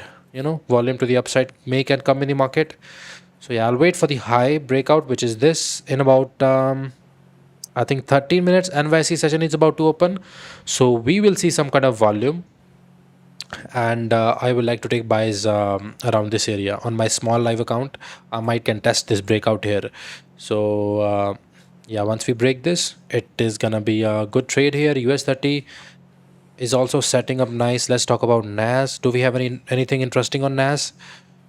Yes, we do have that trendline channel on the 4 hour that we was talking about. We already broke out of that area. So I think NYSE open, little bit of pullback, maybe to this fair value gap. Impulsive buys also can be a play for today. So something like this, taking a buy around here, stop loss below the VWAP, targeting maybe 1 to 1, 1 to 1.5. So actually NAS is looking a little bit more cleaner than US30. So let's see. We do have a breakout, but that doesn't mean that I am too married to that breakout. Price also can do this huge impulsiveness to the upside and some kind of reaction, and then I might can sell also. So it depends on the scenario. I have a couple of scenarios in my mind, and my entry pattern is always some kind of consolidation or impulses, and then wait for the consolidation. So that is the entry pattern I use. Right now we are breaking out, yes, but in the in 12 minutes things might can change. So let's wait for the NYSE open, and maybe 5 to 10 minutes we will wait, and we'll wait for the impulses and corrections. So that's my strategy. Actually on the 1 hour we are still making the lower wick on the gold. If we re-break this high, I think price can go higher to this wick area, which was never tested. So yeah, buys make sense, but we need to re-break this high, which will confirm that yes, impulsiveness came, pullback came, another impulsive move can happen. So yeah, even if you go on the 1 minute time frame, that will be a consolidation. I can, visualize that on the 1 minute. See, this is a consolidation. If you break that, it will be just impulse correction, another impulse, maybe, if that break to the upside. So that is the idea behind this trade. 30-minute is still open. Let's see if you respect that 15-minute low, and it will be a structure on the 1 minute. So everything is, I can visualize how this thing might be on the 1 minute time frame. So yeah, let's see. It's a waiting game right now. And do we have anything in the chat that is interesting that we might need to pay attention to? Let's see. All right.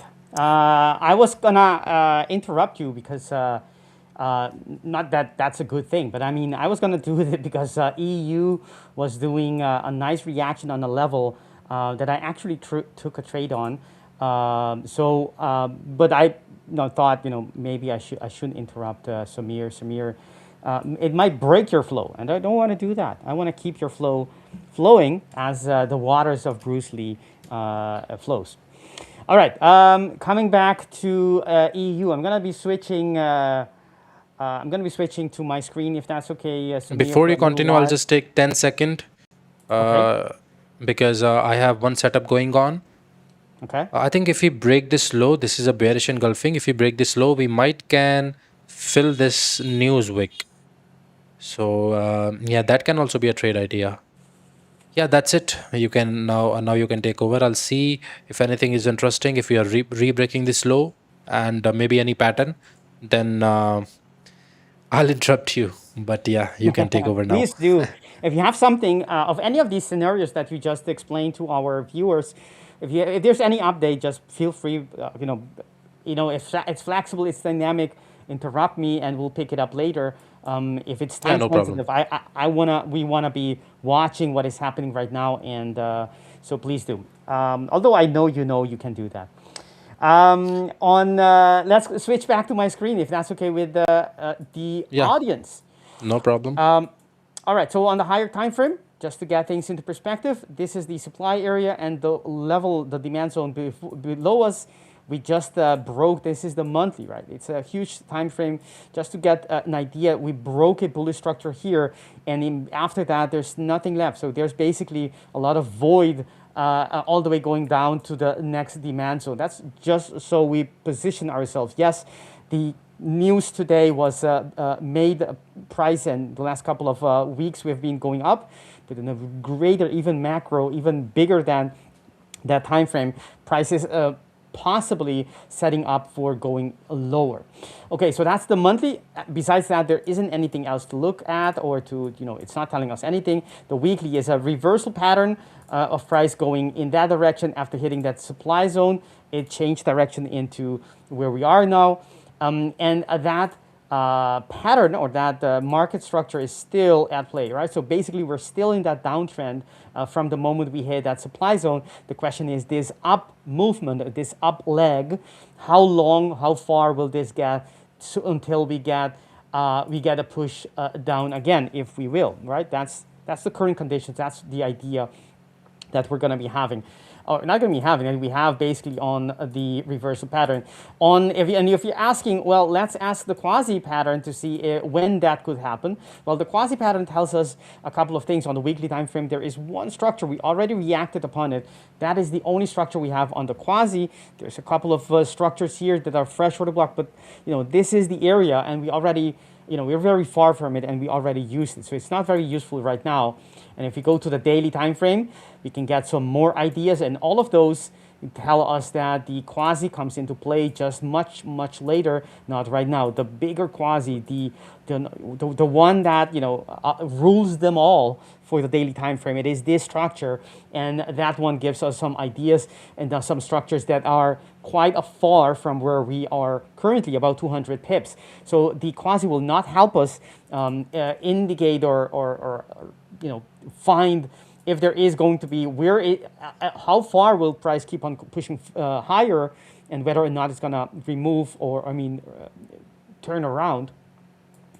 On the lower time frame, you know, going back one step to the higher time frame, to weekly, we are in a fresh order block, so that's a reason to be mindful and to see if there's alignment on those time frame from that structure.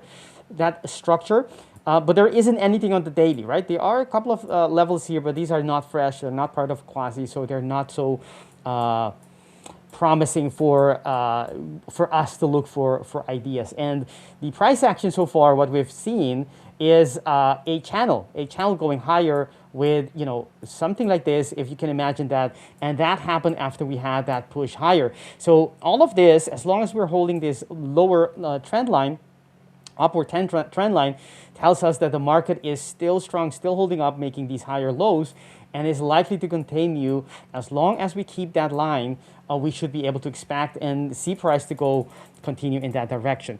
There's nothing in here that tells us that the market is stopping out.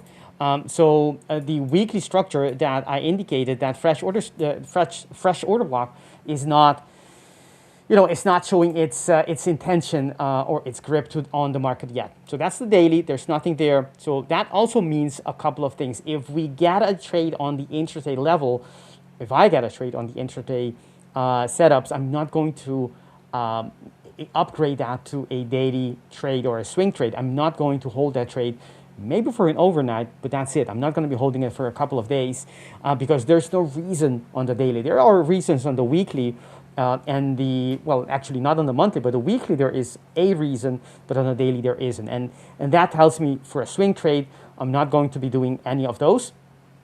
All right. So let's go to the 4 hour. The 4 hour is actually quite nice if you think about it. If you take a step back and look at what we are seeing right here. We are seeing the market continuing to make this kind of market structure, right? The higher lows that we discussed, that we saw on the lower bricks on the weekly and the daily.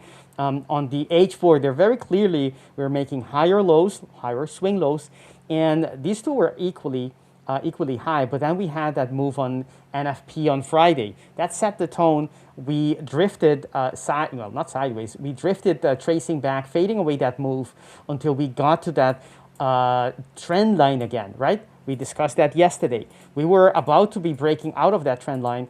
If we go maybe, clearly to the 1 hour, you can see how the market was clearly was trying to break it. It didn't get any traction until, and because of that, it drifted towards the same trend line we had before, and only afterwards, with the CPI number coming out, we had the same impulse that we were expecting actually before. So on the 4 hour, so there, I didn't take the trade. There was someone in the chat who also saw, a very good trader by the way, who saw this this move, and I'm pretty sure he's not the only one, but he surely is one who sees these, doesn't miss the opportunity.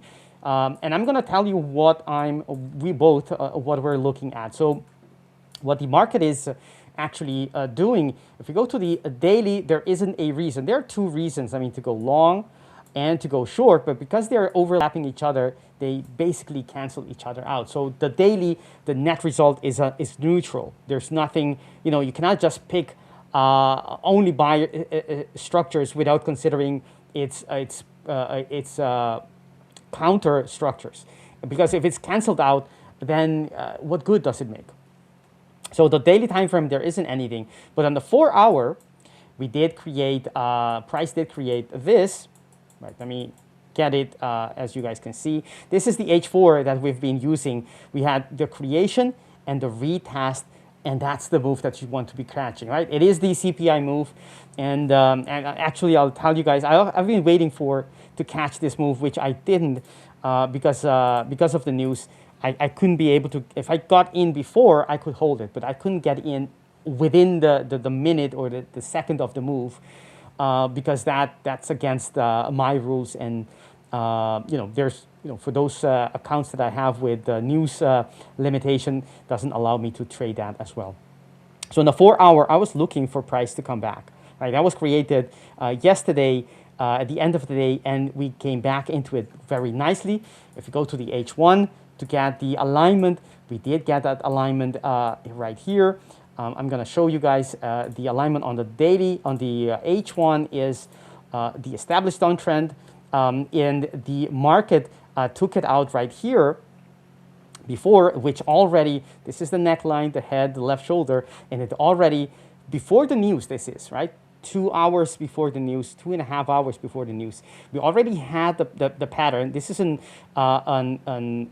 entry or an internal quasi. You can use to the left that as well, because that one has been taken out equally, right? If you use this as the neckline, that's fine by me. Actually, let's move on to show you guys what I mean by that. You come to the same conclusion, right? So this would be then the neckline. This is the external quasi, and that took out right here, right? So it comes back. So basically here you have the neckline, and that gives us between the highest point after the head and the head, this is the structure, which also you had from before, that the market indicated where there's overlap between the H4 and the H1. And so basically you can use this one as well as the one we have right here.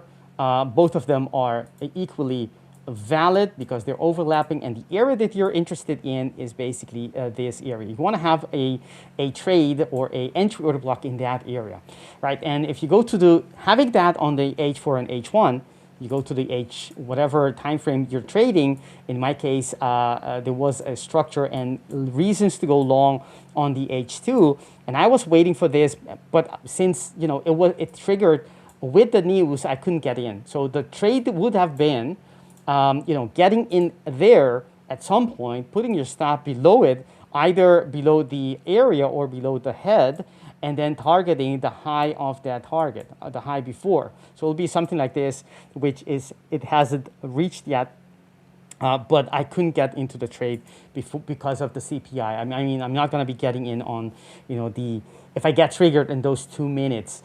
So that's why I didn't get in. But with the trade that I did get in right when Samir was talking was this level right here. The market came back to a level, let me show you guys, to the level we have here on our charts, which is the neckline on the 1 hour, right? See it here, a double top, and that's before the news. And that's exactly where the market came in and had that little reaction. And of course, I don't know, when I only scalp these levels, so I don't know if it's going to continue or it's going to bounce around and go in the opposite direction. So I don't hold it. I understand, because of the news, it has had this move. It has a good chance of continuing later on, but I don't have reasons to know for sure that it's not going to go deeper before doing this. So that's why I like to just scalp these levels after the news, not within the news. So I let a market settle a little bit, and I went long as soon as it hit that level, and I started seeing the reaction it had. Very quickly get in and just target these swing lows that we had on price action before.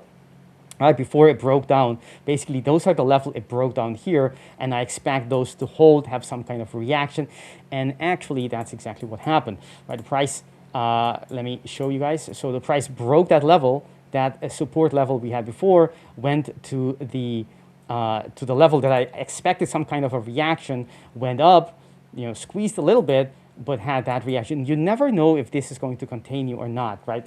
It's both things can happen almost equally often. So to me, I just want to get out and get my profit and move on. Also, as I'm streaming, I need to, I cannot be, analyzing and actively managing the trade. So I need to get in and make it very, very simple. Very simple in terms of the risk-reward ratio. The very next level, put it in and let it go. And if I don't get into the trade, fine. And if I do, I'm not able to check it anymore, most likely if I'm talking. So I'm just going to leave it, set and forget, basically, and it will go to wherever it needs to go. So that was the trade that I wanted to share it with you guys, as it was happening because of the reaction that I was expecting. But hey, it already happened. All right, so that's the level. You can see as well that the market is reacting quite nicely to the weekly, the monthly level. That is the 115.54 round. We'll see if it holds or not. But on an EU, to me, this was the level. The level of interest before the news was these levels in here, the area of interest to get in. Right now, I'm not interested in getting in. I can take a little bite of the market, a little slice of the market with these trades, and I can do that a couple of times, during the rest of the day. But that's it. I'm not going to be getting in. If we get the H4, this is still valid. Will I be able to, according to my rules, will I be able to trade if price goes back? Technically, yes. All right, so I mean, but the level is still this one. I would be interested in trading the retest of this broken trend line. I could see myself trading. That's actually what I already did, which is the retest of that level. And technically, if the market comes back to the level of interest, the area of interest, and it sets up with a quasi on the lower time frames, then yes, I can take that. But usually that takes a lot of time. If it comes back very quickly, that's a bad sign. That means that the market is likely to just go the opposite direction. So you want it to happen slowly, preferably not today anymore, but something that happens, something like this, and maybe have like a little wick, and then I can get in to continue higher. That's the only way I can get in, but that's not going to happen on, not likely to happen today. So that's EU. For those wondering, we have on the daily time frame for gold. Let's take a look. How many of you are in a gold trade?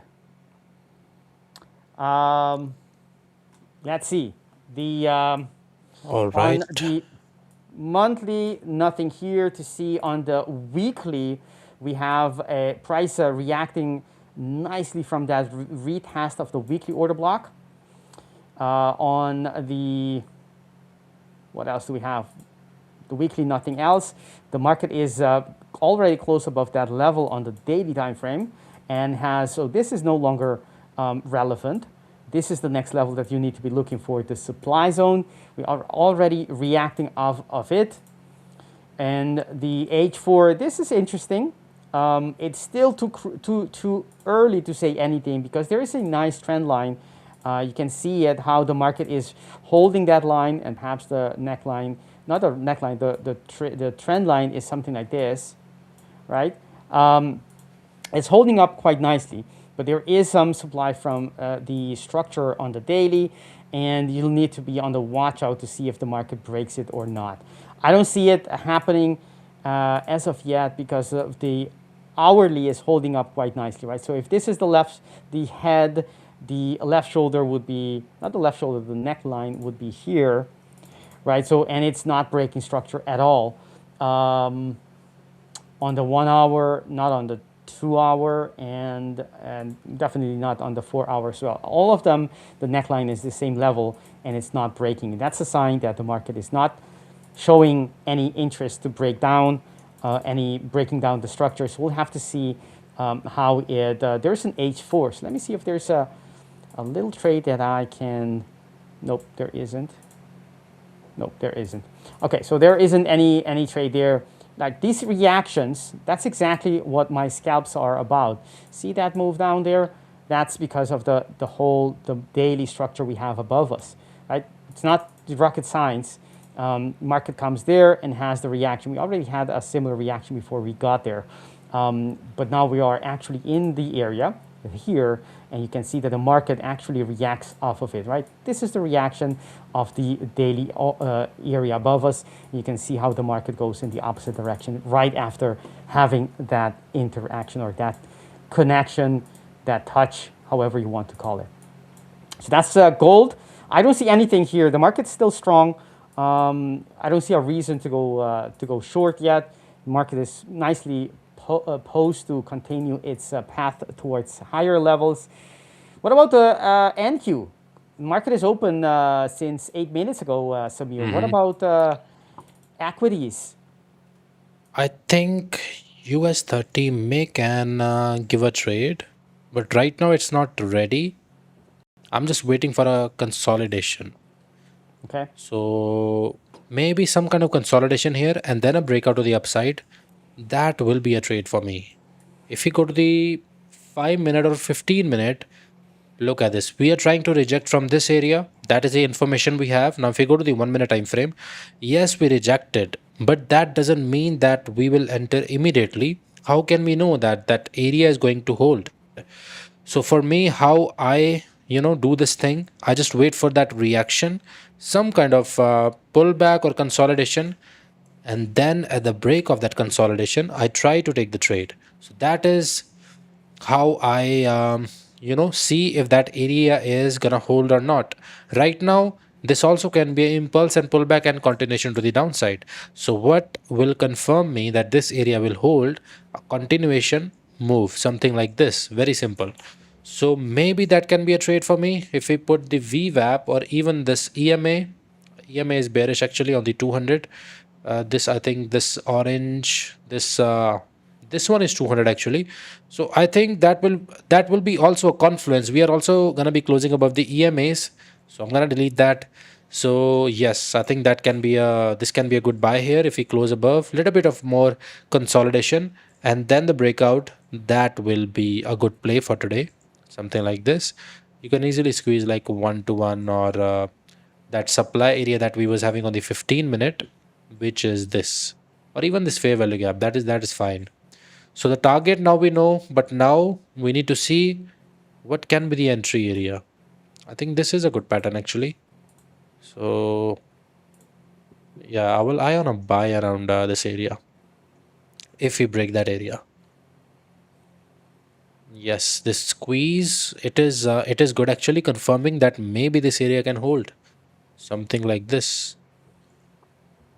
5 minute, let's see how 5 minute is looking. Yeah, we're gonna be breaking the 5 minute high also. 15 minute is still in the, actually 3 minutes left for the 15 minute close. So let's wait for this 15 minute closure, because the next 15 minute may can wick to the downside, and that may can be a stop loss, and then continuation to the upside. So let's wait for the 15 minute close and then we can take the trade after that. So yeah, I'll just wait for that. Yeah, we are just breaking out right now. Even if I take a trade here, stop loss, I need to put a VWAP to see what can be the stop loss. I know I have a lot of lines here, but I can view it. Okay, VWAP is here. Compared to me, you don't have a lot of lines at all. Yeah. It's not a competition So- about who has more lines, but I mean, I get comments Yeah. in the chat all the time. People think my chart is a little bit crowded, and I see your point, everyone. So that's why I'm Okay. joking, I'm making those Very jokes interesting price action. Yeah. about my own lines. So Yeah, that's this consolidation is Dow. fine, and yeah, let's see if we break out. That is a trade for today, and this is the one and only trade. Need to wait and need to see how price is gonna react to this. I have a. Maybe I can. Do you have anything interesting? Yes, maybe I can talk a little bit about NQ because Yeah, there's a yeah. couple of things happening, and I think it could be helpful for everyone who are watching right now.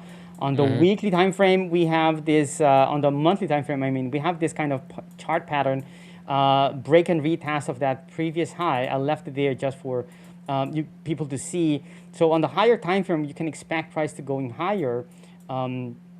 As at least this is an open candle, so, and it's very early in the month, so but it looks like that's the idea. The weekly time frame, let me get this out, that vertical line there. The weekly time frame, we are in a supply zone on the weekly, a fresh area there that we can expect some kind of a reaction, not necessarily going all the way down, but some kind of reaction. That makes me think, hey, is there something on lower time frames that I can build up an alignment of some kind where I can build a sell idea? And we do have such a thing, which is the following. If you haven't been watching our stream yet, then you may be seeing this for the first time, and otherwise that may not be the case.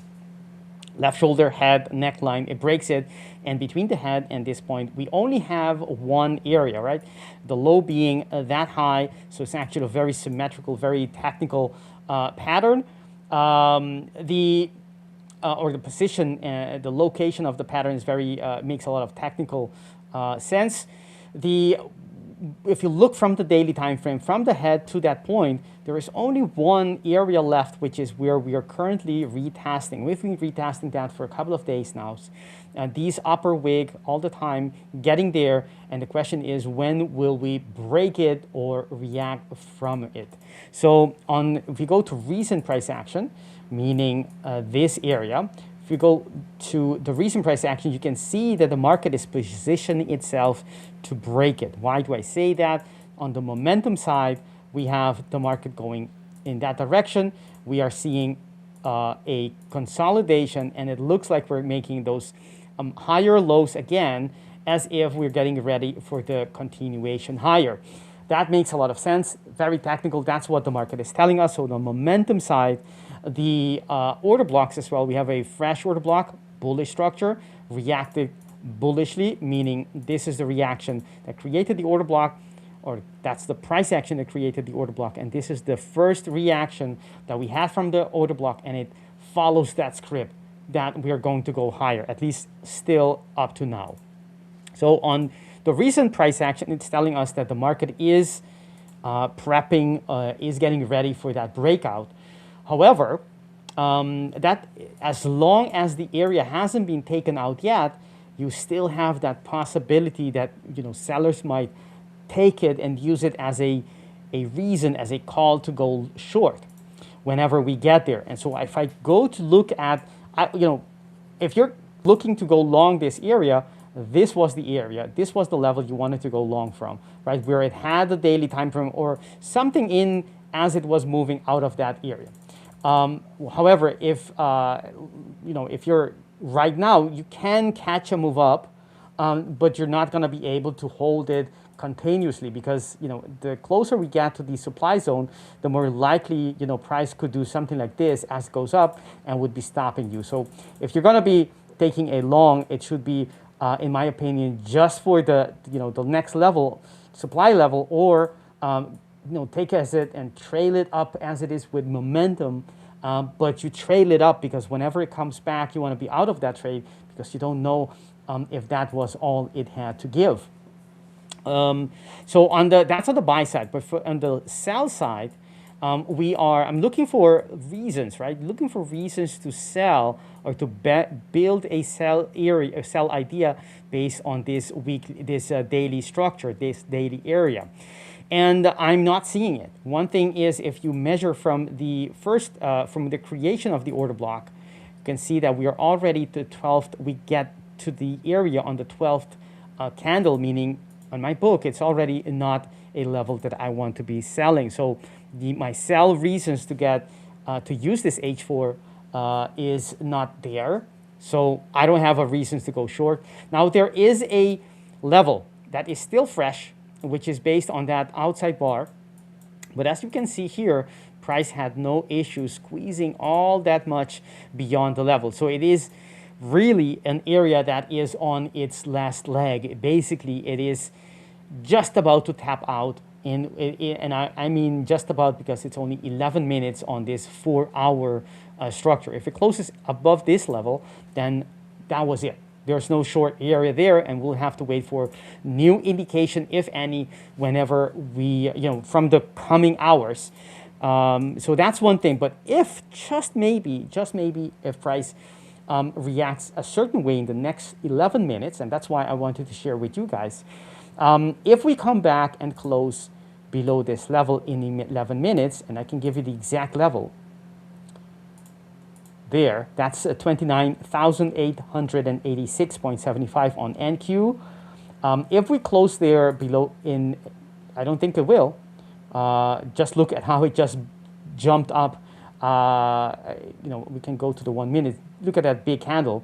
I don't think it will happen. But if it does happen, and we can then combine that with the opening range. This is the opening range on the 50-minute, the high and the low of that range, right? So I'm going to mark the level so you guys know exactly which one I mean. That's not the one. This is the one. Right? So if it closes below this level in 10 minutes, I'm going to mark it with a daily level, just so it changes color.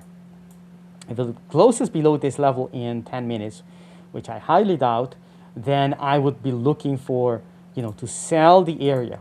It's a last attempt, so it has a very low chance of, I want to be going long, but this is kind of the last chance the sellers have of pushing price lower. It seems they're not having success, but if they give this last moment, I'm willing to jump on that idea. This is the reversal, not a reversal, but the fresh order block on the 5-minute, just to give you some idea on the level, the 15 that is, not the 5. So let me change that. On the 5, it was here, there. Let me indicate that. Right, so that's right there, and then it needs to close below here. Remember, it needs to close below this level. Right, it needs to close below that level actually. So if it does that, then I can start looking for possible shorts. I don't see any pattern here to go short, to be honest. Nice reaction here. Do we have any news after this, Yeah. or the news part is done? Let me No, check. I think it's done. Yeah, I just saw the Forex factory. It was only the CPI. Yeah, we have some bond auctioning and federal budget balance, but these are yellow folder news. On the red news, there's only a CPI that already happened an hour and 20 minutes ago. So there isn't any. It's not supposed to be any driver according to the calendar of news. We have a reaction there on that 5-minute order block, but it's the sequence is not what I need it to be. So this is the level, guys. If it closes below there, and it can happen, then I think there is a sell. Although I don't see the price action yet on the lower time frame, the 1 minute for sure. I don't see it here on the 2, the 3. Yeah, I don't see it. It's nice reaction there, but it's not enough for me to start looking for a short. But perhaps if it does close below there, what I would then do is I would wait for the market to break this and then come back to retest and then continue lower. I would be selling that, but it needs a lot of things to do before I can maybe put my stop there, maybe something higher depending on the price action that we see. All right, we have having some reaction here on NQ. What seems to be not so probable a couple of minutes ago is changing. Actually, there's a reversal pattern long here. Look at this. That's the quasi entry on the level on the 1 minute. That's actually enough for me already to take a little reaction there long. And what is the higher time frame analysis of this particular leg that you are analyzing? Let's take a look. Is there any area that is significant We're to you? breaking. No, we have the supply area here, but that supply area is getting weaker Okay. as we retested multiple times. So that's one thing. We do have a area below, but we are price is clearly telling us it's not being stopped, deterred by that level. So it's not doing what it's supposed to do. Meaning, if anything, if it closes above in 6 minutes, you can then use this as a support level. Price could then cut back and then continue higher into the supply zone above. It's a little bit. It's not clear. You can see how the market, that area could be a level to go long. After after the turn of the close of the H4, I would do it after the H4 because that will give me indication whether or not I should be looking for possible sells or longs. Right? You don't want to be getting in. Yesterday, Go go ahead. I was gonna say yesterday gold played with me so well. Maybe Remy can put my screen so that I can show. In the competition, if you guys was there, I sold gold looking at this channel, which was amazing to me. And I sold, I think, somewhere around here. And then I think for 30 minutes straight, it started to consolidate. And after that, the analysis really played well. But yeah, I think in 30 minutes, you can never know if somebody's a trader or not. Yeah, it's that's the thing, right? And I think that's the good thing about a battle. Anyone who wants to win an account, don't be intimidated by us.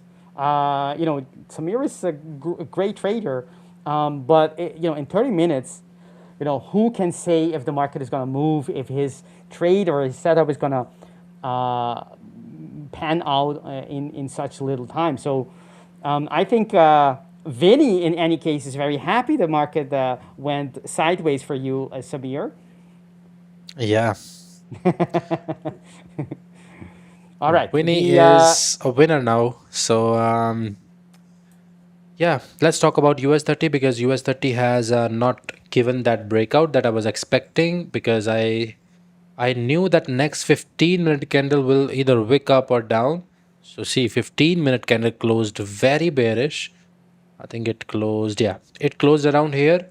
Now the story is different. If you put the VWAP on, now you have a beautiful pattern which can break to the downside, which is confirming that this nature is not impulsive. This nature is taking over.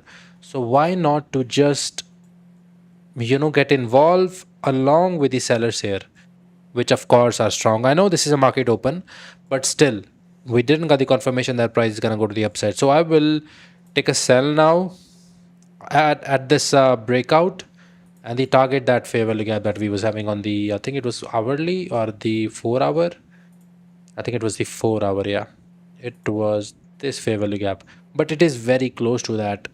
So I think the 1-to-1, we can only capture 1-to-1 in this case. Yeah. Let me delete everything once again and let me put the trend line. Can take a risk entry also here. Stop loss can be maybe 50-60 points and target can be that fair value gap. Somewhere around this. So yeah, let's see how this trade is gonna play out. Thanks for dropping that live demo gold dropping nuggets. Yeah, now it is going up, I think. Yeah, the 1 hour candle is rejecting from bottom. I'm seeing on the other screen. So I don't trade gold. I don't like gold. But that was just a quick scalp move. If anybody captured that, that was good. But this breakout is looking promising to me. Why? Because we have spent so much time deciding where the price wants to go as we are going down. So I think now price finally will decide. It may can continue to the downside. Again, I'm adding may. So, nothing is 100% in trading. So this setup looks very promising, but that doesn't mean that I will win 100% of the time when it comes to this setup. So you have to be a good risk manager if you want to pursue trading as a career. And NQ, I haven't seen what NQ is trying to do. Okay, NQ broke this high, broke below the close below the body. So this is the setup that I was talking about the other day. So it could have been a selling candle going for 1-to-1. I mean, I would have taken this trade if I was following that liquidity setup. Price close above the took this liquidity, close below the body. That is the entry scenario. Very simple. Nothing too complicated. So we are the candle is about to close in 2 minutes. The 1 hour candle, I think that is gonna decide where the momentum is gonna be. Similarly on every pair, because that is the NYSE open, and it is also the end of the stream. Yes, it is. But before we end, I want to say that on 15th of August, Independence Day, in The5ers India, we are doing something very special for you guys. So if you're from India, make sure you are subscribed to our channel. And yeah, and I will update you about the surprise that I have for you guys. All right. See you on Discord. Yeah, bro. I'll be there on Discord too. I think right. Yes. Victor will also be there, right? Yes, I will Okay. definitely be there on. We will be having a coffee with traders in about less than an hour, little less than an hour from now. We are at the last level, last few seconds before we close our stream. But our great traders in the chat are asking for dollar yen, and I'll do a very super quick after the NQ. I'll see if I can do it with less than 60 minutes, 60 seconds. I think it's completely is- impossible, but we can try. Yen pairs are going crazy. I mean, They are. you can never know. Like this type of wick is gonna give you huge slippage. So please stay away from these yen pairs. It can also go in your favor, but if you're against the price action or whatever momentum you are getting, it is gonna like slip you. This is the 1 minute candle. Look at this. 1 2 3 minutes, and you see like 63 pips. Yeah, it's Yeah. it's. I think you should tread with caution if you're going to be trading that. And we have the 4-hour candle on NQ already closing in right there. Let me check. Yes, already closed now. The candle closed above the level. So I'm going to switch to mine before we close our session. This was the reason that the sellers had, in my opinion, to still push price lower. And that last leg has now been taken away. Basically, this order block has been invalidated. It means it opens the door for price to go much higher. And for a minute there, I thought, this is looking, as a sell, and actually still does. So we can still have some kind of a reaction lower, but I think overall, this is still looking quite nicely to continue going higher. Can go a little bit deeper, maybe retest this low, who knows. But it looks like we're going to eventually going to go higher on the rest of the session. We'll have to see how that goes. So the sell idea that I was talking about is by now no longer present, in my opinion. And if you look at something on the 1 hour, this entry order block on that quasi has been invalidated, but not on the 2 minute. But on the 2 minute, it's not a quasi. So actually, there isn't anything here, but you can still use it because you can see how the market is, building that reaction from that level, even though it's not a technical, valid, picture perfect quasi structure. So that's on NQ. Let's go very quickly for our friends who are asking for dollar yen. If we have anything. We have on a higher time frame very quickly. We have some levels reacting on the monthly structure. You see right there, prices pushing higher. We had that intervention move down. So you got to be quick and wary of any continuation on this. Perhaps consolidation or a trend, and then continuation with the impulsive move that we had before. But the market is still creating bullish structure after another. However, we just reached the monthly structure right there. On the 4 hour, let's see if we have something that warrants to look for any shorts. The area that I think the market is eyeing is the level above us. But on the H4, this is the level that you could be looking because it has the monthly level. It is based on the reaction of the monthly level. And if you look at the question that Anto had, let's see if Anto, there we go, Anto having that question. My friend, yes, it is a quasi on the 2 hour, meaning that will be the left shoulder to the neckline. It activates the neckline. And if price goes to that area, that's where I would be looking for possible reaction on the lower level, on the lower time frame, the minutes and so on, for the possibility of some kind of reaction right here. Keep in mind that the market is still reacting bullish from overall, right? Look at that. If that's a nice break and retest. If this, as long as this is holding up, if price comes back and does something like this and stays here, I would take it out. I would not expect price to go lower, because basically what we have is the break and retest for the market to continue. That's even if it reacts there, because the way that the market structure is showing, it's positioning itself is to actually continue higher. Right on, if you consider the whole price action to the left. But if you consider just here, we have a nice reaction, possible reaction from this level to have something like that. And if you go to maybe the 5 minute, let me see if I can clear this up very quickly, a few seconds. 5 seconds, actually 5 seconds. It's not wrong. Yeah, I mean, if it has a reaction here, I would target, I think this area right here is a nice consolidation to target for your TP. And then, if it goes higher eventually later, which it looks like it could, then you're already out and profits in your pocket. That's it for today, everyone. I would like to thank Samir, the whole gang, the whole team at the 5ers for helping putting everything together for our audience. And I would like to thank everyone who has been here today with us, showing your support with your interaction in the chat. There is a lot of things going on with in our community. There's that Discord session. Samir just explained or announced there's something special going on. Prepare for the Independence Day of India.